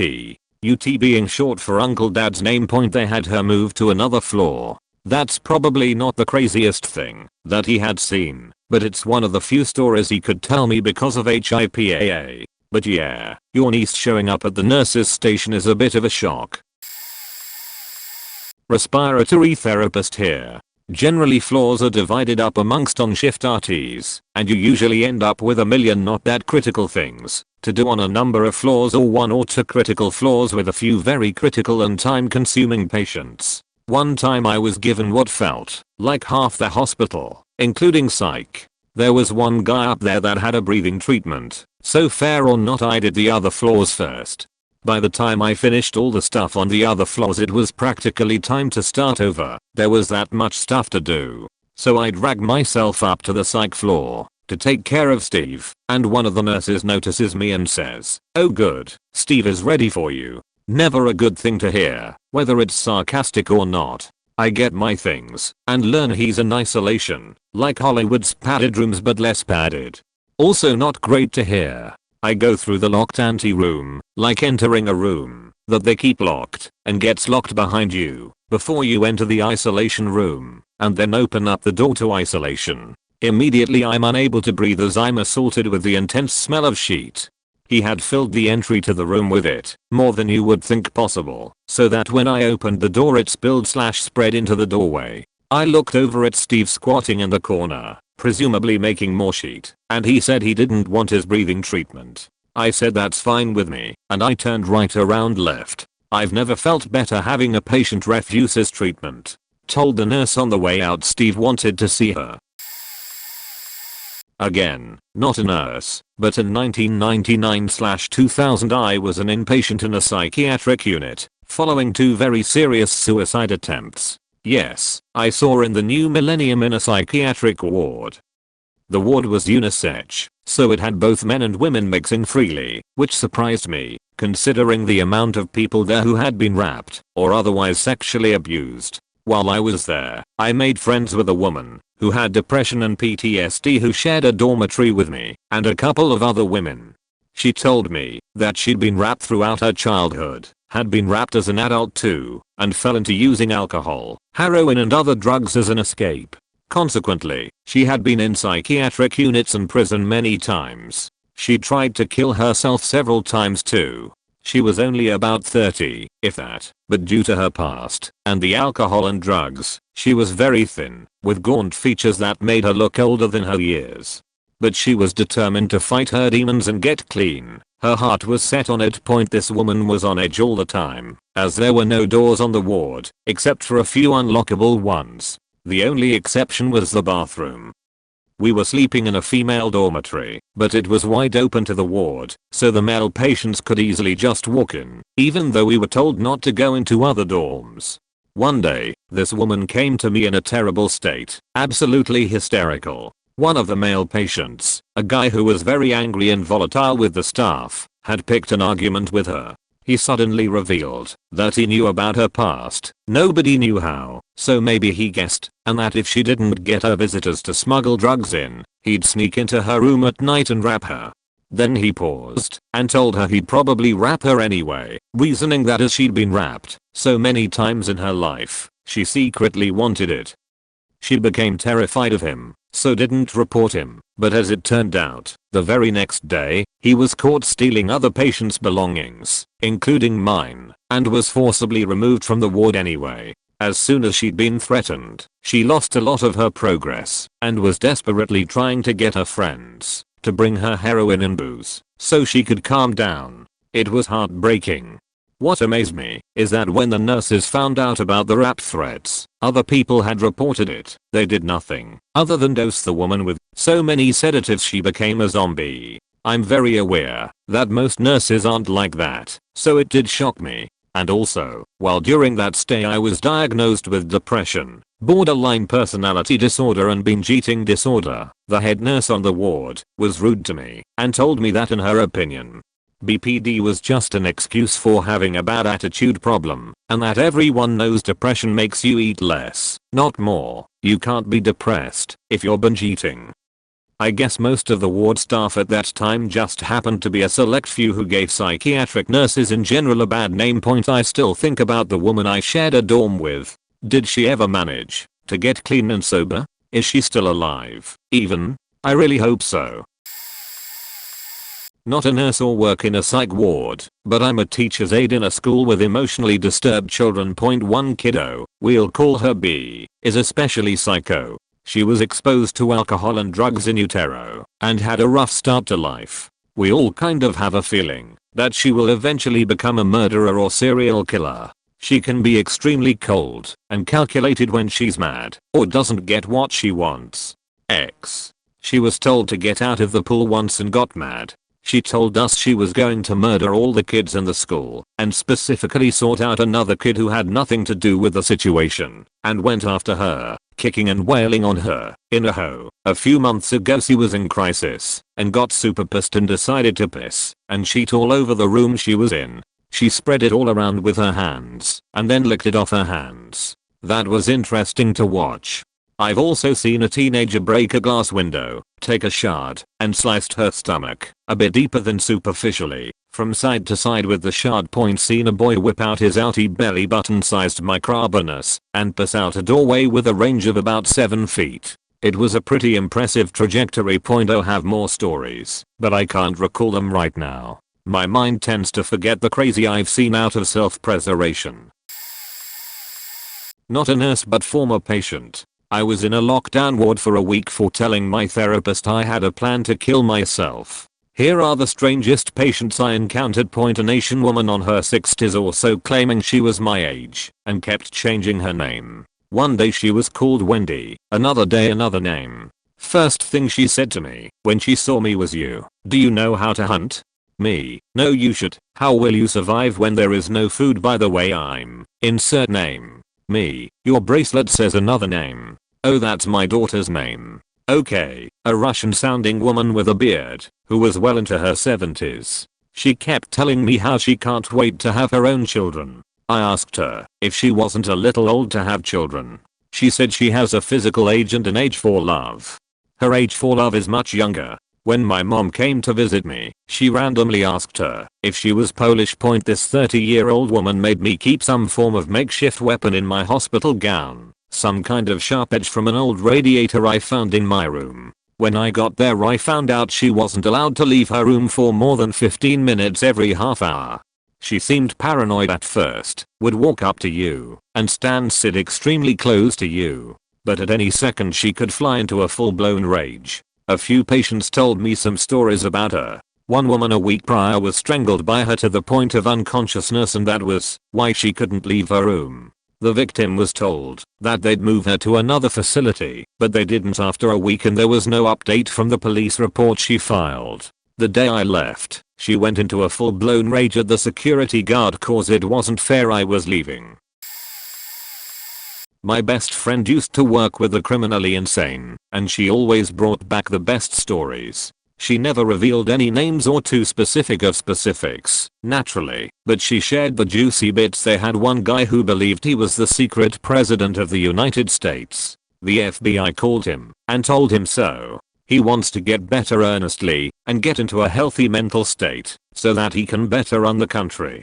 They have a couple of patients who believe they are God, but she didn't work directly with those guys. She did work with some murderers. He believed he was some sort of avenging angel, and that his neighbor was abusing his wife, and that if he killed the neighbor it would protect the, not actually, abused wife, but also cleanse and save the soul of his neighbor. Another was an axe murderer, who believed that his grandfather was molesting his cousins, and that if he didn't do anything about it, his grandfather would molest him next. He lured his grandfather to the shed and chopped him up, and then ate his heart. He believed, similar to the other guy, that eating the heart would cleanse the sin from his grandfather and allow him into heaven. Also, there's a Muslim Jesus, I think, but what surprised me is that she said that all of the people she worked with, bar one asshole from a rich family, all of these guys were great people.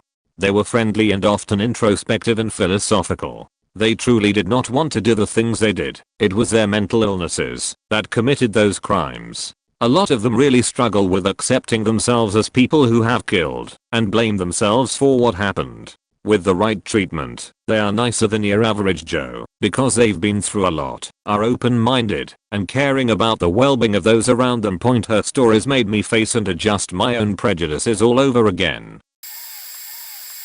That one guy. He was 17 years old. I don't know the English term sadly. Mittelgradige Intelligenzminderung. Middle graded reduced intelligence? I really don't know, sorry. He was also diagnosed with paranoid schizophrenia. I'm not sure whether that was correct in his case. Mostly he was nice. Not much problems with him. Mostly just asked if he's allowed to go into his bed, which he was mostly okay, or if he could get mayo to his meal, every meal.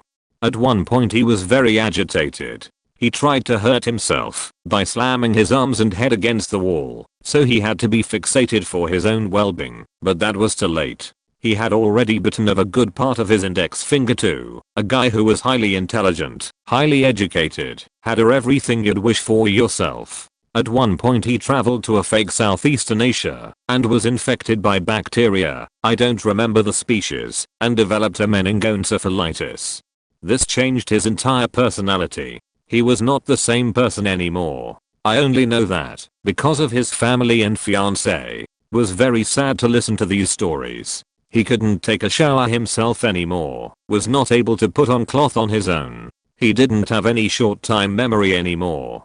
For example, he forgot, after about 1 minute, that he just had a drink and demanded another one. You can't just give someone like that as much water as they think they need. His fiancée had probably the hardest time. She was with him on that vacation and I think she felt guilt. She also tried to be in some kind of relationship with him. Even years after the infection itself. When she visited, it was okay for them to have some time as a couple to cuddle. That broke my heart. 3. A guy who was also highly intelligent and highly educated. His father had a company and he was at some point supposed to take over. That was, as I was told, too much for him, and he fell into schizophrenia. When I met him, that happened around 30 years earlier. I wasn't even born back then. He was absolutely out of this world. It is hard to describe. He was like a 3-year-old kid that still was able to read perfectly, and you could even have conversations with him in foreign languages. You had to watch over him all the time or he might have killed himself without even wanting to. He would just walk on the next street and get overrun by a truck without even realizing what he was doing. He couldn't even eat alone. About 1,5 years after I have seen him the last time, I was told he died because he choked on a cookie because the person who gave it to him didn't know he would just shove the entire thing inside his mouth. Still makes me sad thinking of him. Edit. Sorry for the formatting. I don't know what caused this. Psych pharmacist here, not a nurse. There is always one patient that comes to mind when people ask me this question. We had a guy who about 3 years prior to me coming to the ward had jumped off the 6th floor of a block of flats. fully ruptured his aorta, large artery in the heart, and did some significant damage to his leg in the process. Somehow, miraculously he was saved by immediate surgery to his heart and stabilized. The first time I'd heard of this guy on the ward was when I saw one of our nurses in full scrubs with face shield on. I'd never seen this before on a psych ward. He'd spent a year on 1:1 eyesight, going through periods of hunger strike and complete refusal of his oral medication. He would request to be injected with medication to calm him down. Whenever the nurses came near him, he would throw whatever bodily fluids he could find, explaining the face masks, and chant at the top of his voice, which caused some angst with other patients. The only time he would engage in any sort of non-verbal conversation with me was about prescribing him high-dose opiates. He had a long history of illicit drug use and constantly asked for more. It was difficult to weigh up how much pain he was in versus how much was drug-seeking behavior. Needless to say, by this point his leg was damaged beyond the point of repair. He'd developed a severe, chronic osteomyelitis, bone infection, from years of opening up the wound and smearing it with his own bodily fluids and putting objects in there. Somehow it wasn't developing into a full-blown sepsis, but we always knew it could happen any day. I was involved with a meeting with the surgical team who suggested that by this point his best option was a full amputation of his leg, including taking part of his hip with it to remove the infection for good. Sometimes he would agree to this, almost seeing it as an ultimate form of self-mutilation, and sometimes he just remained mute when asked about it. We found out in the end it would take about 8 operations to do this successfully in a healthy person, and there was no way he would engage with this without tampering with the wound whilst healing etc. One of the hardest decisions we made on that ward was just to leave him the way he is, chronic infection and continuing mental health problems. He went to a longer term placement in the end, and I to this day always wonder if he's still alive and well. I was a patient at a facility for faked up teens. The entire experience was honestly like something out of a fever dream, and I ended up spending close to a year and a half of my life there. I have about a million stories that I could tell, but I'll stick to a short one. There were rooms in each cottage called isolation chambers. It was essentially a small closet with a heavy metal door with no door handle on the inside, and the walls were coated in a sandpaper-like substance to discourage kids from punching the walls. I'm assuming that the true intended use of these isolation rooms were to isolate violent teens in the midst of an episode from harming anyone, but the staff used them liberally as punishment for anything from not eating enough at dinner to talking back. Anyways, the rooms were covered in piss and blood and sheet, and the sandpaper texture of the walls made it impossible to ever get completely clean, so it was just stained top to bottom. A staff member put a boy in isolation that had terrible OCD who was having trouble coping with his new environment, and he understandably flipped at being put in a closet with sheet and blood smeared on the walls that reeked of piss.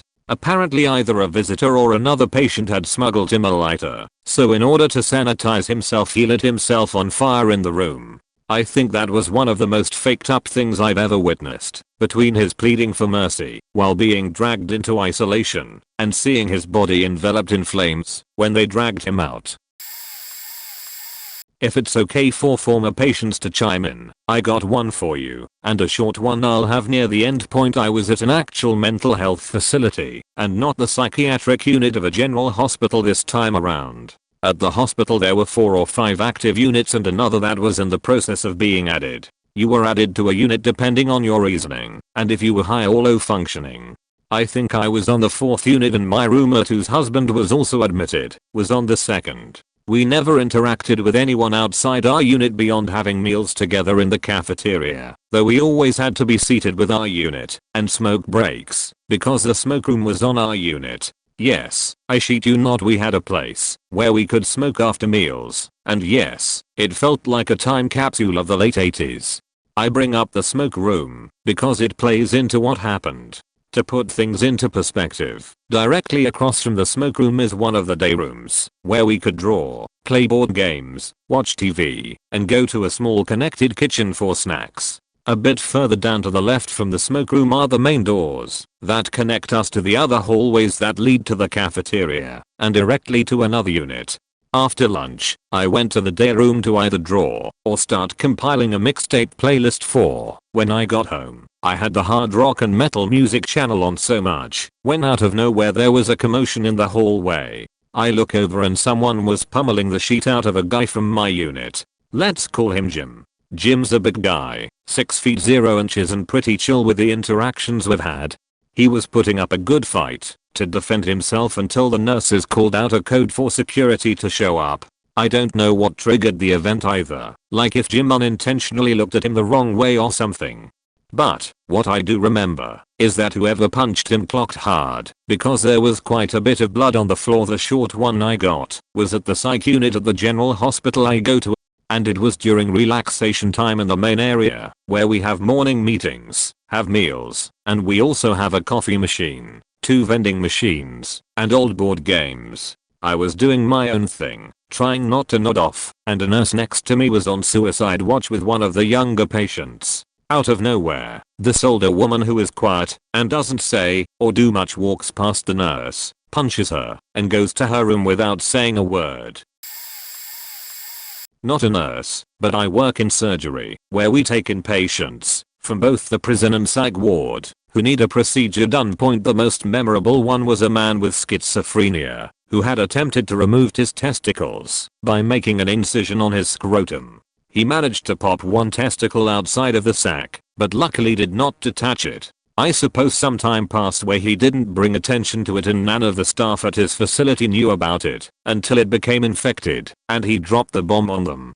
I was the lucky winner that was told to retrieve him from his hospital room to transport down to surgery. When I arrived, both of his escorts/guards were posted outside the door instead of inside the room, like I'm used to. So from what I can tell, they don't even want to be in the room with him. I go to enter the room thinking they'll follow behind me, but nope. I backed up and kinda looked at them expectingly and asked, "Aren't you going follow me inside?"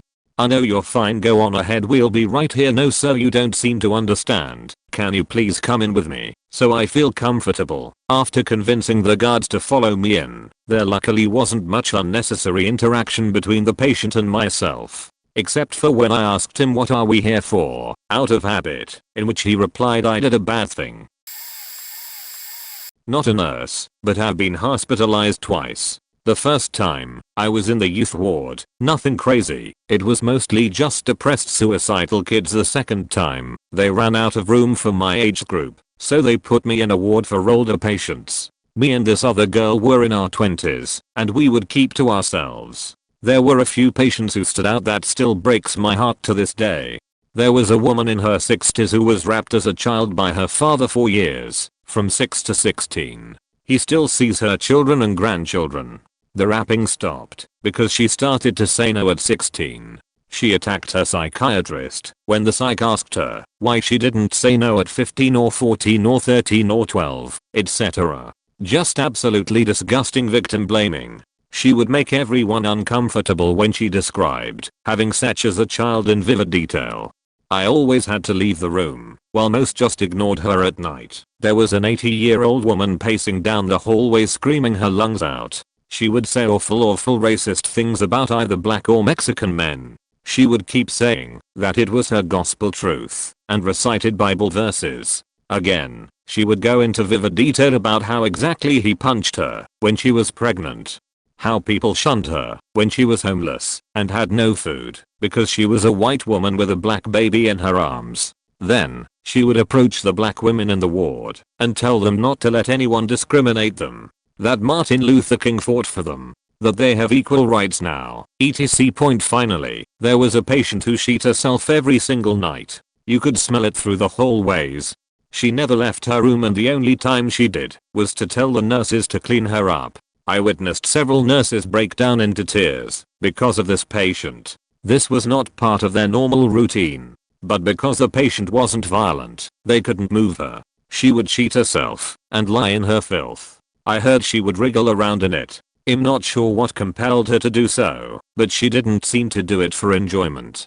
Everyone in the surrounding rooms demanded to be moved once there was an open room. It smelled so bad, and the nurses tried to spray the halls with whatever essential oils they could find. Whenever she came out, her hair was dirty and matted. She had brown stains on her gown. I think the nurses tried to hose her down a couple of times, but gave up doing it as often. She eventually got transferred, but I'm not sure where. The nurses tried to be understanding and didn't stop anyone, unless it made another patient uncomfortable. So it happened throughout my whole stint there. They weren't like that 100% of the time, except the pup lady. We were all semi-functional, and coped with humor. Most of us were diagnosed with bipolar, so there's also that point. I gave my number to everyone before I left. We had public phones, to use at certain hours. Kept us somewhat sane. That 80-year-old woman called me after a few days. She said she was glad she finally had someone to call. And then she asked if I remembered her, and I said yes. Then she said she had to go and never called again. I couldn't call back because you need a patient's ID number to be put through for privacy reasons. I hope everyone is okay. The world can be so evil, and people think we are crazy when we are just trying to cope. Didn't work in a psych ward, but I stayed in some as a teenager. I have 3 stories. My roommate was obsessed with gore movies. I believe she was there for attempting to strangle a family member. At least, that's what she told other patients. Her chart just said homicidal/suicidal thoughts. Every time she saw anything resembling a horror movie, serial killer or the likes, she'd masturbate no matter where she was. She had gotten a book on Jeffrey Dahmer and masturbated to it daily in front of everyone else. She ended up being moved to restraints and given booty juice a couple of times. There was an older deaf girl who was there for being overly sexual. One night, her roommate came out screaming, waking everyone up. She had apparently stripped naked and decided to try to cuddle her sleeping roommate. This did not blow over well. After being caught, she got very upset. Apparently she had somehow acquired a shard of glass and a couple staples, which she swallowed. She ended up going to the and we never saw her again. There was a young man who came in completely delusional, believed he was God, and had no recollection of life outside of the hospital, despite only being there 3 or 4 days. It's sad, but his behavior is what makes him stand out. There was another young girl he claimed was so beautiful, she was right to be his wife and a god too. He wrote speeches and poems about her beauty every morning, and refused to talk about anything but her. Sweet. Not really. She was so uncomfortable she couldn't be in the same room anymore. After staff kept them apart for so long, he started to punch staff and break into her room while she showered. He was a huge dude, ended up breaking a nurse's jaw, and got sent to different unit.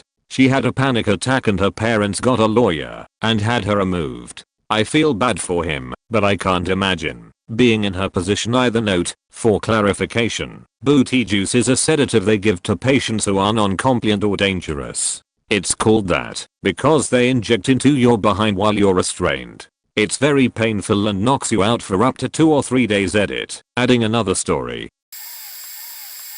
I was in Gen Pop rec room with 2 PCTs. Just hanging out. It was ped, so not a lot of inherent danger outside of emotional outbursts. We were all hanging out. The PCT was behind the desk and was a bigger black dude, and the PCT in the back was an older black lady. A line of kids were in front of the front desk, wanting different privileges. A smaller white kid had a headache and wanted pills, seeking behavior.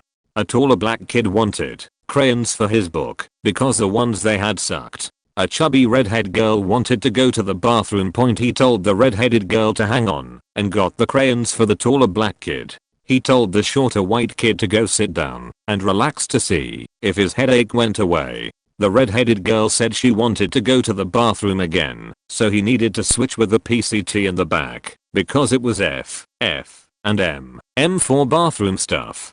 He said okay, and she slapped the utter dog shit out of him. She had impulse control problems and anterograde memory issues that basically translate to she couldn't well understand consequences. So apparently, at some point during this entire process she got it in her head that she wanted to slap this guy for whatever reason. Of course, everybody in the room belted out a middle school.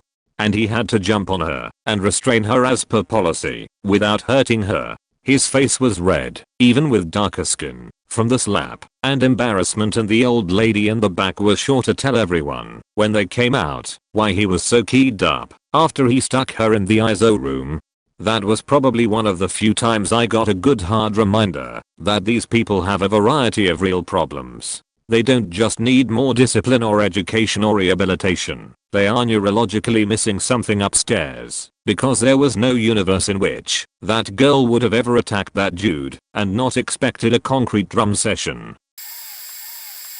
We had a guy get transferred from one of the least acute units to a high acuity unit because he went through a manic episode and destroyed the unit. When he got to our unit, he went straight into the seclusion room for a couple of days because he was so dangerous. While he was in there, I saw him do the following things, and these are just things I personally witnessed while I was on his hour watches.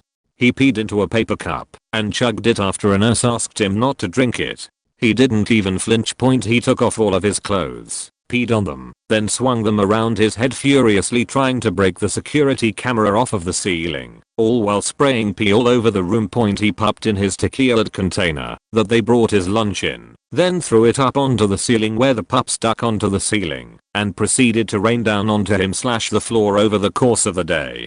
He fell asleep standing up multiple times. After fighting through a B-52, he sang the most obnoxious songs I've ever heard over and over in the most obnoxious voice ever. This one was actually really funny because he'd make up his own words. He came up to the window and the door and asked the staff multiple times if his penis was the smallest we had ever seen. I could go on for days about the shit I see at work. All of these things happened in the span of 2 days with one part. You can't make this shit up.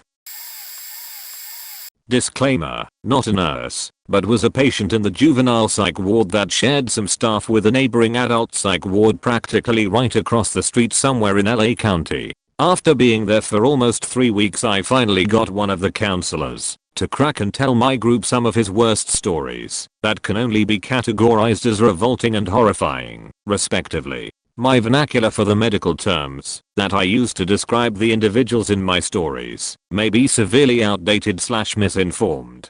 The first story dealt with a male in his 20s that had a literal list of psychological diagnoses, but most remarkable of all was his obsession with his own fesses. They tried everything to stop this man from reaching into his nature's pocket and grabbing a handful of stew, playing, studying it, and even going as far as to taste some of his own creations. Ultimately, due to several reasons, they had to use a special glove as a deterrent. Due to several weeks he would promise to stop and then do no such thing. The situation only got worse as the patient refused to defecate altogether as a sign of protest. While potentially concerning, they considered giving him an extra day or two to let the natural forces persuade him to do so on his own, but if not, then the physician already had a laxative pill with his name on it. Well, as it turns out, this was all just a very elaborate plan for this man to execute his Sistine Chapel, because when the morning rounds went to check and take his vitals, they were met with drawings and scribbles of who knows what in several shades of brown, smeared across anything that had a surface. In the words of my counselor, it was like someone dropped a grenade that was full of dicky. The following story revolves around an older gentleman who was a surgeon by profession and suffering from his worst schizophrenia episode yet. There wasn't much detail about him, except that despite the fact that he suffered from extremely vivid episodes, he was surprisingly quiet and kept to himself for the entirety of his stay. This reputation takes a gigantic 180 turn. Of course, you guessed it, one night after curfew. The man had been in the bathroom for almost 30 minutes and thus prompted the attention of one of the nurses. The concerned nurse started off by just asking him a couple of questions, performing a wellness check without needing to open the door. After being assured of his safety, the nurse took her leave to give him a couple of more minutes as the patient claimed he was just constipated. When the nurse came back a few minutes later, she could clearly see blood on the bathroom floor. The bathroom doors for patients had a space on the bottom and top of the door that you could see right into the bathroom with. Think of the doors that they use for public bathroom stalls. The nurse calls for help and immediately opens the door to find the patient on the floor, belly down, with a trail of blood leading to his face. Upon turning him over, they discovered the blood had been coming from his left eye socket, as all that was left was a fleshy hole. The eye was found later in some corner of the bathroom, but no equipment whatsoever was found, which led the nurses to believe that he did it entirely by hand.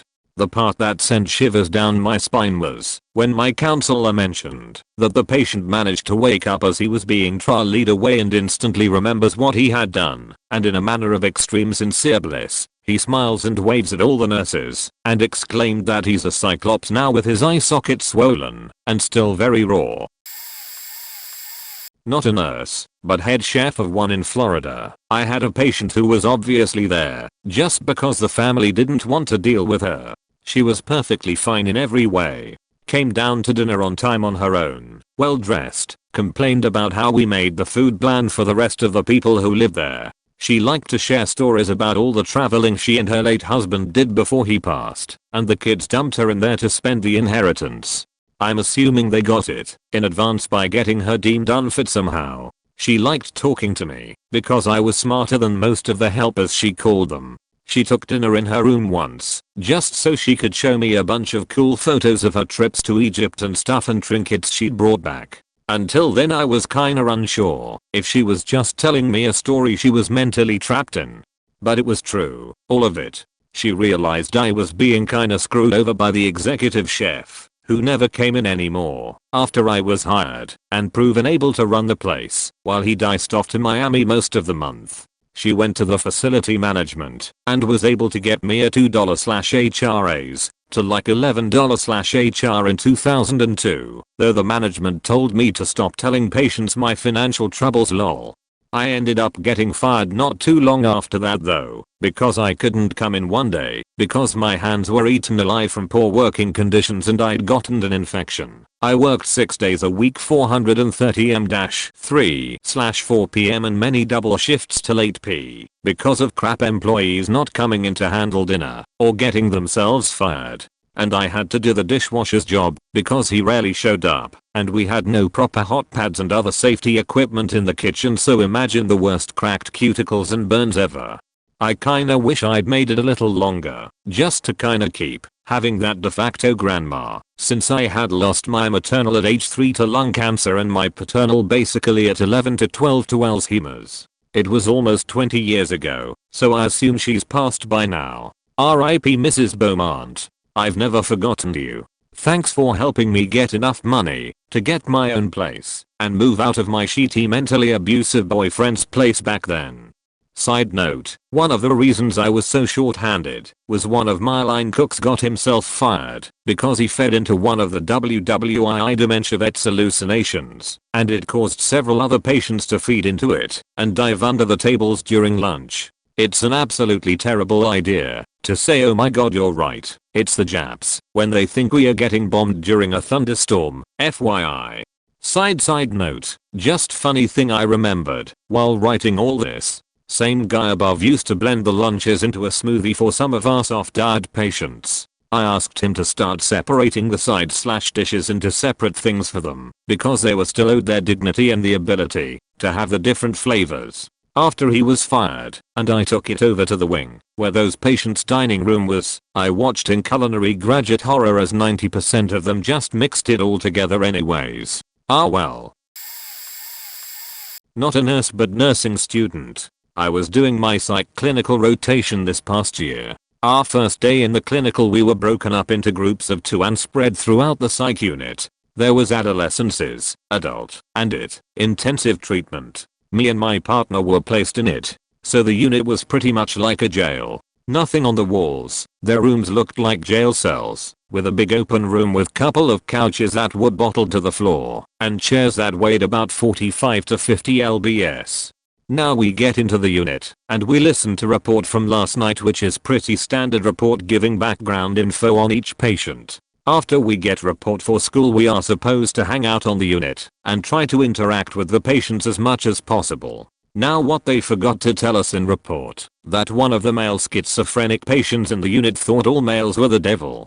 The perfect storm for when I enter the room. Instantly the patient starts doing every sign of irritation.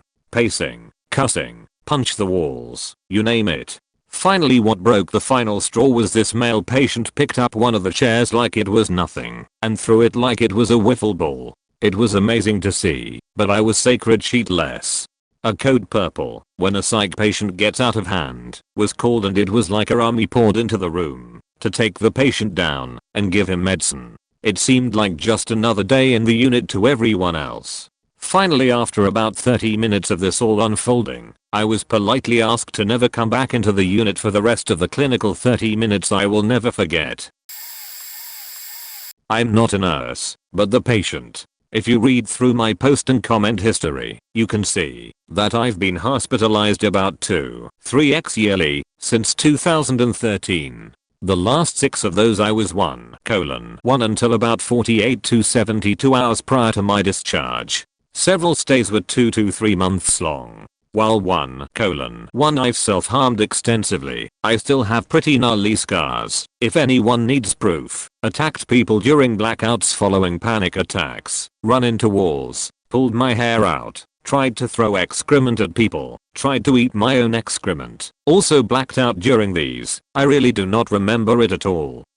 And a few times I've tried to escape the wards. They were all double or triple locked, and I never got past the first lock. I've been doing therapy and keeping up with my psych appointments, and things are almost better than they were before I started showing symptoms. I had my first big relapse in panic attacks this week and cut myself up a bit, but I was able to still perform my difficult job more than satisfactorily and only lost about 50% of my memory. I was having about a dozen to 20 panic attacks during these days. Today I only had one in the morning.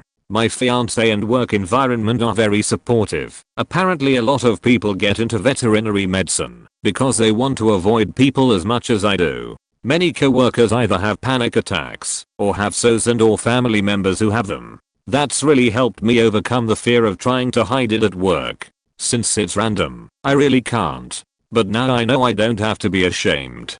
When I look back at what's happened during my stays at psych wards, not only the crazy shit I've done that's completely uncharacteristic of me, but also how some of the other more severe patients behaved and responded to seemingly normal stimuli, it's really hard to believe. The brain was made to always be up to paragraph. Malfunctions are scary even in the mildest form. And let's not talking about throwing epilepsy into bipolar/borderline personality/panic disorder mix. That'll really shake things up.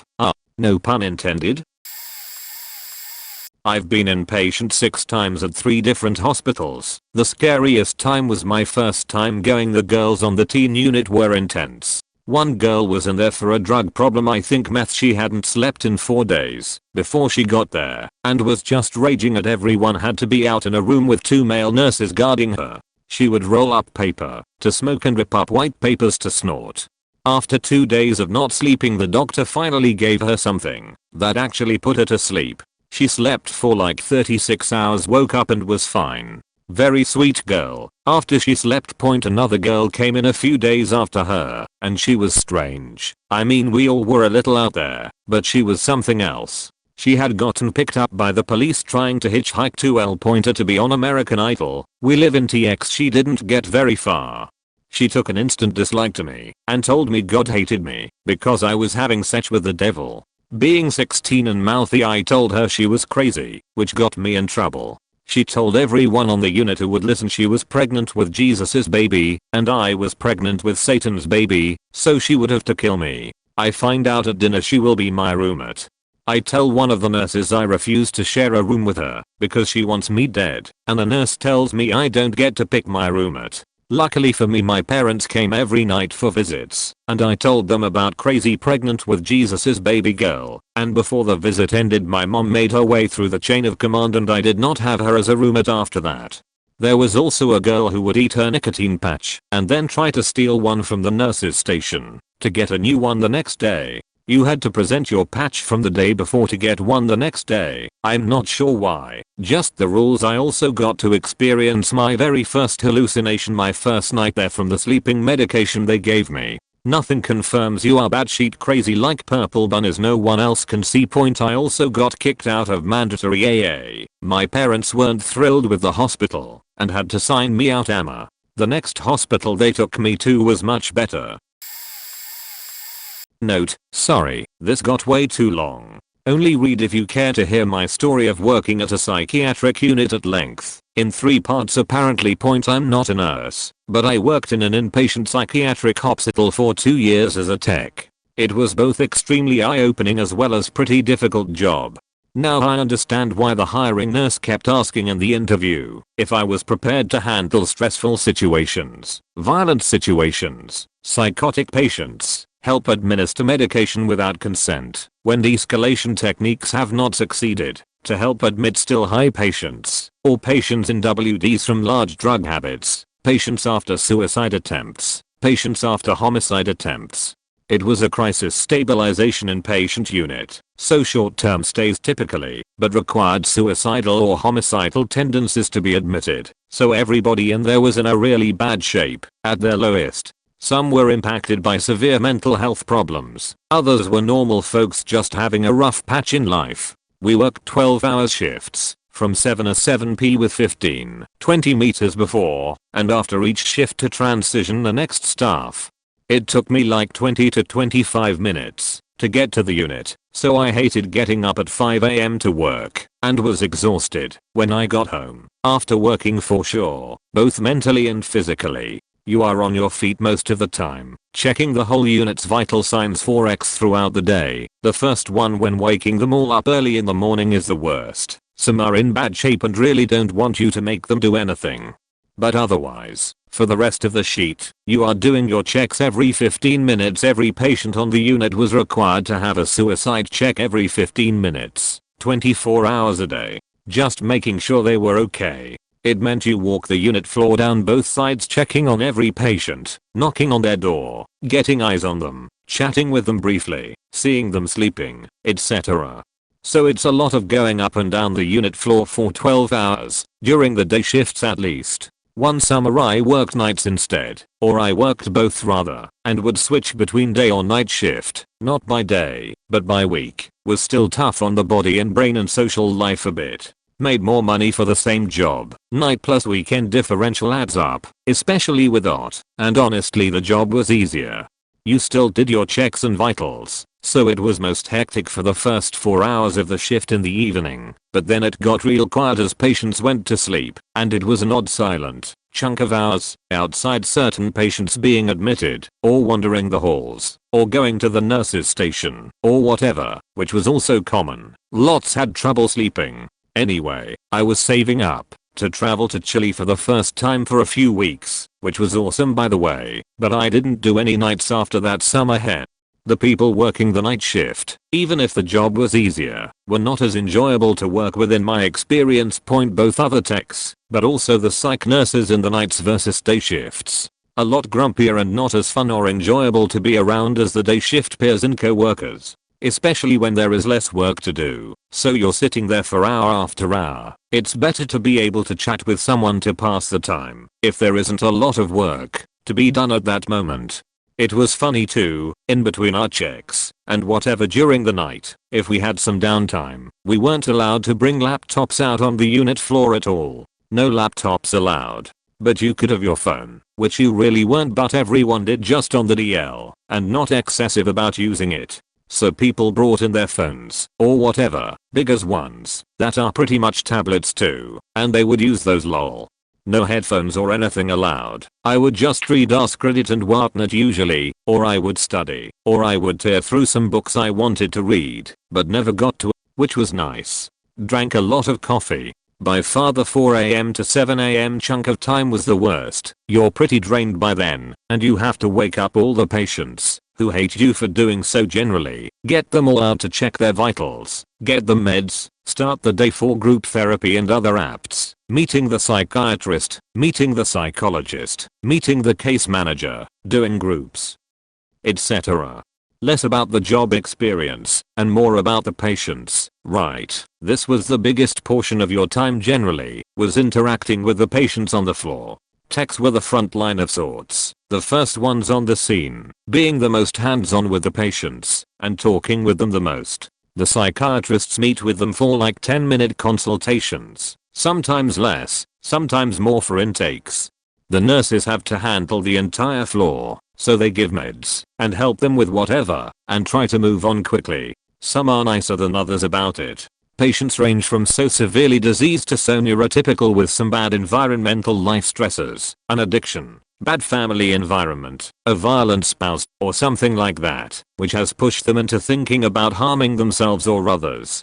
I've seen a guy with severe schizophrenia, will never forget him, that was in real bad shape. It was pretty gross really. He would waffle stomp fesses in his shower, was not communicative verbally at all, was catatonic in some situations and unresponsive, was incontinent at times, was slightly mobile, but not very, and had a poor gait. He was in his late 50s, experienced auditory and visual hallucinations, had terrible memory problems, was not cognitively competent to take care of himself or even talk with the docs and nurses that came in. He was there longer than any other person I had seen, even the people that I had seen come in multiple times, which definition happened too, sadly. But this guy, I mean I had to take care of his ass, literally at times, for a long time, week after week, which never happened at our facility. He just didn't get any better, so they could never discharge him. They tried tons of psych meds and antipsychotics and stuff, but he was just so gone, not making progress. It was nuts. One random shift I went into the unit and saw him, after weeks of taking care of him, even wiping his ass a few times, talking with him, trying to get whoever he used to be back, to no avail whatsoever. I saw him actually talking with another patient sitting in a chair in the communal area, which I had never seen before. I was perplexed and amazed. He was speaking, and coherently with someone. I walked over and said his name, and he looked at me and legit said, "Hey Verge 1421. My jaw probably about hit the floor. He had undergone an ECT treatment, and it was like night and day. I had seen other patients get the ECT treatment, but from what I seen, they just had memory issues afterwards. Kinda felt like shit for a day or two, and then either not much changed, or they had a little bit of an improvement in their depression, but it came back after a while. Or they had so many ECT treatments, that eventually it didn't do anything. But this guy, he didn't have his delusions anymore. He didn't have the hallucinations destroying his lucidity. He was able to hold a conversation, and it was just amazing to me after so long of him just staring at me day after day with a blank stare, just nothing. I sometimes still wonder about that guy, and how he is now, for better or worse. He said he used to own a furniture store, but he got sick, and had to stop running it after a while due to his condition worsening. He seemed like a nice guy, and like he recognized me, even though he had never acknowledged my existence before, even after weeks. That was just one story, one patient, out of many. There were 15 beds on two sides/wings of the hospital, and there was the floor underneath, which used to be adolescent unit. Mine was adults 18 plus, but was at that time a geriatric unit. I had been called a few mornings to work there when they needed someone, and I hated it honestly. It was really depressing. One side for them was the dementia unit, and the other side was younger of the older adults there. It was mostly a similar job, with more showering and helping of everyday tasks with the patients than upstairs with the adults. Plus conversing with the patients was way different, even though I enjoyed the stories of the more coherent ones. But it was just so depressing seeing the severe Alzheimer patients. And they all had full risks, making moving them always more dangerous of a task. Some were so frail, psychologically and physically, and I wasn't allowed to work on the eating disorders unit across the campus the unit was on, so can't comment on that. Besides that, it was more a residential treatment facility than short-term crisis stabilization like ours. Few days usually before discharge, with some more, some less. Not a qualified nurse. I was doing a mental health nursing course at uni and dropped out, but I did a placement for 2 months on a medium security rehabilitation ward. Honestly, one of the best experiences of my life. It's so rewarding. This is more about a psychologist than a patient, but they were both heavily involved. One patient was waiting to have his daily leave, but was told he could go after their individual psychology session as he always skipped it and wasn't improving. A little background on him is that he has paranoid schizophrenia from heavy drug use at a young age and mental illness running in the family. His main delusions and hallucinations, as far as we knew, were that the police were sending him missions, and that they would come for him if he didn't complete them. I never knew what those missions were, or what the consequences would be for him if he didn't carry them out, but he had been convicted of armed robbery, grievous bodily harm, and assault. He ended up being sent to an inpatient facility as he was deemed insane at the time, so that's how he ended up in the system, and eventually on that ward. He was often caught yelling at other patients and at staff, drinking heavily and smoking weed and cigarettes in his room despite there being a no smoking policy on the whole site, but for some reason he was never really thoroughly adhered, so he was basically allowed to continue, and not really progress. So anyway, he had the session, and was getting ready to leave, and a nurse I was sat next to in the nursing station checked his notes from the session, that the psychologist typed up. She looked at it frowning, and I asked what it said, so she showed me and it literally said he had told her the police told him to bring a knife on his leave and stab people. The psychologist saw several members of staff on the ward, and was obliged to tell staff if they thought there was any risk to anyone, but she didn't, so had that nurse not checked his notes he could well have gone and stabbed people in the community. The nurse stopped him as he was about to leave, and told him he couldn't go, because of the risk he posed to himself and others, and he got very upset. He did actually have a knife on him, and he had his leave taken off of him until the next day, when the ward had ward round. He kicked off, yelling and punching the air, and cursing at everyone about how they shouldn't expect progress if he can't go and do the things he enjoys, which is a fair statement to make, except he wasn't engaging in any therapeutic activities at all. That was the most shocking one I experienced. There were other situations though. I was in a suicide watch once overnight. Met a lady named Cheryl who I will never forget. She looked weathered, like life had beaten her down. She had a cast on her hand and a splint on her leg and her eyes were baggy. When she came in she was crying hysterically. I'll never forget what she said. I didn't do nothing. I didn't do nothing. I was only sleeping. I was in my home. They came into my home. I was only resting. I wanna go home. From what I could pick up from the nurses, she had some kind of severe mental health problem that caused her to hallucinate and have psychotic episodes, and her neighbor got tired of being annoyed by this and had called the police and claimed she was having a breakdown even though she wasn't. One of the nurses, who seemed new, was freaking out because she didn't know how to handle a situation like this besides keep her there. They wound up having to pump this poor lady full of antipsychotics and those just take you out of everything, so she was essentially catatonic for about an hour. Then, she eventually got up and came near my bedside to watch TV, since hers was broken. I didn't mind her company, she seemed really friendly. One of the nurses approached and asked her to go to her bed. She refused. I didn't intervene, because I felt like staying quiet would get me home faster. She wound up freaking out. They injected her again, and they carted her off to an institution.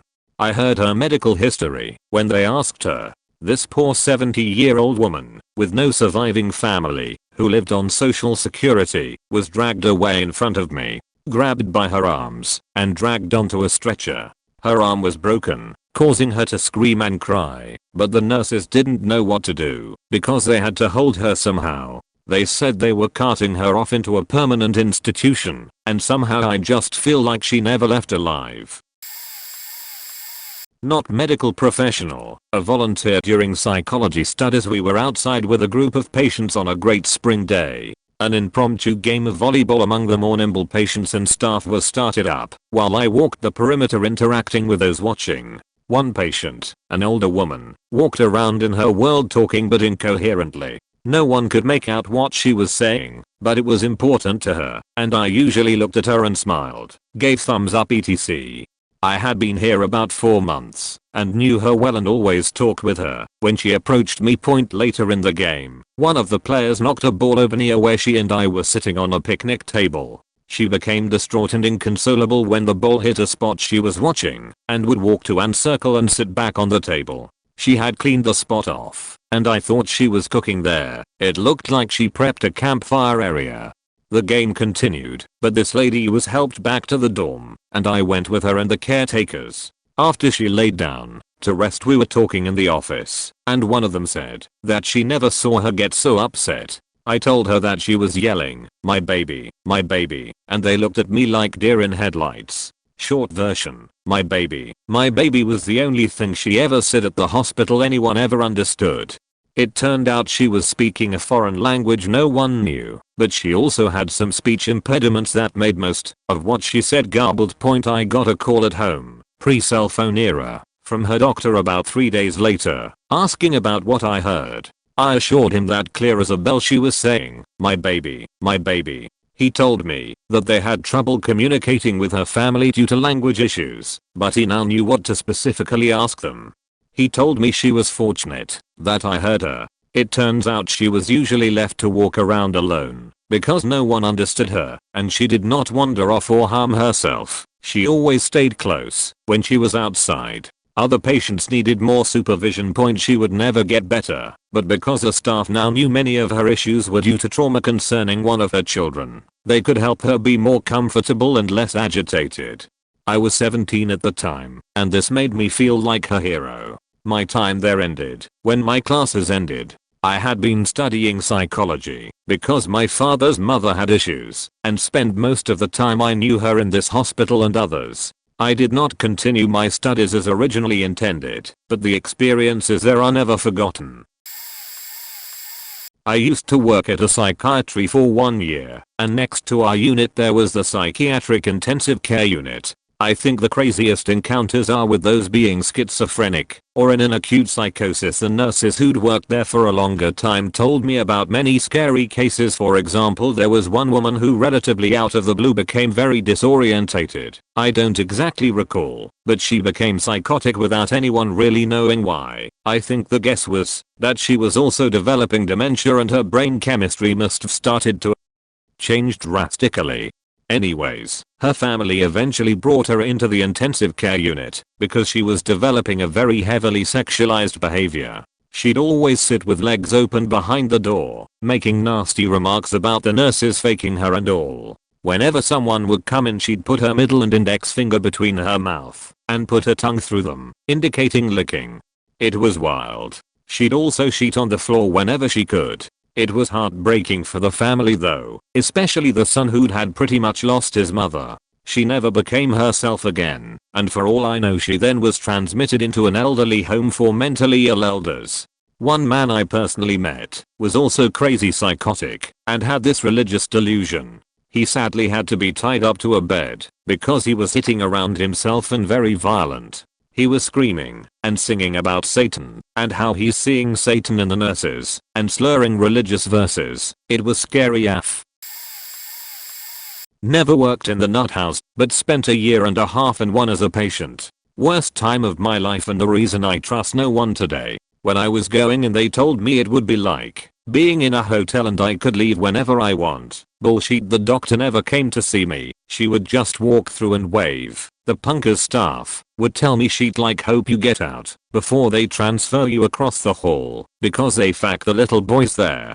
I did escape once, and when they found me, they couldn't get me out of the room I was hiding in. After talking to me, I agreed to come back, and my reward for trusting them? I was placed in a Razat hospital gown plus I had a guy that followed me everywhere, yeah, just sitting in that chair next to my bed when I sleep. When I was in the bathroom taking a shit he was sitting right there. When I'm taking a show he was there. Yeah, I'm sure this is really helping me. Plus they hogged it to me and threw me in a small room with a drain, not padded walls. This floor was concrete and so was the walls, and locked me in there and left me in there, which exactly wasn't safe considering I'm a insulin independent diabetic. The reason for this, because I pushed another patient, but this guy smelled of pee and was drooling walking around trying to hug me. That was 25 or so years ago, and I still hate every single one of them, except the guy that they had follow me around in end turned out to be cool and gave me someone to talk to. TLDR, Jesus has a vision of man falling from a tree while my mom changed his sheets. Here's a story from my mother. She was a psych student doing an internship at a psych ward in Northern California. There were lots of patients that were detached from reality and thought there were aliens invading, or that they were secret agents or something. Her favorite patient though was this man who thought he literally was Jesus. He would go around blessing and praying with people. He would recite the Bible and would just preach about loving thy neighbor and was overall just promoted living a good life. So one day she was with Jesus and she was helping change sheets and collect dirty clothing to clean. They were talking, and it was all good. Then suddenly Jesus stopped and got serious. He said to her that some man just fell out of a tree and they should pray for him. My mom was like, "Okay Jesus, let's pray for the man who fell from the tree." So they did. She finished what she was doing and then continued to the next patient. She ended up finishing her shift about a half hour later. So as she was leaving the psych ward, there was a bunch of emergency vehicles outside. There was a little crowd gathered, so she asked what happened. Someone then told her that a tree trimmer had fallen out of a palm tree. She then realized that tree was right outside Jesus's window, and he had seen the man fall. Even though the man was being treated and would survive, she felt really guilty for just brushing off Jesus as so detached. Whatever he said wasn't true, when in fact he was really just trying to help. Not a nurse, but was mistaken for one. My grandmother had dementia and I moved into her house with my parents to take care of her after she had fallen and broken her hip. She was found on the floor by the police. The police came because she called them to catch the men with buckets on their heads stealing the cows. After she came home from the hospital, she was convinced she was in a nursing home.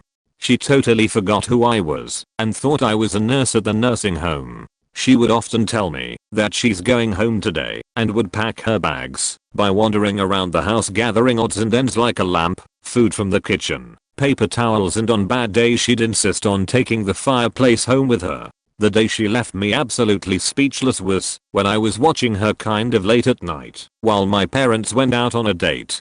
She kept getting up and falling, then she'd scream for me and I'd come in and get her back into bed. After the third time I just hung out by her room so I could hear her try and get up. After a few minutes she tried to get up again and I went in there to help her. She starts screaming abuse at me. It's been a few years, but the gist of it was she wanted to go home, and it's my fault she's stuck there. So I call my mom, who is a nurse, and as I'm talking to my mom on the phone, my grandmother starts screaming and crying out, "Stop hitting me, stop hitting me." I was stunned and just staring at her for a few seconds and then quickly said, "Mom, I swear I'm not touching her." My mom laughed and told me to just leave her alone, and if she fell again give her a pillow and a blanket and leave her on the floor till they could get back. She ended up staying in bed after that, and after my parents got home we all had a laugh. Not a nurse, but my father has schizoaffective disorder, combination of symptoms of schizophrenia and mood disorder, such as depression or bipolar disorder. When I was young, the doctor still had a hard time balancing his medications. It's a relatively rare condition and it's hard to treat. Anyways, he would have lots of episodes, as we called it. Once he asked my sister and I, we were 5 and 7 at the time, to tie him up to the bed so he could see/be with his father, who died a few years before this. Another time it was the middle of the night, and he woke me and my sister up from the dead of night to go on a camping trip. He had us pack food into a cooler, get our sleeping bags in the tent. At the time we were ecstatic. We loved camping and didn't understand how weird this was at the time. As we continued packing all the stuff into the back of the truck, my father begins to light matches and throw them at me. It didn't hurt, but I was terrified. I remember I kept asking him why he was doing what he was doing and asking him to stop. I don't remember if he gave an explanation of why he was throwing the matches or not, but either way I don't remember why. I was still more upset we weren't going camping than I was about the matches though. Silly kid brain. We found out later the combinations of his medicine made him sleepwalk, which is most likely why this happened. I have no ill feelings toward my father, and I learned later my mother was very good at hiding it from us. He would have lots of visits to the psych ward, which my mother always had an explanation why he was gone. Not a nurse, I was a patient for most of this year. I was in an adolescent psych unit, and I was alcove mates with an absolute piece of shit. Let's call him Prick. I came in and shortly after my admission, my girlfriend at the time broke up with me, and I felt even worse. I said in passing, "I'm faking lonely," which prompted Prick to say, "Dude, look around. All of these girls are lonely and desperate. You can just pick and choose." This was disgusting. He was manipulative. He lied about everything. He said he was a virgin and asexual, despite the reason for his admission being sexual assault. He used that virgin, asexual lie to bait girls there into thinking that he was harmless. This came to bite him in the ass. While it did result in such in the short term, it stopped for a little bit after I stepped out of my alcove and saw him getting head from this one girl who has PTSD. For context, there were 20-minute rounds on the unit, but that didn't stop a lot of kids. They would sneak around and somehow finish within those 20 minutes. That wasn't the first relationship, and it definitely wasn't the last. But anyway, I step out of my room to see Prick getting head. Being the incredibly smart man that he is, /s, Prick decided, hey, I need to hide this from my alcove mate, and fast. You might ask yourself, how would he do this? How could he hide her in a matter of seconds, with nothing to cover her, in an open area? Well, he chose to push her head down and try to cover her with his body. Now, the girl with PTSD has a reaction like a dog on the 4th of July. She freaks the fuck out and bites down hard. This results in Prick screaming very loudly, throwing up, crying uncontrollably, and then passing out. The blood-curdling scream alerted the staff members, who came running down to the alcove to see Prick passed out, with vomit dribbling down from his chin and onto the girl's head, who had blood dripping from her mouth onto his crotch, looking like the world's worst, or best depending on if you're into like cork and ball torture, vampire. Prick was administered first aid and was rushed down to what I assume was the after the girl was pulled off his dick in what looked like a macabre round of tug of war. The girl and I were separately seen for trauma evaluation. The girl was given her own room, separate from everyone else, and was put on a 1:1 for a while. I got my own alcove and everything, because I had to view that, and I never saw Prick again. The end. Not the psych ward, and not a nurse, but I used to be a scribe in the and we got a decent amount of psych patients. The most impressive cases to me were: 1. This patient got prickled by a cactus and thought she had gotten an infection from it. As in, she thought cactus spikes were sprouting from her skin, and she kept pulling them out. She brought with her all the cactus needles she had pulled out she had kept in a little bag. It was chunks of skin. She was pinching her skin off. She went ahead and showed us one on her arm. There was nothing there, and proceeded to try to use her nails to rip a piece of skin off until the provider stopped her. She came to the because her sister on the phone told her she should get that checked out, and when she put her sister on the phone, the sister told the doctor her sister had probably gone off her meds and was having a psychotic break of sorts.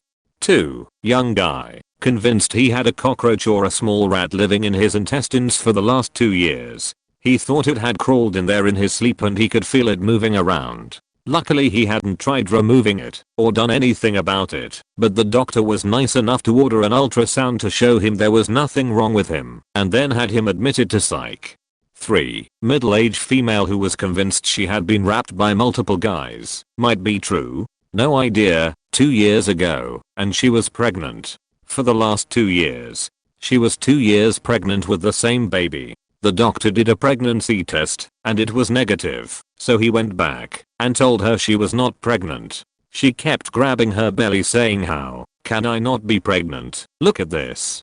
The doctor just flat out told her she was just fat. She wasn't even that fat, maybe just a bit overweight, but she was clearly pushing her belly out on purpose. Needless to say, she didn't believe him 130. Not a nurse, but my mom told me this story about 6 years ago, and I was in 7th grade. My mom couldn't sleep at night because of some intense pressure in her head.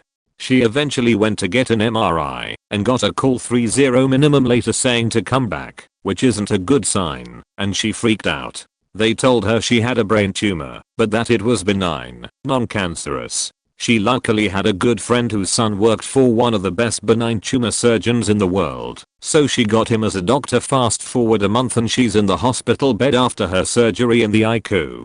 It was 2 days after her surgery, and it was Black Friday, so she was up at midnight getting some good deals. Yes, very mom-like of her to do, and a wave of nurses and doctors came to the space next to her, only separated by a curtain, with a bed with a young teenager on it. The boy was in high school, and had a drug addiction, but wouldn't take anything too extreme. For the first time, he tried hard drugs, and went to the hospital. His parents were average middle-class citizens whose son was given a laced dose of drugs, and heartbroken. Eventually, later that night, He passed away. I'm still in high school going into my senior year, and it is starting to become common for my friends and people I know to try new drugs such as weed, LSD, and acid, etc. But I will never do it, because of the story my mom has told me, and how scared she was that this happened to someone who was so similar to us, and how this could happen to me. This might not pertain to this comment, but it made me think of this. So many stories are running through my head. The middle-aged lady who came out into the main room naked saying she was in labor and proceeded to get down on the floor and reenact said labor. All the patients I caught having sex. The early 20s guy having a psychotic break and telling me that his brother was faking him in his right ear. Another kid having a psychotic break who thought he was growing lady parts. I did have responses for all of those patients though. It takes a lot for me to be speechless. Two situations do come to mind. We had the TV on in the break room with the news on. There's a story about a jumper off some local bridge. They were able to talk him down. Lo and behold, I get the call that we are getting this guy. He shows up a few hours later, and I go to his room to do the admission paperwork. I knock on the door, enter the room and introduce myself. This fool looks me up and down, then proceeds to hit on me.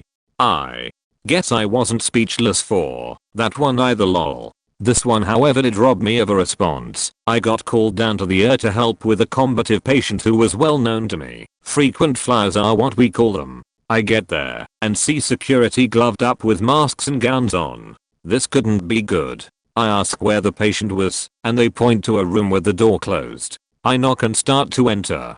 The smell hit me like a punch in the face from a prize fighter. I turned around, ran for trash, and puked right there. No person, let alone a female, should ever smell like that. No sooner than I could ask what that smell was, the patient comes to the window of the door and smacks a used, probably for days, sanitary napkin on the glass, speechless. Turns out she had an abscess in her nether regions, plus being on her period, plus not having bathed in a month, and having an STD on top of all that. I'll never forget that smell. Not psych, officially, but elder care of people with dementia. Was working night shift and regularly taking rounds in the facility. Guided by a colleague at first, then solo when mature enough. This was in Sweden, where summer nights are bright enough to have decent sight indoors. We had a staff room where we watched TV all night through, and got the call from a pretty crazy old lady in the bottom floor and far end from the staff room.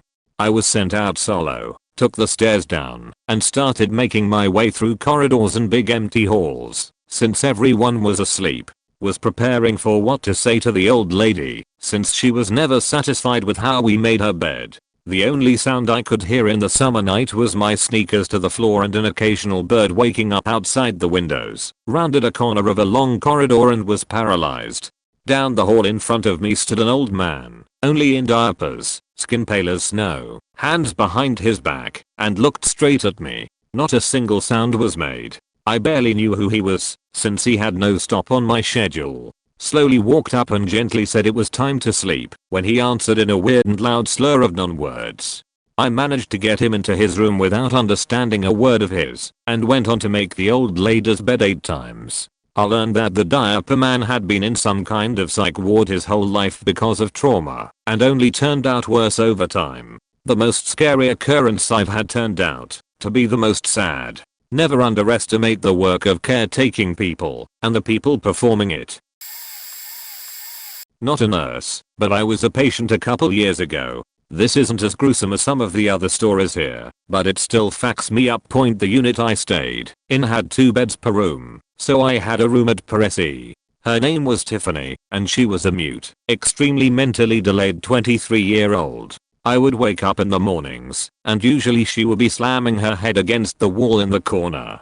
One night I was just dozing off, and I could hear Tiffany scuffle out of bed and into the floor. At this point I'm used to weird shit from this girl, so I didn't pay her any mind. I finally get to sleep and all of a sudden alarms are blaring, and nurses are sprinting in and out of my room. I hear someone yell, "Get me the faking scissors." I look over and got sick to my stomach. When you're admitted to the psych ward, they take your clothes, any sharps on you, and any kind of string/belt/ties, so you can't hang yourself. Somehow, Tiffany had gotten a hold of a thick string. I still have no idea how she found one, but she did. And she had wrapped it several times around her neck and was pulling it as hard as she could. I remember seeing her face all bloated and blue, and I noped the fuck out of there. My knees buckled once I got to the hallway, and I remember just crying and pointing the frantic nurses in the right direction. I saw her the next day in a wheelchair with a pacifier. It still fucks me up thinking about her. It's hard enough being suicidal and having the ability to verbalize your feelings. Tiffany couldn't speak. Oh, this is going to be good. I have a friend who worked as an RN/CNA at a nursing home. A few stories come up. 1, which is formerly known as Teddy Grams. He worked a normal shift that night and did his cares. He got to one lady who was known to have dementia and need to be bathed/lifted to move around, to go to the bathroom or the like. This was later at night, and he has a ton of things to do after this lady. He begins. He brushes her teeth and begins a bed bath. He washes her head, shoulders, chest, back, and gets down to the groin area. He moves her slightly to get more room for the sponge and notices a red color. He thinks, fuck, blood. I'll shave to spend 10 minutes cleaning this up. He proceeds to investigate the extent of the blood in case a higher nurse is needed. He hears a familiar crackling noise. It's plastic. What? He proceeds to gently grip it and pull on it. An entire bag of Teddy Grams comes out of this woman's vagina. He's shocked. Then she speaks up and says, "Hey, what are you doing down there? Those are mine. I want those. Put those back in there." He proceeds to futilely explain to this woman that a vagina is not a sanitary location for snacks. He finishes the bed bath, bewildered, leaving her upset as he takes the snack work him to show the orderly. When hearing this, the orderly states, "Oh, that's nothing." Once another nurse found an entire saran wrap tuna salad sandwich up there. He left with so many questions. Another night, he was in charge of supper and then transferring people back to their rooms. He was doing rounds and walked through the cafeteria. He noticed everybody was silent. Nobody was talking. This is odd. He looks around and one person points to the corner. A giant pile of sheet was in the corner, massive, easily a bowling ball, and then some, in volume. What the fuck? Then another person points to the exit. Ah, crap. The person is having some kind of episode and wandering. He walks out, informs another nurse of the mess, and that he's going to look for the person. He walks the halls and another randomly elderly person points to a room. He walks in, with an elderly man standing over the bed of a sleeping woman, masturbating furiously. Knowing procedure, he can't stop them, as that could lead to people imposing their own morals on freedoms of the elderly here. He just casually walks this guy back to his room 3 hallways down. All the while, moving him quickly, holding him so he doesn't fall, while this guy is stroking like his life depends on it. Several rooms, cafeterias, and such had to be traversed, with this guy in plain sight of everybody. So many stairs. The guy looks at all of them, still going strong. He gets to his room, walks him to the bathroom, and closes the door. With this guy still going. He is bewildered once more, and continues with his job. Later that night he hears a loud groan from the man's room. Hours later, audible down multiple hallways. Through closed doors. Old people lose their decency/civility when they go senile. They just stop caring. I was a cleaner at a ward 14s for a few months, and a new patient arrived over the weekend, so the following week I first saw her. But before I saw her, I saw her handprints and face printed on the wall in blood where she'd repeatedly smashed her face against their. She was a tall and broad young girl and very disturbed. One day she hit a nurse and knocked her out cold. A couple weeks later, whilst I was in the cleaning room having a break, a support worker came running in asking for a bucket as someone had been burned and they needed to pour water on them. I said they couldn't use mine as I'd used chemicals, and she ran off, and I minded my own business. A couple of days later, I had just arrived to work and was heading to the cleaning room for supplies when the new, tall patient was being walked by me flanked by 2 nurses. But I've never seen anything like it before. The girl's head was about twice its normal size, if not more. Her whole head was red raw, blistery with huge swollen eyelids and wisps of singed hair. Her hands were the same, and as I watched her walk past, she grinned at me the whole time, as though she was pleased by what had happened to her. Apparently, a support worker had taken her into the garden to smoke a cigarette, and given her a lighter to light it with, but the girl had instead lit her long blonde hair alight, which soon engulfed her head. I'll never forget her smiling at me, and that feeling knowing she was so sad inside that she'd found joy in harming herself so badly. I couldn't understand how she wasn't still in hospital, or why she was given a lighter in the first place. After another incident I left. It was so heartbreaking seeing those kids and hearing the whispers of things that happened to them. I truly hope she's okay.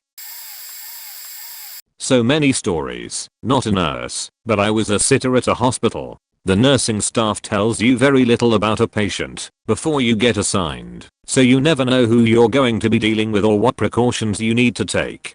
I once sat with a woman who was in her late 50s. I was told she was confused from a brain injury from an accident. For a few hours she just slept.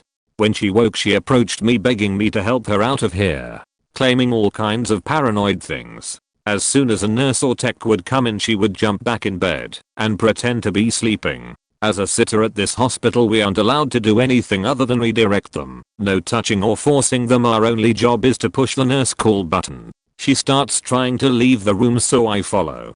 Keep in mind we aren't on a psychiatric floor. We are on an intensive care floor with many very ill patients and families visiting. This woman is walking around nude with just her hospital gown on with her butt hanging out, trying to get me to help her escape. When a nurse or staff walks by she says, "Oh hello, how are you doing today? Just taking a quick stroll around. Stretch my legs." I'm begging any nurse or tech I pass to please help me get her back in the room, because I'm not allowed to do anything.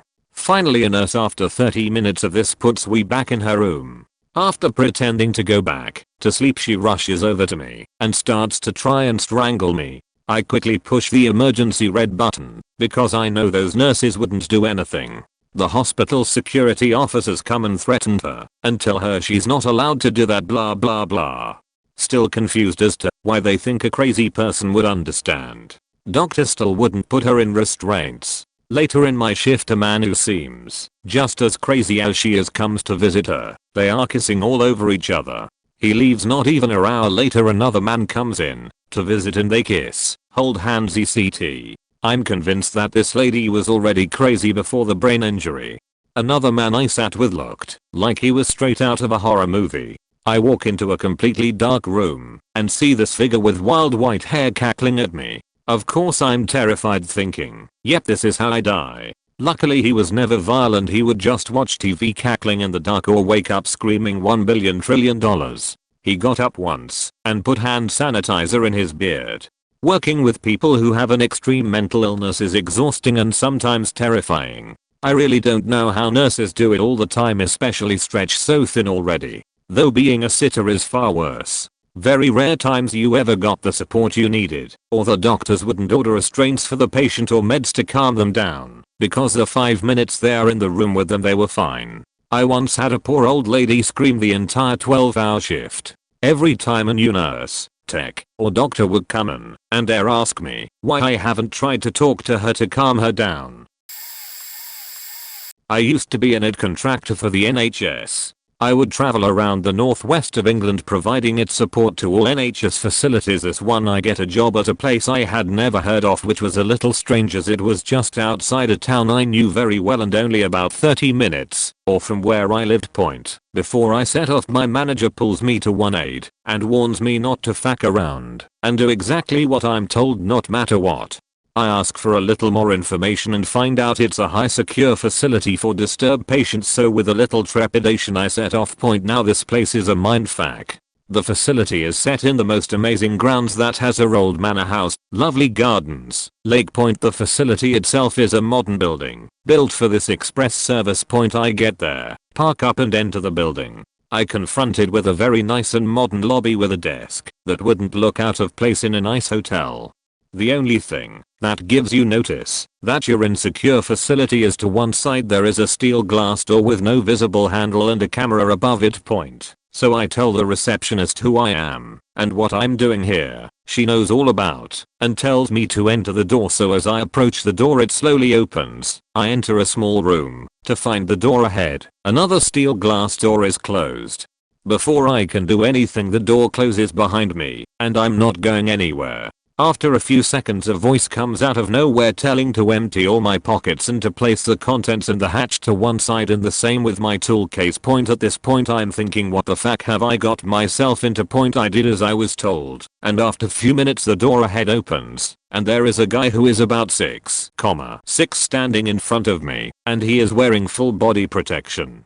He tells me I can take my things and to follow him. As we walk down the corridor we arrive at the central hub. In the middle is our office with reinforced glass and a 360-degree viewpoint. As we go in I notice that there are 4 other corridors, so like a wheel point. Anyway, they point me towards the offending computer and I get to work point. After about 10 minutes all the alarms go off. I bolt upright and look around to see what the hell is going on. One of the guys in the office screams at me not to move, a faking muscle. As I look around I see what has caused the alarms to go off. There was a guy who kept slamming his face, not his head, his face off the walls. With every slam there was a bloody imprint of his face, or what was left of it, because it was just a mush of flesh and blood. It took 4 guys, all wearing what looked like body armor, to bring this guy down and secure his legs and arms. The most frightening thing, he never made a noise. I don't know what happened before, because I didn't hang around. I grabbed my stuff, and as soon as I could I got the hell out of there. I've seen some crazy shit, but the way he kept smashing his face against the wall in complete silence, and it was so methodical. Jesus.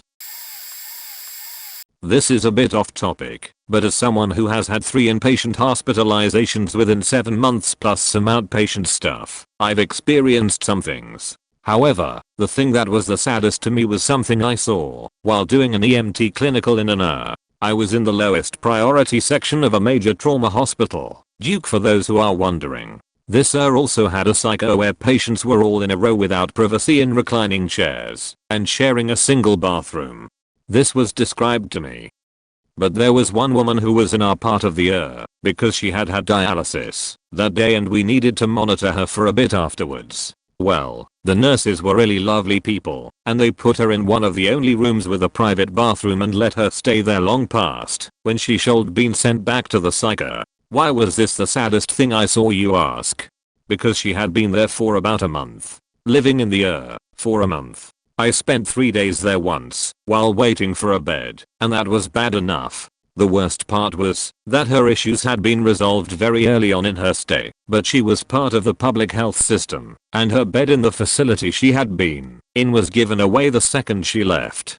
And there weren't enough beds for regular psych patients, let alone a psych patient who also has to have dialysis. She was such a sweet woman. She just had the misfortune to be diabetic and schizophrenic, while also being poor. I have no idea how long she was there after that, but they didn't think she'd be leaving anytime soon when I met her. I worked for 5 years at a psych ward as a counselor with some nursing duties. I have many stories from my time there. When I first started working at the ward, I was on night shift and came on about a week before Thanksgiving. A couple weeks later, all the cottages began decorating for Christmas, including putting up and decorating Christmas trees. Well, we had one client who loved Christmas and was really in the spirit. One snowy night, at about 1 or 2 a.m., we were playing cards with a couple of the clients when we got to calls from cottages saying their trees were missing. Well, we went to investigate and found that the unsupervised visiting area of our unit was full of Christmas trees and looked like an artificial holiday forest. I peeked outside to see trails of disturbed snow leading to our cottage from all of the neighboring ones, with ornaments and fake pine needles mixed into the snow. Our client stole trees from everyone, somehow eluding detection. It looked like the Grinch who stole Christmas, and after we all got over our shock and awe, we returned the trees. I will share more later, but one I want to mention is a summary of one of my absolute favorite clients. He was a nice old guy who basically just sat in his wheelchair and chatted with you when he got used to a staff. However, he was quite dissociated and at times, it didn't matter who you were, what you looked like, what you did, if anything at all, or anything else. He'd call you the N-word, usually followed by some sexual slur, and would return to his room screaming and slamming the door. On some days it was absolutely priceless. Here's an example of what one of these exchanges looked like. Staff: hello, patient. What would you like for breakfast today? Patient: fuck you N-word, you're a cocksucker. Staff: or, come on. I was just asking. Patient: no, your ass. Eat my ass. Haha. Staff: